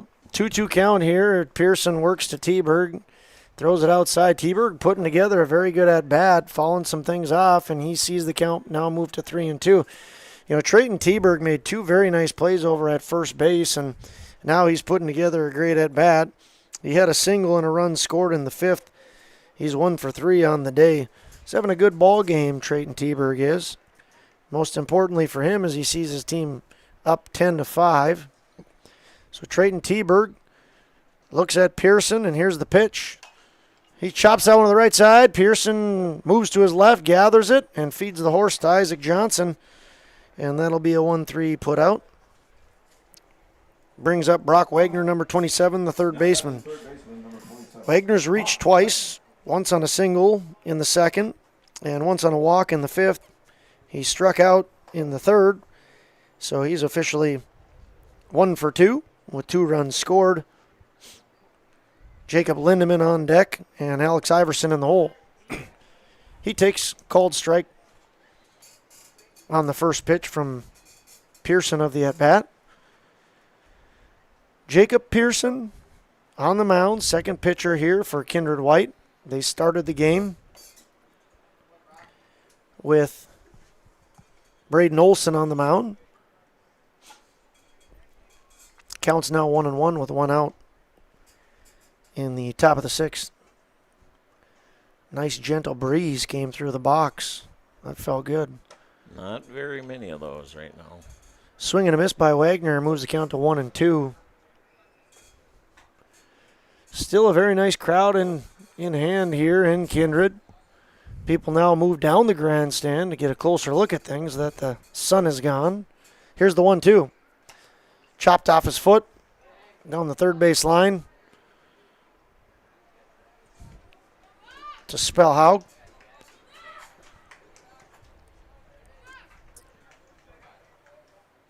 We do the 1-2 once again.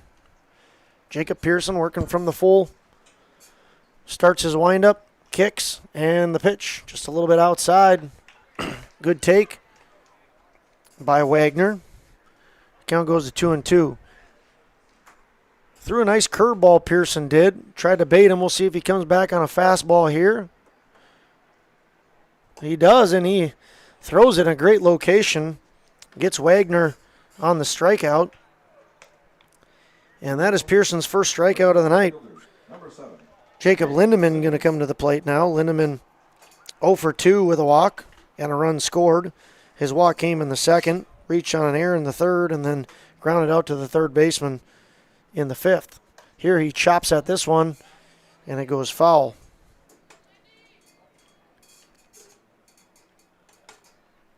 Bright and early alarm clock for you tomorrow, Dan?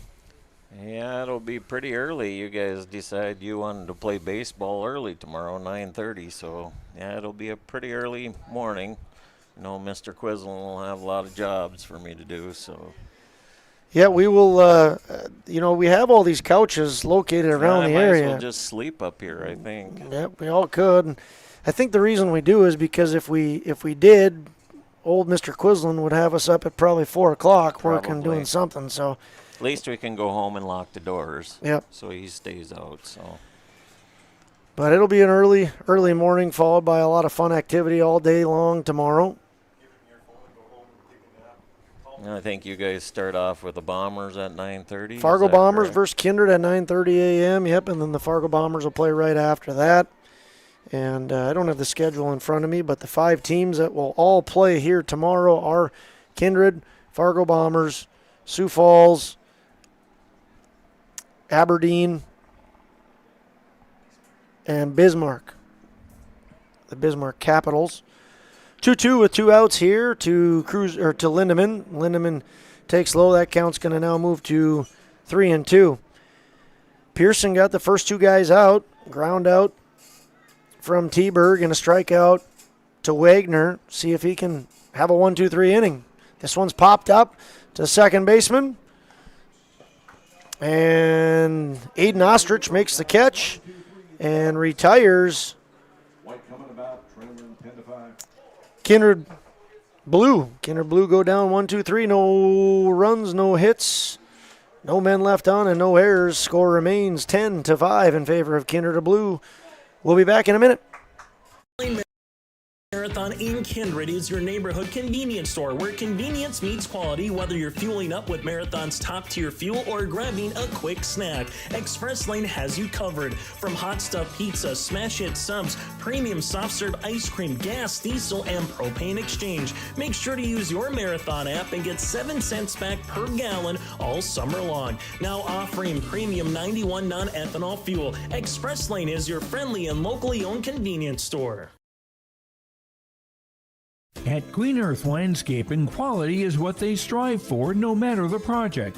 From putting in an automatic lawn sprinkler system to making a new or revamping an existing fire pit or patio. From tree care, pruning to growing annual flowers, Green Earth Landscaping can answer your questions. Green Earth Landscaping, covering the Fargo-Moorhead area and beyond. For more information, go online to greenearthnd.com. That's greenearthnd.com.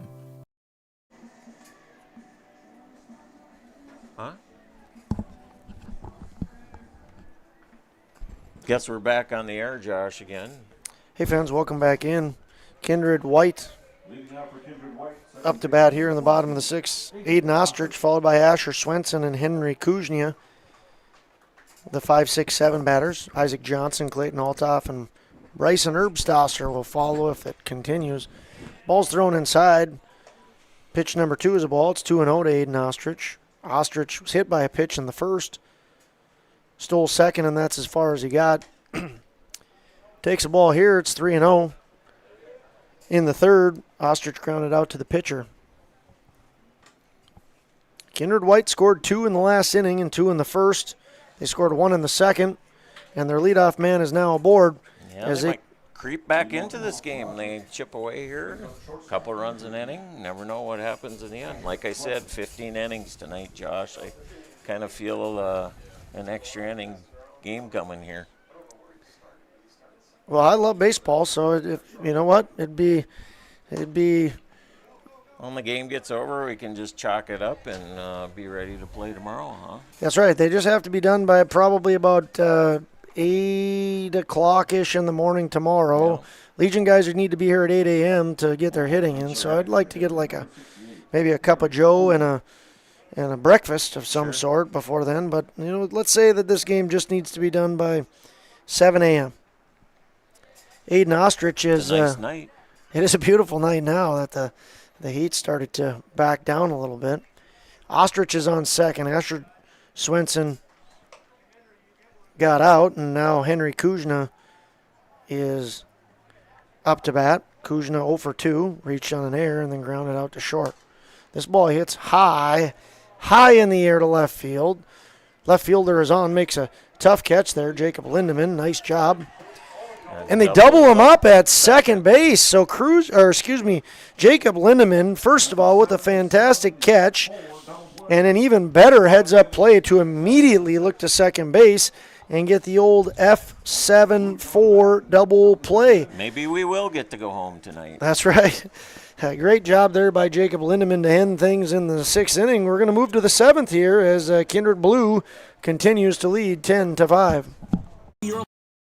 LiveEvent.com free stage powered by Halstead Telephone Company and R&J Broadcasting Inc. at the Red River Valley Fair with a full lineup of great performers and shows each day. You'll enjoy live entertainment from Quick 56, Ashley Weiland, Slamabama, and more. The Red River Valley Fair is 3 weekends from June 28th through the 30th, July 4th through the 7th, and July 11th through the 14th. For entertainment schedules and more information on the YourLiveEvent.com free stage, check out RedRiverValleyFair.com. That's RedRiverValleyFair.com. Homegrown local radio is now worldwide with 24-hour streaming. Download the RJ Radio app to hear local voices from local radio with KRJB, KRJM, and KKCQ 24 hours a day from anywhere. You can listen to your favorite programs like the RJ Family Morning Show, local news, farm markets, music, high school sports, church services, more from anywhere. KRJB, KRJM, and 96.7 KKCQ is streaming on the RJ Radio app. Download it to your device and take us with you wherever you go. Hey fans, welcome back into Kindred, your live event. Josh Omeris alongside Dan Nathan, Nick Eggman on the buttons. We've had a couple of Kindred nights. We had the rookie night, rookie squirt night. No, squirt night. 4 squirt teams not too long ago, where we broadcasted the 11 and 12-year-old teams in Kindred, and tonight we're doing the 13-year-olds and now the 14-15s. First pitch to Alex Iverson is in for a strike. Kindred Blue has the lead. They lead by 5, and they're going to send their 7, 8, 9 guys to the plate. Alex Iverson, Beckett Westby, and Logan Jordheim. Pearson on the mound. He's been on the mound since the 5th inning, so he's in his 3rd inning of work. This is a single out to left center field by Alex Iverson, and he's got back-to-back singles. He was hit by the pitch in the 2nd, out in the 3rd, and ground out to the 3rd baseman, and now he has 2 singles, so he's 2 for 3 on the day with a hit by pitch. Good job by Alex Iverson tonight. Beckett Westby has reached every single time he's been up to bat.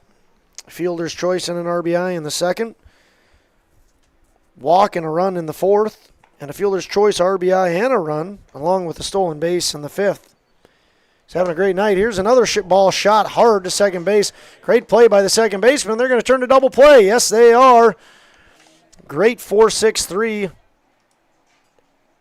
Oh, he was safe at second. So the throw must have taken him off the base. A 4-6-3 put out to Beckett. Great job by Aiden Ostrich there of stepping back and taking the big hop. He must have thrown Braden Olson off the base. Here's a high fly ball hit in the shallow outfield. Shortstop Braden Olson takes charge, and he picks up the fly out there, so it's going to go F6 for Logan Jordheim. Jordheim now going to go 0 for 2 with 2 walks. And that'll bring up the leadoff man, Carter Gronwald, with a guy on second. Gronwald 0 for 3 with a walk. Pitched a nice game for his squad. Here he hits one out to right field, and it's going to land about a foot foul. So he jumps on the first pitch there. 0-1 for Carter with 2 outs. Carter Gronwald, the leadoff man. Once again, he's pitched all 6 innings here tonight. He's only given up 2 hits. Now he's trying to bring in one more run as this ball gets by the catcher. Moves up to third on the pass ball. Going to be a pass ball. Charge to Derek Stone. Man on third here with 2 outs on the top of the 7th inning. Once again, that man is Alex Iverson. And the man at the plate is Carter Gronwald. Pearson on the mound throws this ball. Stone blocks it nicely. Count's going to go to 2-1. We're in the top half of the 7th inning. And the score reads 10-5 in favor of the team batting. Swung on and missed by Carter Gronwald. It's going to even up the count to 2-2 with 2 outs.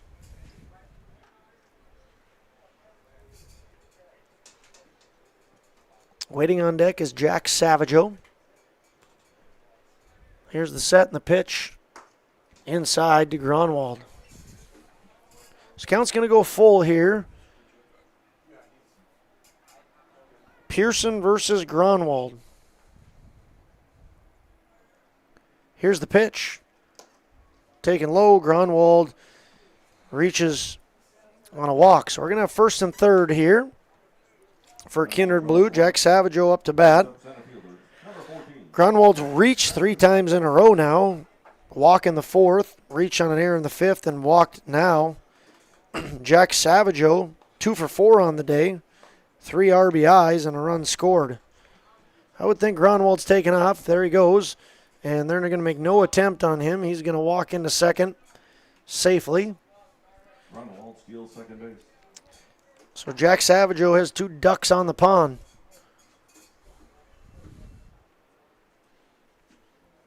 We were talking earlier about your go-to joke when things are getting rough for your pitcher, Dan. Do you have one? Things are getting rough. What's your joke to lighten the mood in the huddle? By the way, they intentionally walked Jack Savageau to load him up for San Bernardino. So your pitcher is struggling. Yeah, what's your go-to joke? Man, you know what's been so long since I've been in the huddle? I know I've heard some good ones in the past where I know the Cubs, one of the Cubs managers went out there and he said something ridiculous to his pitcher at one time, but I can't remember what he said to his pitcher. San Bernardino takes up top. It's 1-1 here. It was after a home run, and he just went out and kind of. What was his name too? The guy with the glasses. He would always have dress-up days too. What's the old Cubs manager who won the? La Russa? No. The goofy guy that always had different dress-up days was a lighthearted manager. I don't think it was Joe Madden. Was it Joe Madden? Yeah, it could have been Joe Madden. Look that up, Joe Madden. Anyway, one of my kids' favorite is, why does a duck have tail feathers? I thought about it because we're talking about ducks on the pond. This ball is hit right in through. Oh, nice play by Braden Olson to stop another run from scoring. Jack Savageau is going to pick up an infield hit there. Alex Iverson scores, but a great job of keeping Carter Gronwald on third due to some excellent play by Braden Olson. There's going to be an RBI single for Sam Bernier, so the intentional walk doesn't pay off. Bernier was 0 for 4 before that. Now he gets an RBI and a single. It's going to bring up Trayton Teberg with the bases juiced. Score moves to 11-5. This ball's in for outside. Ball 1-0 with 2 outs. Bases still loaded. So why does a duck have tail feathers? Are you going to take a guess, or are you going to let our audience sit and wait? I'm just thinking about that a little bit. Pass the ball. Nobody goes. Go ahead. I guess I haven't heard it. Maybe Cover up, it's butt quack. Wow. Is that a baseball joke? Well, I mean, I feel like it would lighten the mood up in a Okay. stressful situation, don't you think so? Yeah. Yeah, that might do it. The in the pork home run gets to be a little long. You know, Yeah. it's got to be something that's just a little Short. Some umpires short will get up jab. there and get. You know, we got to. You know, some of the umpires are fun suckers and they don't want to hear any of that lightheartedness. They are all serious, and you know we got to get back to playing and stop wasting time. And Yep. here's a 3-0 pitch that Trayton was taking the entire time. Trayton is 1 for 4 and has an RBI opportunity here. This ball's thrown in the dirt. It's going to be a walk. Carter Gronwald comes around to score. Jack Savageau moves to second. To third. Sam Bernier goes to second, and T-Berg gets an RBI walk. Score goes to 12-5. Here we have a wealth of knowledge up here. Maybe he has a favorite line. Well, first of all, Mr. Quislen has come up here. I think it is Joe Madden. I'm almost sure it's got to be Joe Madden. Yes, Joe Madden, the Chicago Cubs. He was the guy that was known for being lighthearted, and they'd have different, they'd go on road trips and dress up in America or have costume parties and stuff like that to lighten the mood and ease the tension, as you might say. Brock Wagner up to bat right now.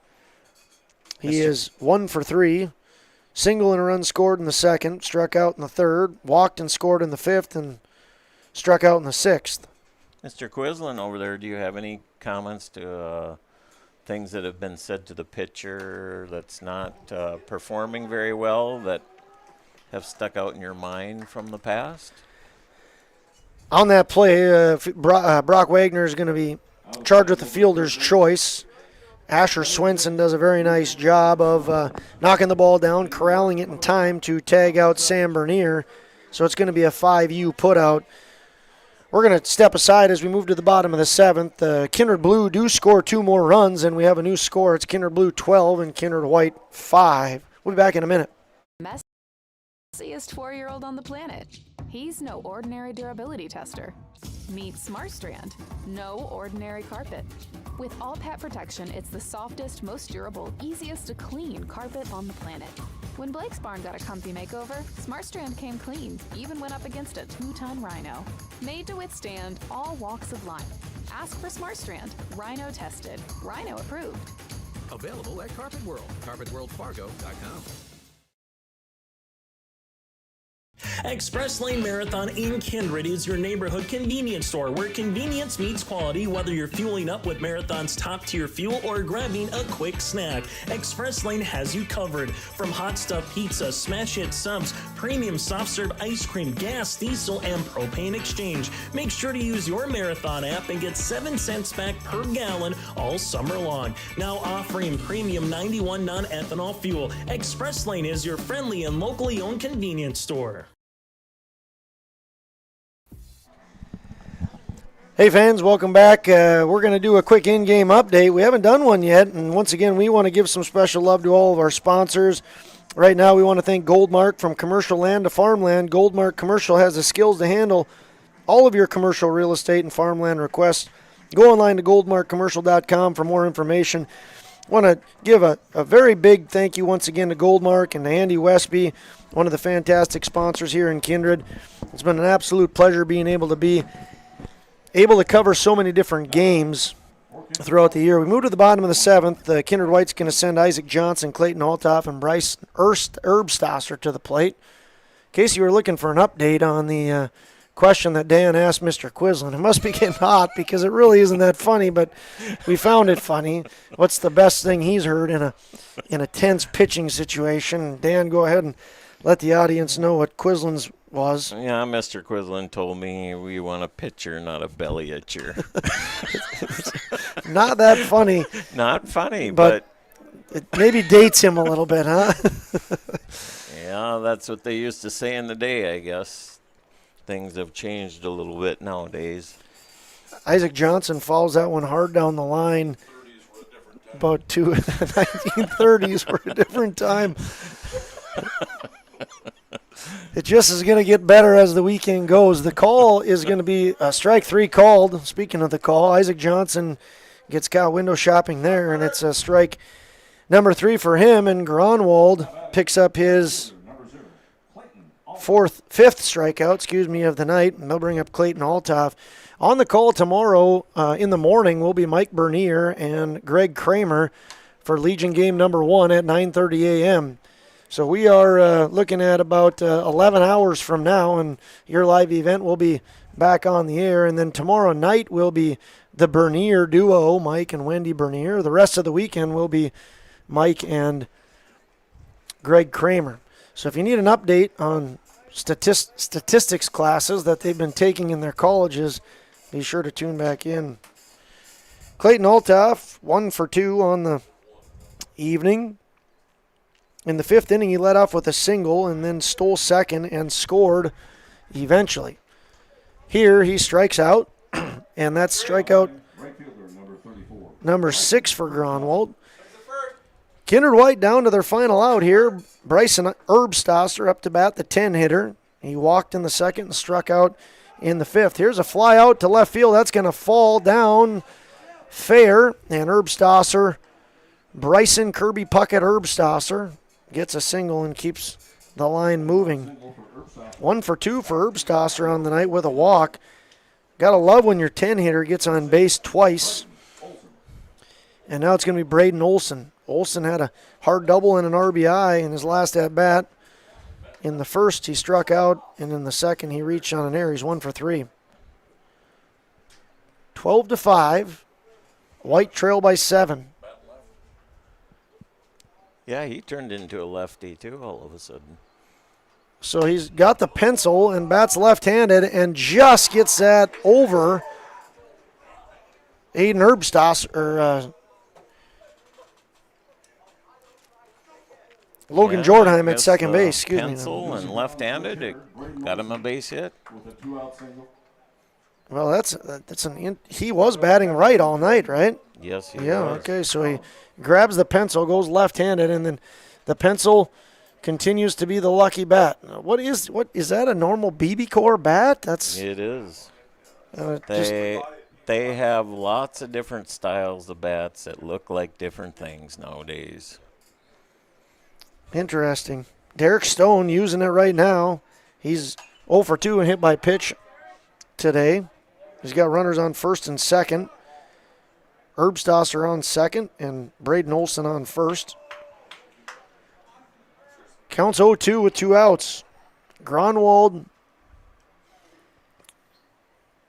going to be throwing pitch number 97 here. Has a good chance of finishing out this game. Ball gets by catcher Sam Bernier. Wild pitch. Going to advance Olson and Erbstosser. So guys at 2nd and 3rd, 1-2. Is the pitch limit in Babe Ruth 95?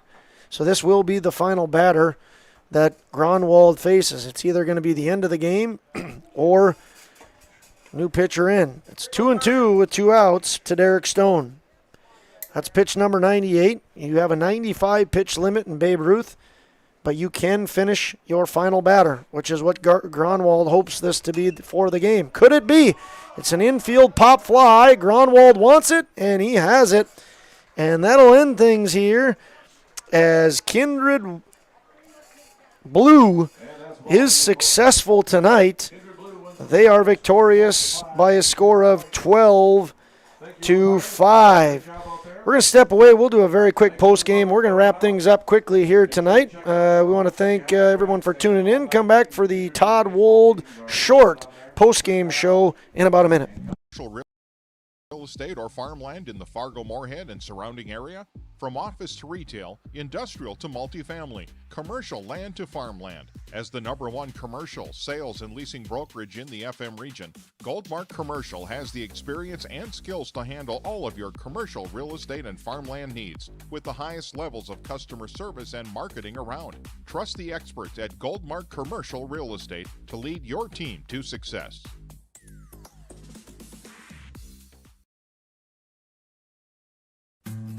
Green Earth Landscaping offers a full range of services, including commercial and residential landscape design and installation, maintenance and sprinkler services. From outdoor kitchens to patios, retaining walls, lighting, fine grade, sod and hydroseed, and anything in between, Green Earth Landscaping has you covered, servicing the Fargo-Moorhead area and beyond. For more information, go online to greenearthnd.com. That's greenearthnd.com.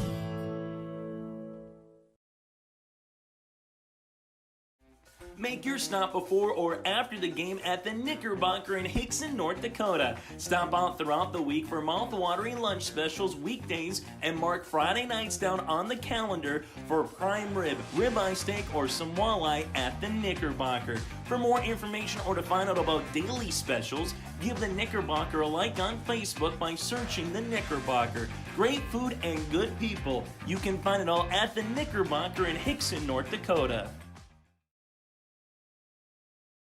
For any accounting needs you may have, Todd Our World Certified Public Accountant has you covered. From income tax planning, preparation, and consulting for individuals and businesses. Todd Wold CPA would like to wish the best to the teams competing and thank the coaches and players for their hard work and dedication throughout the season on and off the field, as anything can happen every night at the Diamond. For more information, go online to wold-cpa.com. That's wold-cpa.com. Hey fans, we're wrapping things up here on the Todd Wold postgame show. For any accounting requisitions from income tax planning, preparation, and consulting for individuals or businesses, go online to wold-cpa.com. Special thank you to Todd Wold for sponsoring the postgame show and for sponsoring all the baseball action we've been able to cover throughout the night tonight and the summer of 2024. Fun doubleheader tonight. Kindred Blue victorious here in the 14-15-year-old battle. They are victorious by a score of 12-5. Carter Gronwald with a big night on the mound. He pitched 7 innings, only gave up 4 hits, walked 2, hit 2, and struck out 6. Big stat for him once again is that he got the win on the mound, and it was a complete game win. Took it to the very bitter end for him. If he would not have been able to have gotten Derek Stone out, he would have been lifted because he was at the pitch limit. But a fantastic outing from Carter Gronwald to put his team in position to win.